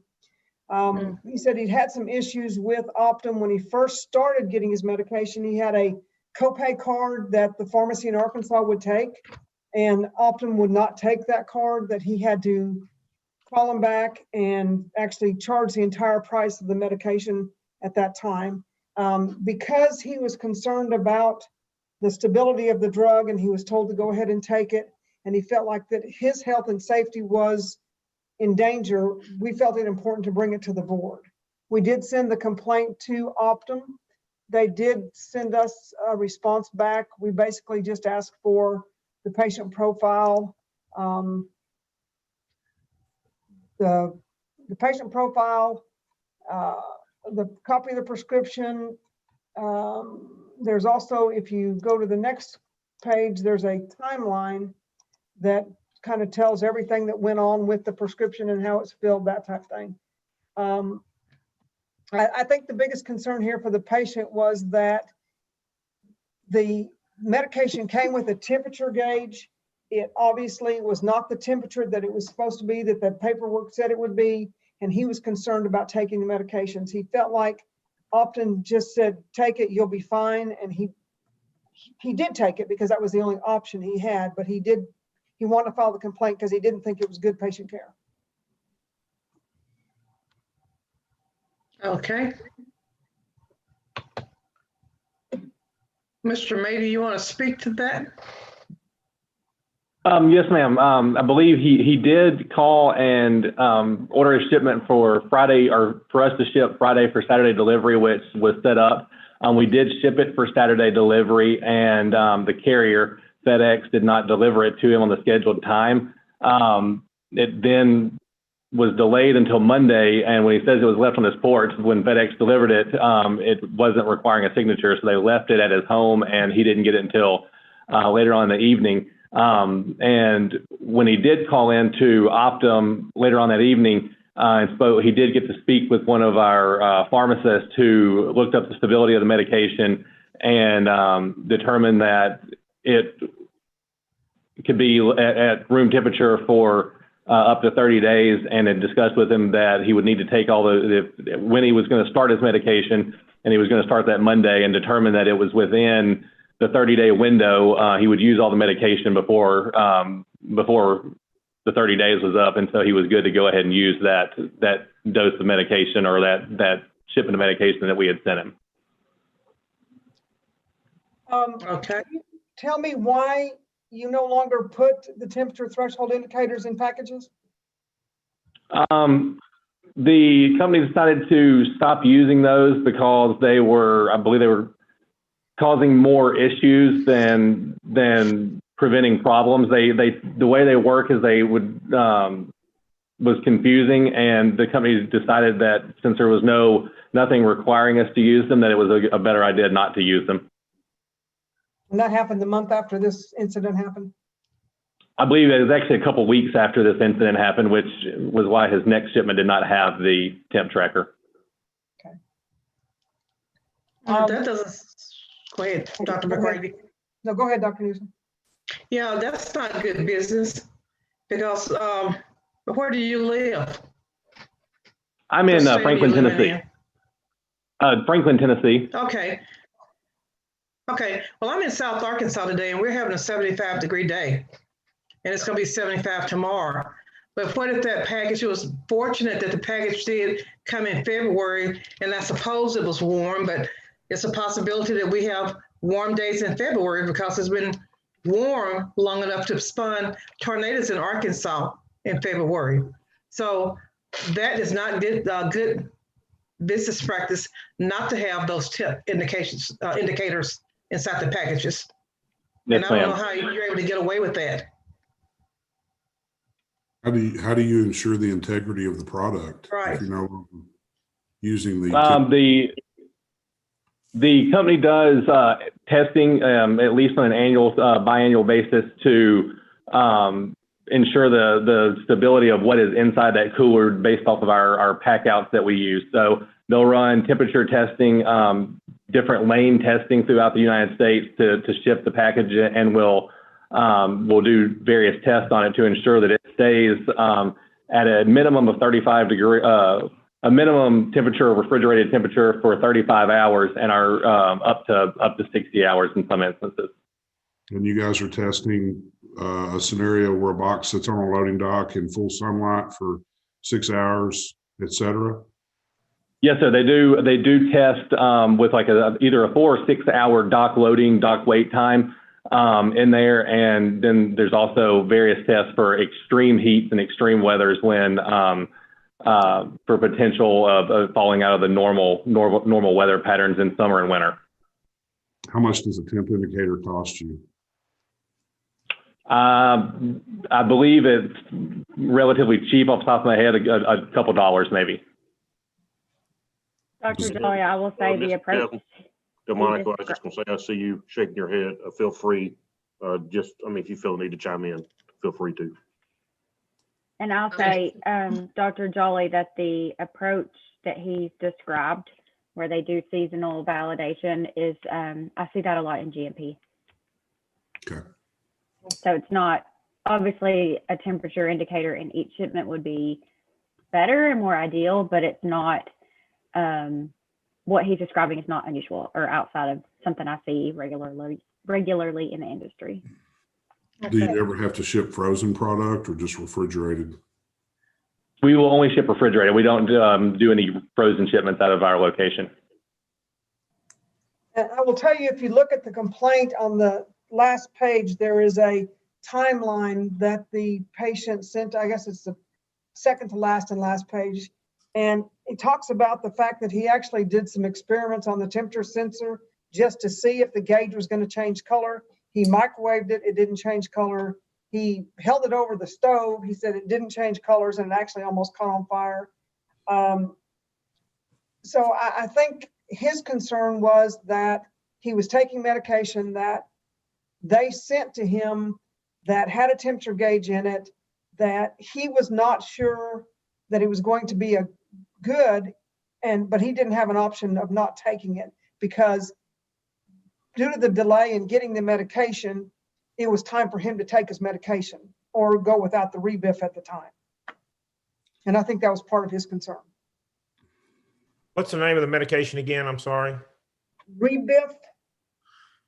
And Madam President, I have a question. Yes, sir, go ahead. So tell me again, the patient was supposed to get it on Friday and they changed the delivery date. Is that right? There was a delay with the carrier. So the carrier had an issue where they weren't able to get it delivered on Saturday like they were supposed to. The original shipment was set up to ship out of our location on Friday for Saturday delivery. And there was a issue with the carrier where they didn't deliver it on time. And so I assume the patient being without the medicine on Saturday was unable to get Optum to cover the prescription locally so they could start on it. I don't know. I believe he was. Oh, excuse me. Go ahead. He wasn't due to take the medicine, right, Benjamin? When was he due to take the medicine? I believe his next dose, he told them, was due on Monday. So he wouldn't have missed the dose until that Monday, and was part of that as well. I believe he said he takes the medication on Monday, Wednesday, Friday. When were you aware that he wasn't going to get the medication until Monday? The patient was made aware. He got a automated phone call telling him to call the pharmacy to check on the delivery status because it was going to be delayed on Saturday, I believe. But you don't know when that was? I'm not aware of the time, no, sir. Dr. Krause, the patient actually spoke with someone at Optum on February 4th, and they asked him if a Tuesday delivery would be okay. He said no. He took his medication on Monday, Wednesday, and Friday, and they said there would be no problem with it being delivered on Saturday. So they were aware that he had to have it Monday and assured him that it would be there on Saturday.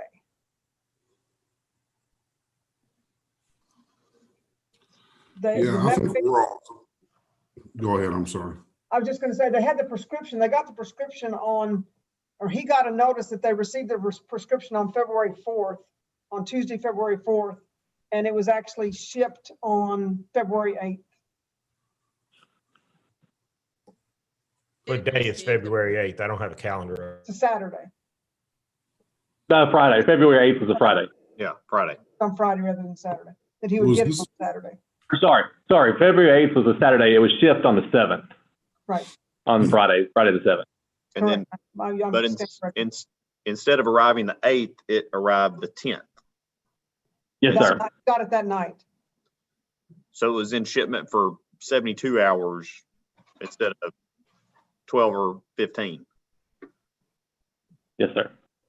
And I think that for this one, knowing how long it was in some shipment process, and of course, between Franklin here, it went, can't go through there without stopping at the FedEx facility, I imagine in Memphis, and they get the same weather that, well, we all do kind of down here. I think part of it was the one that did have a temperature unit in it, it was, having talked with this complaint, it's just bewildering that he couldn't even get the temperature thing to react. Heating it up. The defective temperature. The temperature tracker actually will not react until after 8 hours. I did found out that even if you put high heat on it, it will dry out the material that's in there and cause it to potentially not work if it's too hot. So it will only react if it's above 78 degree temperature for, I believe it was 8 hours out of that range. And then it will melt and cause that red color. And like putting it in a microwave or high heat will not activate it like you assume that it would.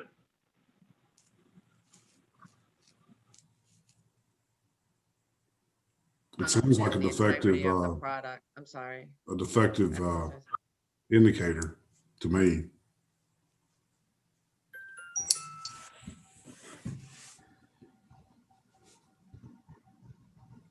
Okay, any other comments? So are those prescription products like that, are they generally sent without signature required? Sometimes we'll have signature required if the patient requested, if they know they're not going to be home and want to make sure that it gets delivered to them, or if they've had issues in the past with maybe the carrier delivering it to the house next door or wrong address, they will request signature required, and that is an option.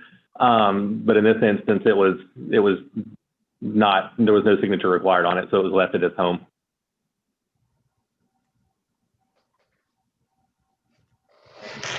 Do you know, is the patient's network restrictive as far as specialty pharmacies go?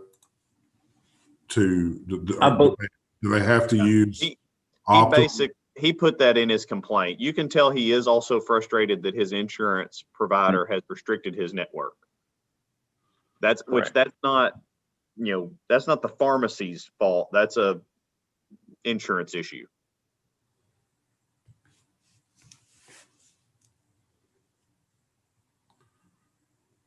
Does he have United Healthcare insurance? I believe so. Yeah, it's some Blue Cross Blue Shield something, I thought. I have to go back and look.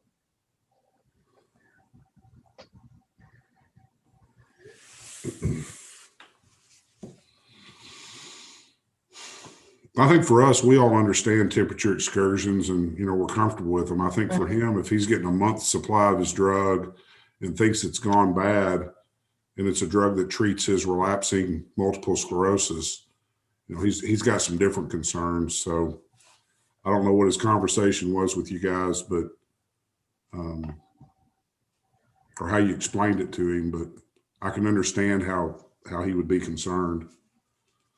Mm-hmm. Well, I think anytime you've got something that's supposed to have some sort of cold chain and you receive it and you perceive that it is, the packs are no longer cold in there and the drug's at room temperature, saying, oh, just be sure you use it all in 30 days does not make most people comfortable. I mean, it's the same thing we deal with. If your power goes out at your pharmacy and you don't have a temperature log to tell how long it was at what temperature, we got pharmacies that, they, even if it's the middle of winter, there's an ice storm, they hook up a generator and have the refrigerator and the freezer going, because otherwise they can't guarantee that is sound medication. I mean, our Department of Health is generally the one that would actually, quarantine meds like that if there's a fire or some issue. But, we got pharmacies that, they just have to clean it out. Refrigerator died, don't know how long it was at, not excursion, but even at room temperature, and they can't guarantee stability after that.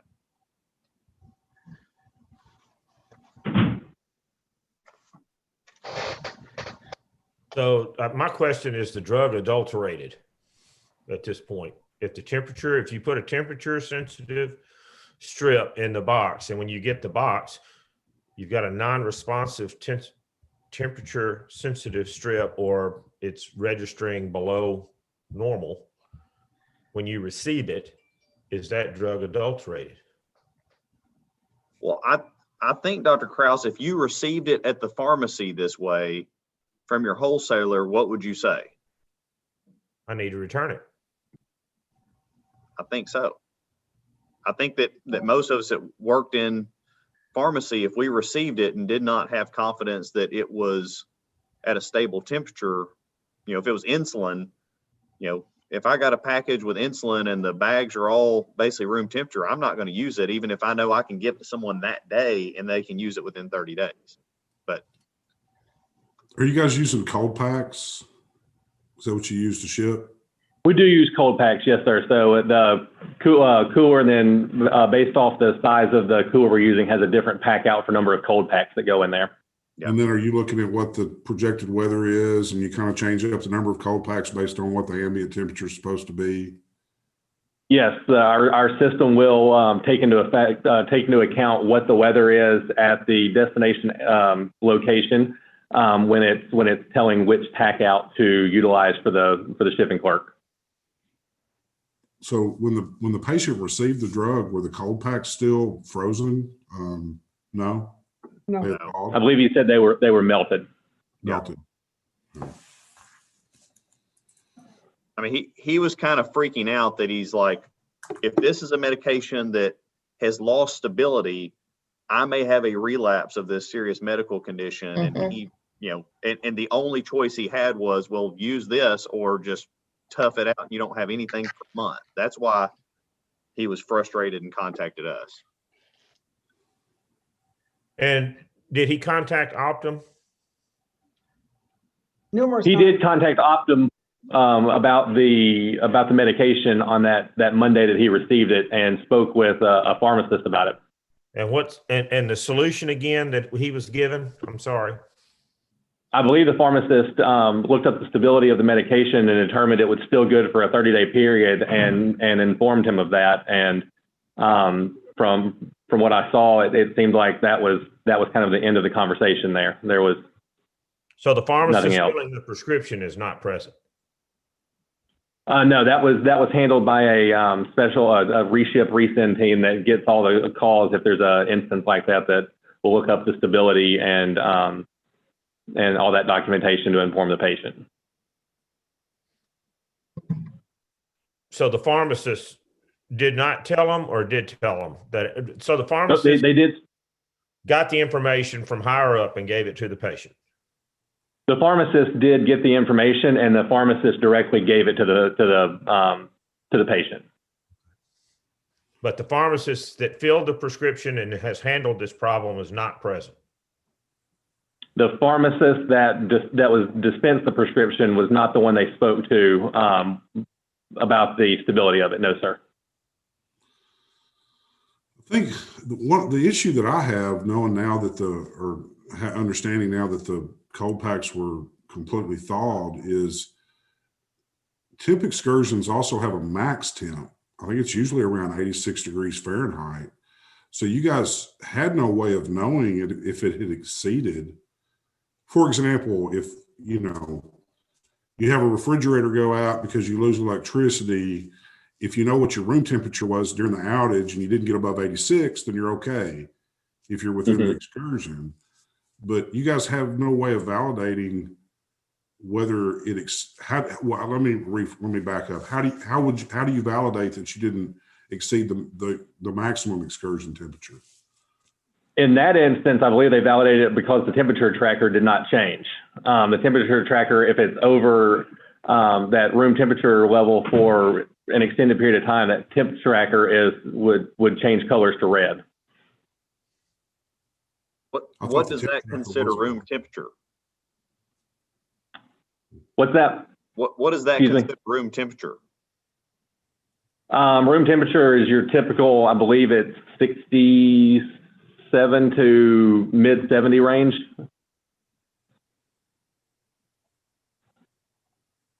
.76, Dr. Kirtley, I think, is the definition, the max definition of room temp. But then I think 86 is what's considered beyond in general max. Becca's shaking her head. So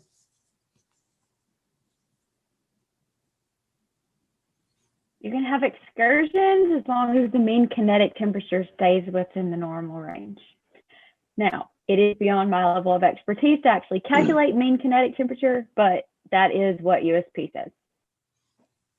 Yeah, and it sounds like the patient just assumed the temperature gauge didn't work because he put it in the microwave or heated it. But according to them, it would have to be at that temperature for an extended amount of time. Like heating it up 30 seconds is not going to make it react. Is that okay? I thought that's what. That's correct. Yes, sir. I mean, he just assumed it was broken because it didn't react when he put it in the microwave, I guess. He microwaved it for 4 minutes and 30 seconds. And they also heated it on the stovetop, and it nearly caught on fire. But I mean, as I can imagine that it would if you put it on the stove. Yeah. So I mean, I'm having problems, and maybe staff can help me with this somewhat. We have a drug that we don't know if it was good or not when the patient got it, or at least the patient doesn't feel good about it. They contacted the pharmacy. The pharmacy said, don't worry about it. It's fine. The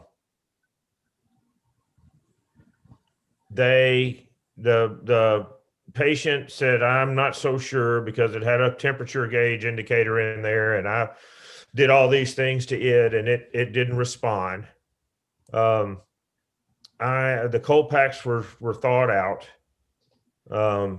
Did anybody think about just maybe telling the patient, send it back and we'll send you another one? Or send it back and, we'll do a one-time override where you can get it somewhere close and get it, keep going, take care of themselves this month? Those are options if there is typically if there's a concern with the patient. To my knowledge, I don't know that was voiced to the pharmacist when they told them the stability specifications on there, or if it was just he was inquiring about it and then took what the pharmacist said at the time. I'm not aware of that particular conversation.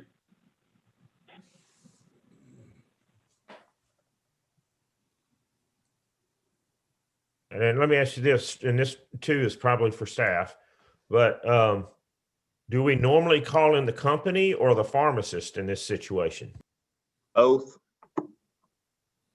Did we call the pharmacist? There's an Arkansas pharmacist in charge. I mean, generally on a lot of issues like this, it ultimately, I think, comes down to the pharmacy on an issue like this, because we look to the pharmacist in charge being responsible for all the dispensing. It gets in some ways more difficult. Ben, are you the Arkansas PIC there? I'm the Arkansas PIC for our fulfillment site here. Yes, sir. There you go, Lynn. Yeah, I mean, the pharmacist that filled it was following whatever the pharmacy's policy and their standards and I don't know that it would have been, he was doing, or he or she was doing what they're supposed to do under, this and that circumstance. So I don't know but I get your point, Dr. Krause, but. Dr. Krause, the other statement that the patient said was that on February 10th, he called Optum and spoke with a customer service advocate who said, do not take any of the medication. I will get reshipped on the line. And then the pharmacist came on the line and said, it would be fine. I've looked up in the manufacturer's information, go ahead and take it. So he was initially told not to take it by one of their customer service advocates, and then told it was okay to take it. And I think that may have created a little bit of his concern also, because he got two different answers to start with. Well, and it doesn't sound like the first person was a pharmacist. It just sounds like might have been somebody working the call center. But. And should they be answering patient-specific questions? No. They're probably telling them to be on hold and while they got the pharmacist for them. That's what they usually do. They wouldn't answer that question. Say that again. I'm sorry. I'm sorry. They're not allowed to answer patient-specific questions, but they would tell them to, don't hold on, and we will connect you with a pharmacist who will answer the questions. So Dr. May, did you say you guys aren't going to use the temp indicators anymore? Currently, we are not using the temp indicators. We're strictly going based off our testing, pack out testing. So how will you guys handle this in the future if a patient receives a med and the cold packs are all thawed? If I understood you earlier, you were also using these to indicate, they also helped you indicate the maximum temperature it would have gotten to. So how will you handle maximum excursion temperatures without the temp indicators if this happens down the road? I believe they're going strictly by our pack outs now. So if our pack outs are tested and verified for 60 hours at the moment. So if it's over 60 hours, my understanding is they're instructed to that the medication may be bad and not usable based off the pack out and testing data that we've gotten. Okay. Dr. May, if the medication had been bad, or let's say that it had broken or whatever, what is the policy? What would the patient have done in that same, with it being a Friday and all that? What would have been the scenario? Since he needed the dose that Monday that he received it, there's two options. We would have looked into shipping it potentially as a same day courier to get to him if we could, or there's also the option that they have of trying to obtain a local retail override for that specific instance. Even though they're locked in, instances like that, we can try to obtain the retail override so he can get it at a local pharmacy since he would be in need of a dose at that time.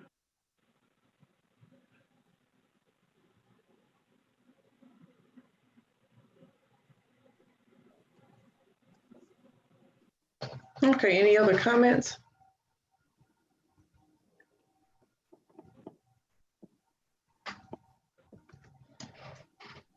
So what is a good decision for this situation?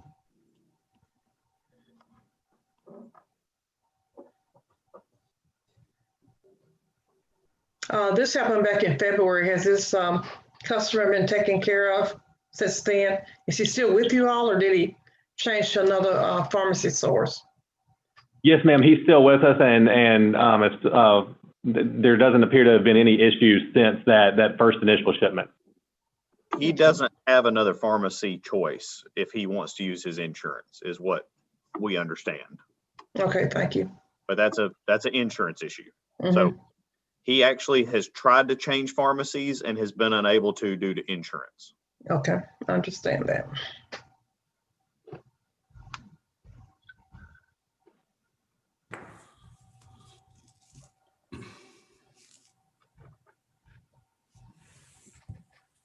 Well, if he has insurance and the insurance that he has owns the specialty pharmacy that he's being restricted to, then it does carry over to the pharmacy as well, in my opinion. But I think that customer service could have been handled better for this particular patient, but I don't know how that translates into our actions today. Well, customer service, I'm just taking a stab at this. They probably work for the insurance company, not the pharmacy, right? The customer service team is not located in our particular facility, correct? So the first person he talked to was not there at your facility? No, but they were part of the Optum Specialty Pharmacy. I'm guessing it's just like a call center. Yes, sir. And do they have pharmacists at that call center, or do they transfer those calls to the pharmacy? We do have some call centers that have that do have the pharmacist at it, and they're in the same building, but they would transfer the call over to them. Same building, but not same offices? So they'd be in the same potentially, building? yes. Potentially, yes. I guess what I was saying is, do they answer the phone United Healthcare, or do they answer the phone Optum? It would be Optum.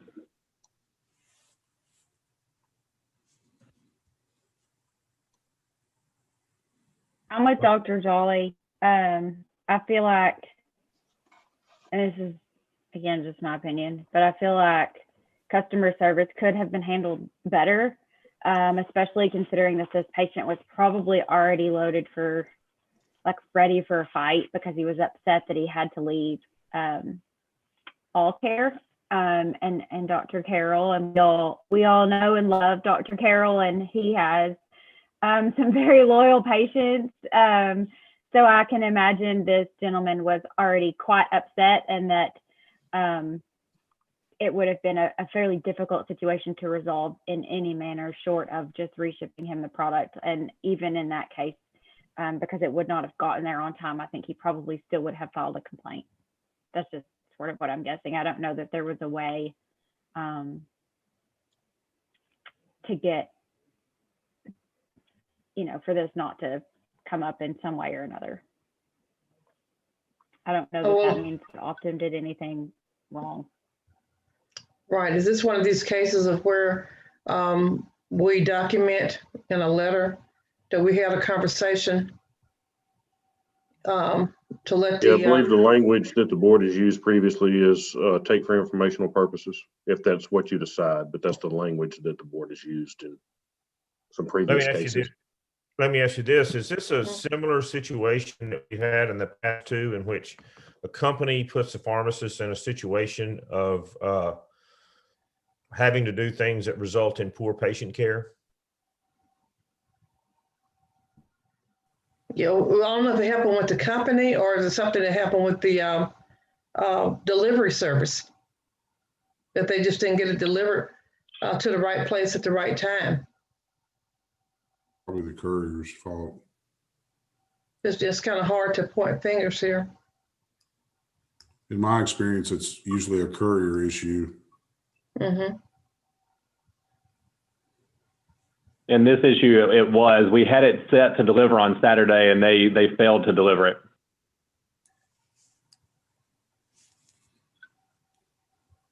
Well, I can imagine this is not the only time that's ever happened. So, I mean, especially at certain times of the year. Can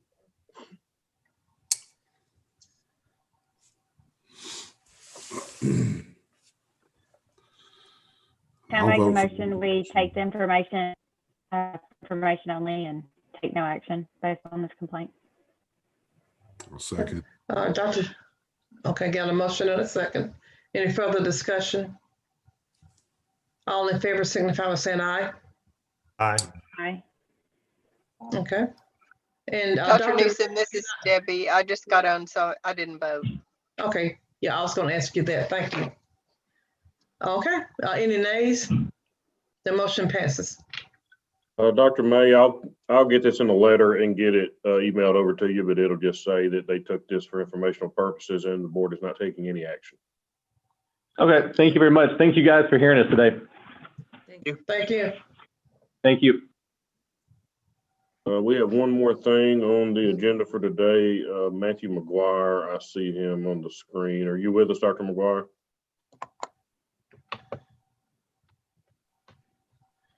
He's muted. Yes. And do you have access? Can you use your video? Do you have access to that?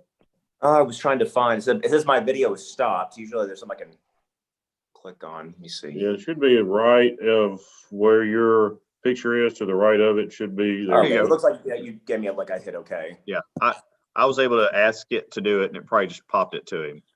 Okay. So, Mr. McGuire, were you able to hear the introduction earlier and hear how this process works? I mean, I've been logged in since a little before 3:30. Okay, so just the brief overview is you see several members of our board as well as a couple members of our staff. In this situation, we call this an informal conference. It's a chance for us to talk about, in this instance, I believe it's a medication error issue.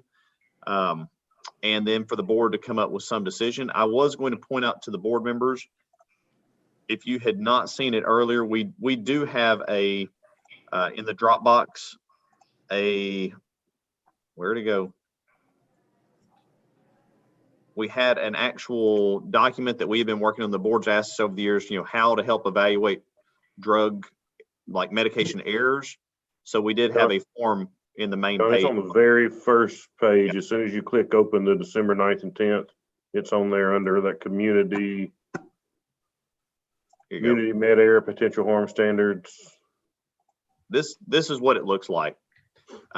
This is in many ways, part of this is to show for the board members, if you wanted to use this as a tool for some uniformity, part of it shows you when you think that, what level of potential harm there is. And there's a scale down below it to actually judge that.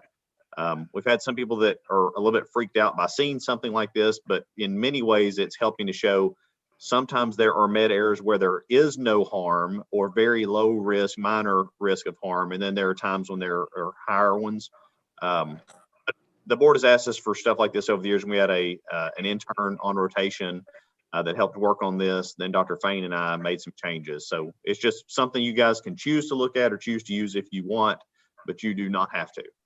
Okay, but you said it's on the homepage of the board. Well, It's something that the board members got in their packet today, along with your information for the meeting overall. Other than that, do you have any questions about how this process works or why you're here? I'm a little confused of why I'm here. I mean, I understand what happened, but I'm unclear of how it even got this far. Okay. Well, I believe it's Dr. McCready on this one. Is that correct? I'm going to let Luke start it because he's the one that got the notification and that type of thing. All right, there you go. So Luke, as our general counsel, will help explain why we're here to you. Okay.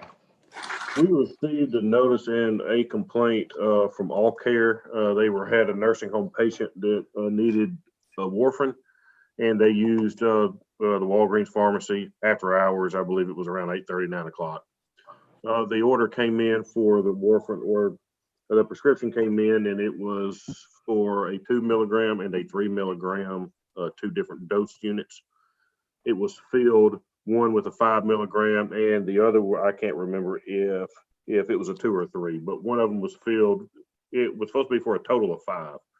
So one of the doses was filled for 5, and the other one was filled for, it was as written. It was either the 2 or the 3 milligram. All Care caught this error before it got to the patient. It was either All Care or the nursing home, but anyway, it was caught before it got to the patient. And we asked Walgreens for their reports, investigation, case file, whatever you want to call it. And so they sent us that, and it had details, or it had statements from Dr. McGuire. It also had statements from other staff, and there was a statement in there where the Dr. McGuire had stated that he couldn't afford another STARS event, which STARS event is what Walgreens uses. I guess everybody has their own in-house, whatever they call it. I'm sure Walmart's got their own, or UMS, but it's their, I guess, medication eras, and where they just keep up with whatever's logged. So we asked Walgreens for a copy of the other STARS events for Dr. McGuire going back, and I think Dr. McCready can correct me if I'm wrong, but I think we went back 2 years. And Dr. McCready's reviewed those, and I'll let her get into those in just a moment.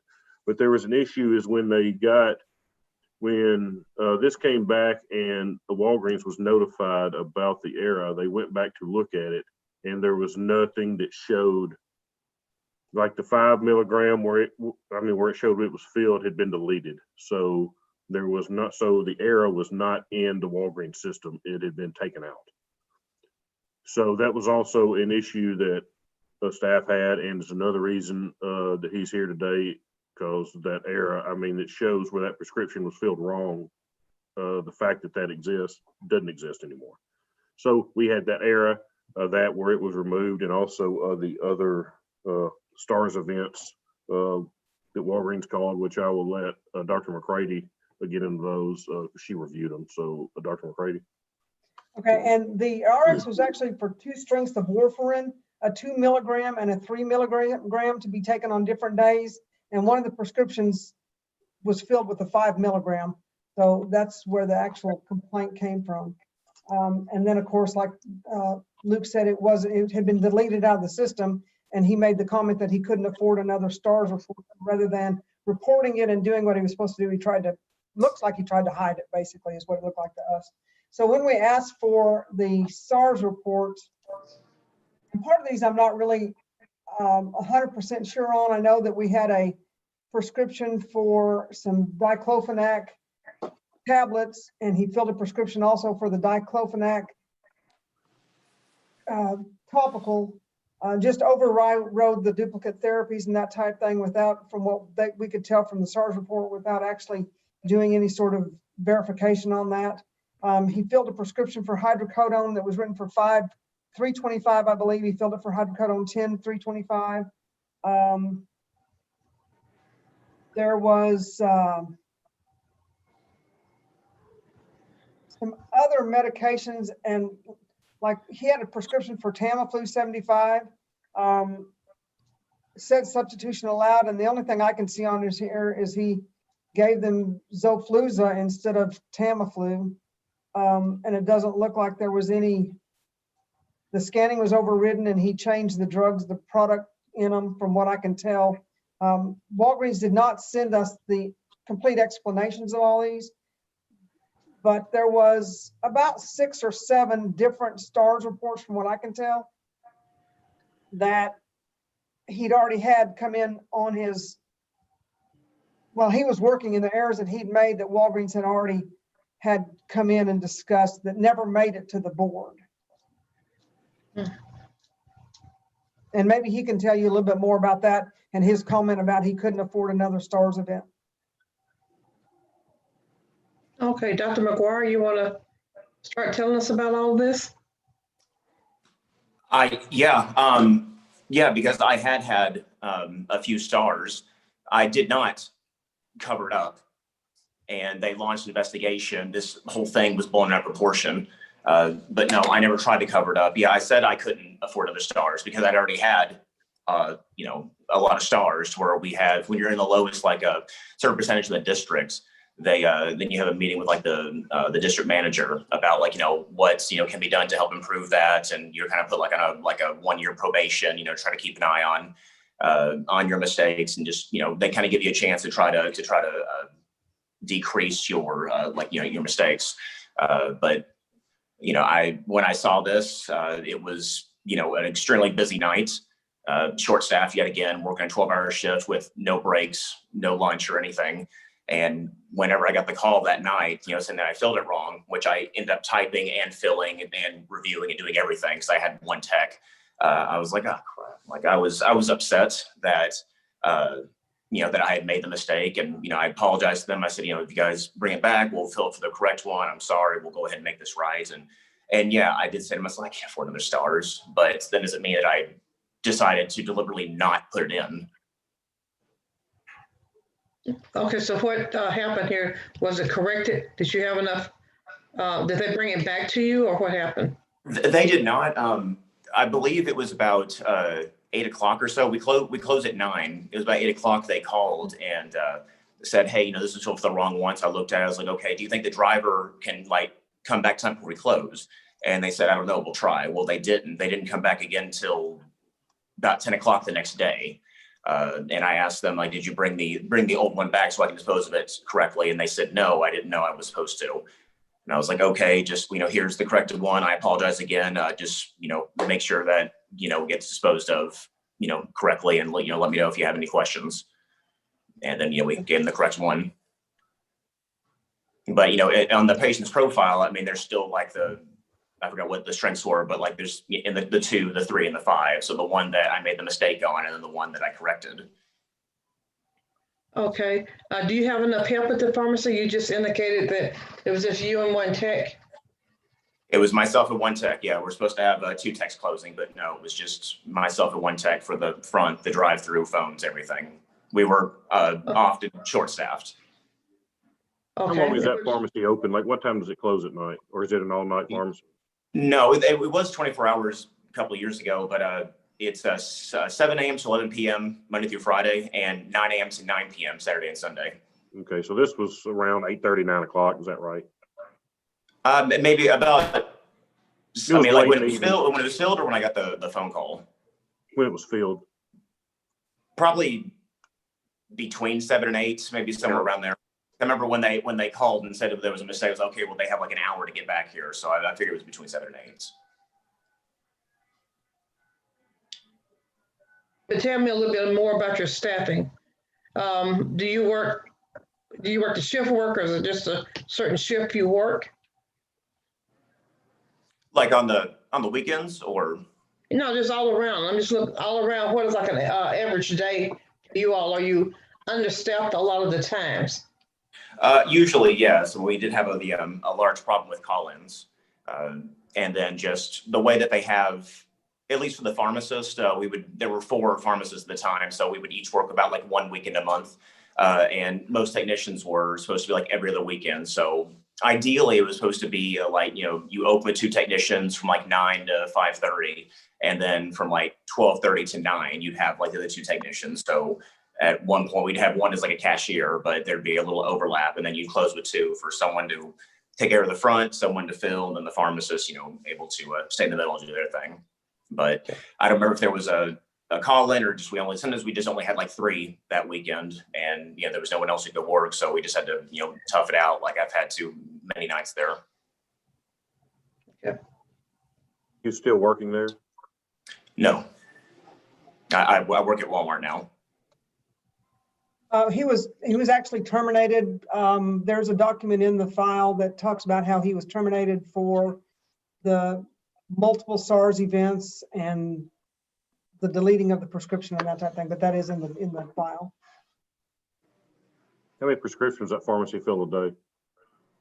I mean, just to During- guess, when you were there, just average. I think our average, we're average was like over 700 a day. But I'd say during the week, it was 800 to 1,000. And then on the weekend, it could be 200 to maybe 400 on the one weekend day. So it was a very, very high volume pharmacy. It's the only Walgreens with the closest one is Harrison, Arkansas, which is about 50 miles away. Of course, we're also the only pharmacy that was open after 6 p.m. So I guess y'all did all of the after hours emergency calls. Yes, pretty much. I think Walmart was the only other place that was open, I think, till about 6 p.m. or so on Saturday or Sunday. And then, with MedExpress being across the street, the emergency room, coming to us and nowhere else to go. And so they kind of all fell on us. And with no on-call pharmacists at all care, like often the weekend was always, a ton of scripts for long-term care residents for, 1 or 2 tablets each time. How many pharmacists would be on duty at any given time? On the weekend or? During the week, let's say. During the week, it depends. I think ideally they wanted like a 3 pharmacist day that have an opener, a closer, and a mid. But there would be some days where it would just be a 2 pharmacist day. We may have like an hour overlap. Yeah, Most it was of the really time, most of the time you're there by yourself. I mean, pharmacist wise.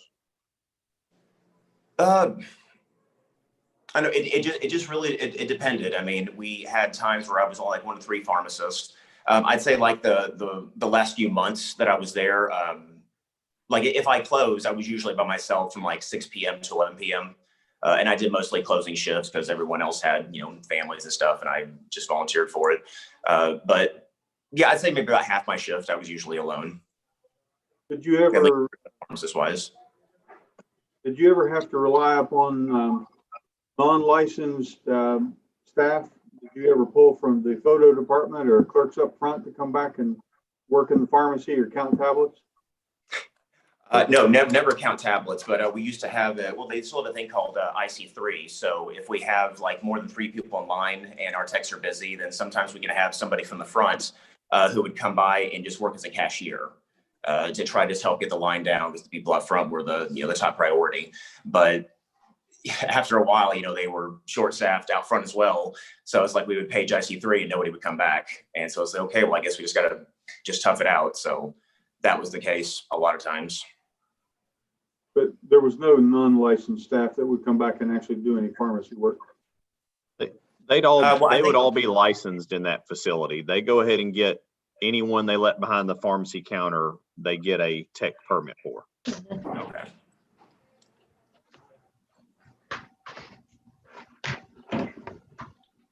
How long have you been at Walmart? I'm sorry. I started in early September. And how long were you at Walgreens? About almost two and a half years.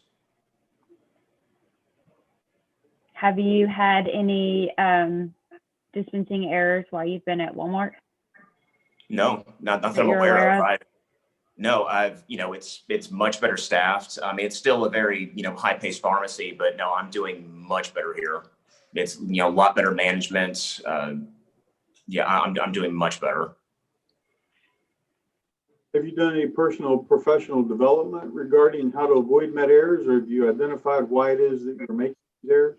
Well, I mean, one of the reasons was that, being short-staffed, the strips keep coming in. And one of my big mistakes was that whenever we had a lot to type, I would help type the prescriptions. And then, a lot of times I would verify what I typed. And, I would try to be very careful, but just the pressure of having to go so fast all the time, just relentless. What I have done since I've been here is, I take a deep breath and I take my time. And it's like, I try to get the medication out on time, but I'd much rather take those few extra seconds to make sure it's right than to make sure it's on time. And so I have been very, very cautious, because I have learned from those stars when it was just something simple like a 5 or a 10 milligram or ER versus IR or something. It's just, I look at the little mistakes and it's just like, how could I possibly miss that? Well, I missed it because I was slammed and just didn't take the time to look at it as closely as I should. So now it's, what do you guys want to do? Mm-hmm.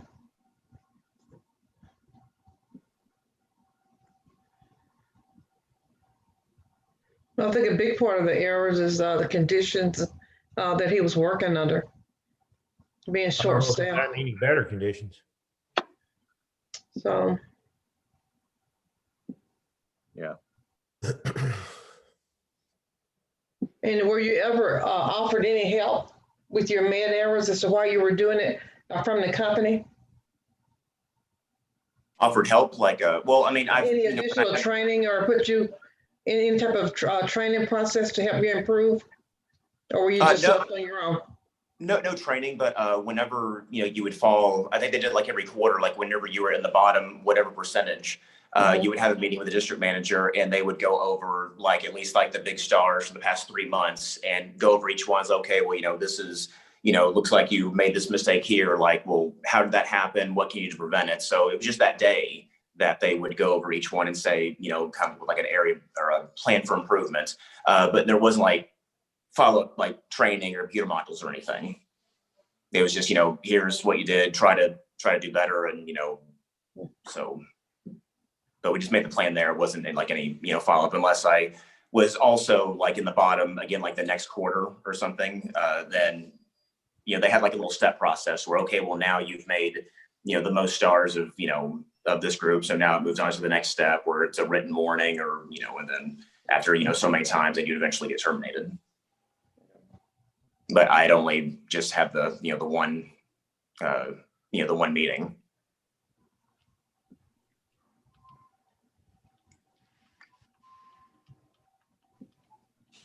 Dr. Mack, do you have any insights on what happened to this gentleman?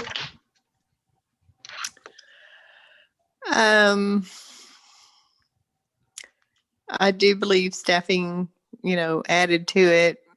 I guess my concern is that's still a lot of errors. So I think we still have to look at him as this occurred and he kept working there. So, I think we have to look at that. It's not just one single something that occurred. Well, and whatever punishment needs to be constructive and trying to keep this from happening again. I think you could, you've got to decide, is it something disciplinary or non-disciplinary? And especially on the non-disciplinary side, you could reach an agreement to basically hold this in consideration and ask him to do X number of hours about medication error reduction.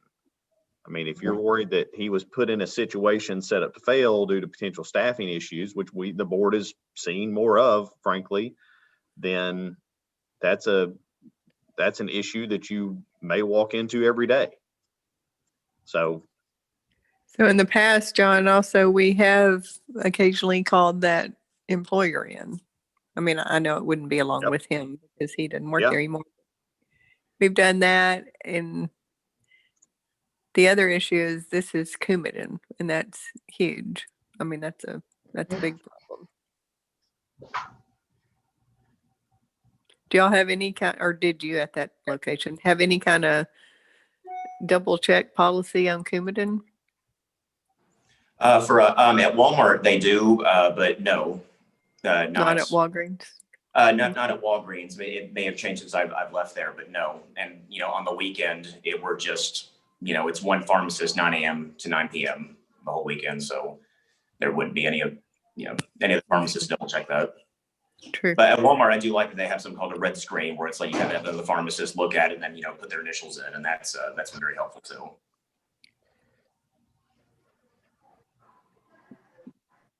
Okay, is everybody in agreement on possibly having him to do some CE on med errors?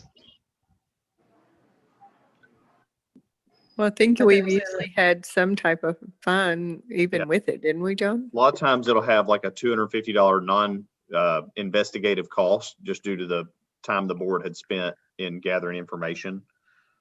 Yeah, if this hadn't have been, if this hadn't have been a warfarin and, with the extra stuff, if it had just been med era, no patient harm, nothing like that, we would have offered a $250 fine and 3 hours of CE.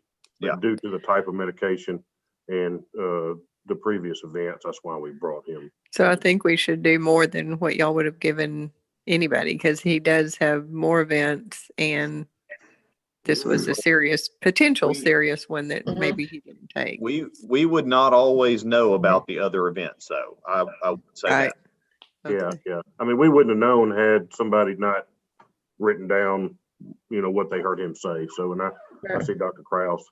Yeah, Dr. Krause, yeah. Go Yeah, ahead. sorry. I was basically in talking to Dr. Mack and Dr. Newsom. I don't know. To me, it seems like it would be almost more helpful to this gentleman if he was working with somebody that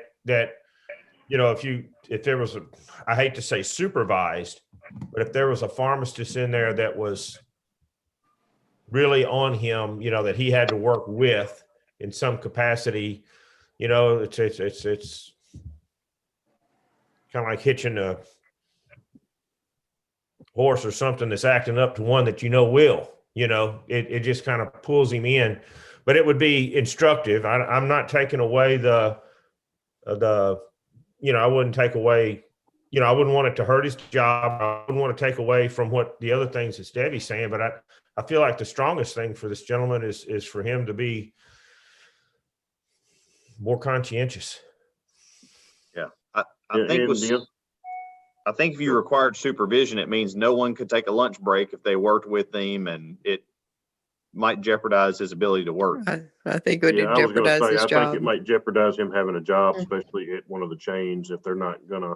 There's a lot of pharmacists out there that, looking for jobs. They could easily hire somebody. I think that would jeopardize his employment. I do too. But I think Lynn's right. We need him to do some education and reflection and have to go through some education to help realize that, you can't hurry just because you have to, because of work. You have to figure out a balance or talk to your supervisor, whatever things you have available to you. I would encourage him as he selects CE, if it sounds like that's going to be certainly part of it, that he be selective in identifying programs that would help focus on developing personal processes that build in redundancies. You can't just be more conscientious. You can't just work harder. You just work harder at making the same mistake in the same way. And so if you have a redundant system where you do something a different way, especially for high alert drugs, he's already had Coumadin, he had Lortab, I forget what the rest of it was, but opiates and Coumadin both are high alert drugs. And so for those, it sounds like, I'm familiar with the Walmart system too. I do like the red alert screen that they have. But there are things that you can do personally. As you think about each drug, as you think about amiodarone, as you think about methotrexate, as you think about Coumadin, that there be certain things in your mind that you develop a set of processes that here's the way I'm going to check this prescription personally. Irrespective of whatever system you're working within, by doing that, you help to develop redundant systems in your own mind. Mm-hmm. So I would strongly encourage you to do that as you go about selecting CE and as you go about even planning out your professional development, that you do it that way. And I think you begin to see a reduction in errors, because working harder doesn't work. Working smarter works.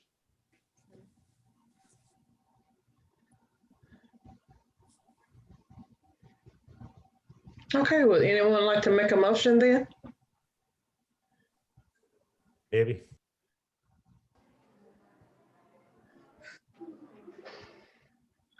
I'll let Lynn.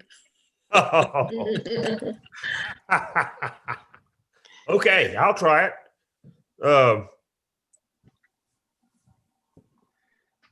I think what we done earlier that John had mentioned is certainly in line. And then, give us, what do you think, 6 hours of CE on med errors?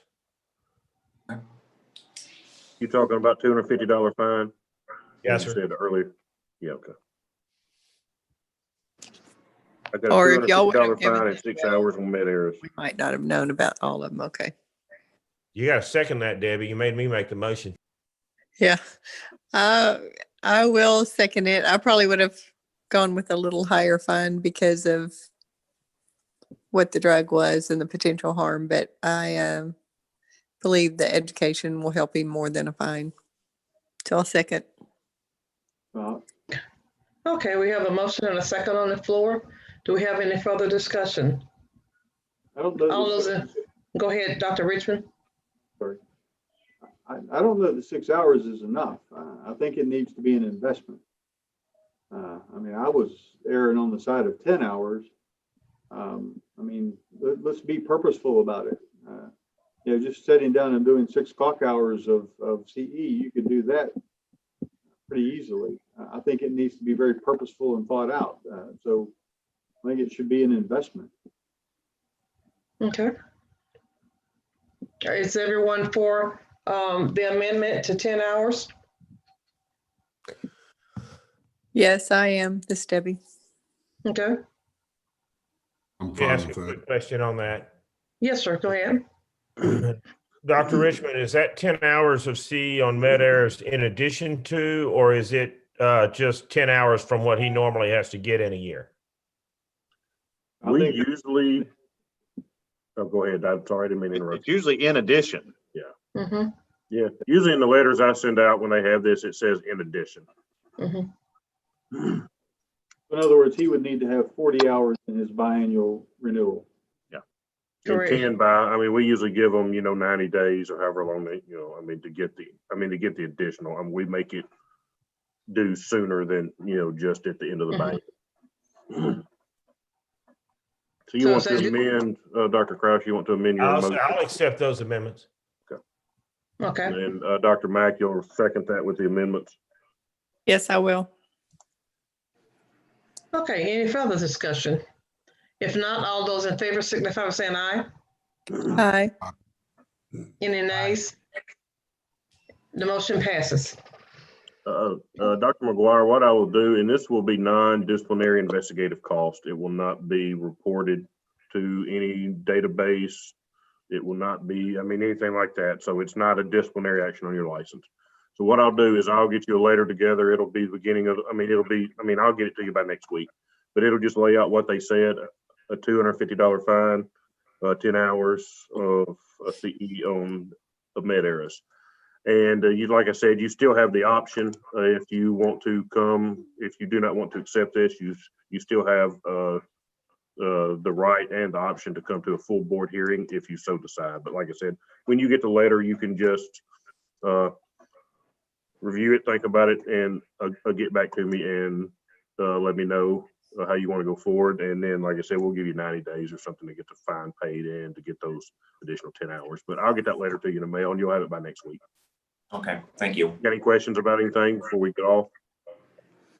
No. All right. Thank you, Dr. Thank you.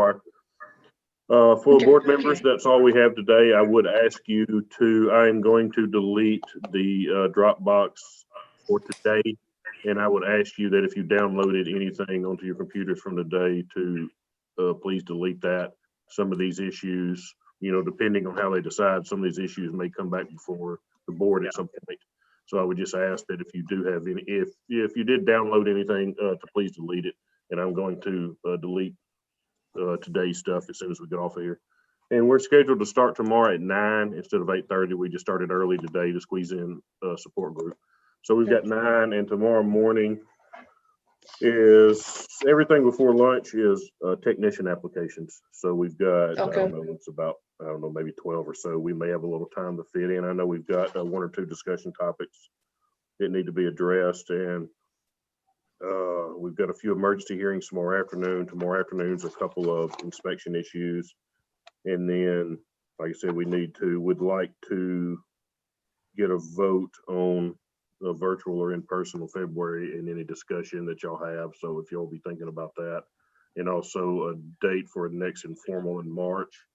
And if I looked at the calendar right for March, just something to think about, the, I don't know, local spring breaks, and I assume most of them are about the same at this point. Local spring breaks are the week of March 22nd. And I know that Brenda is out and Dr. Mack is out the 15th, and I've actually been subpoenaed on a criminal case on that week too. So maybe looking at sometime in March, either maybe around March 1st, the 8th, maybe around the week of the 8th or the week of the 29th, if there's people available, if y'all just look at that, we can talk about it in more detail tomorrow. But unless John and Brenda got anything else for today, or any board members do, that's all I've got for today. And we'll see y'all back a little before 9. See you guys. Okay. Thanks, everybody. Thank you. Have a good evening.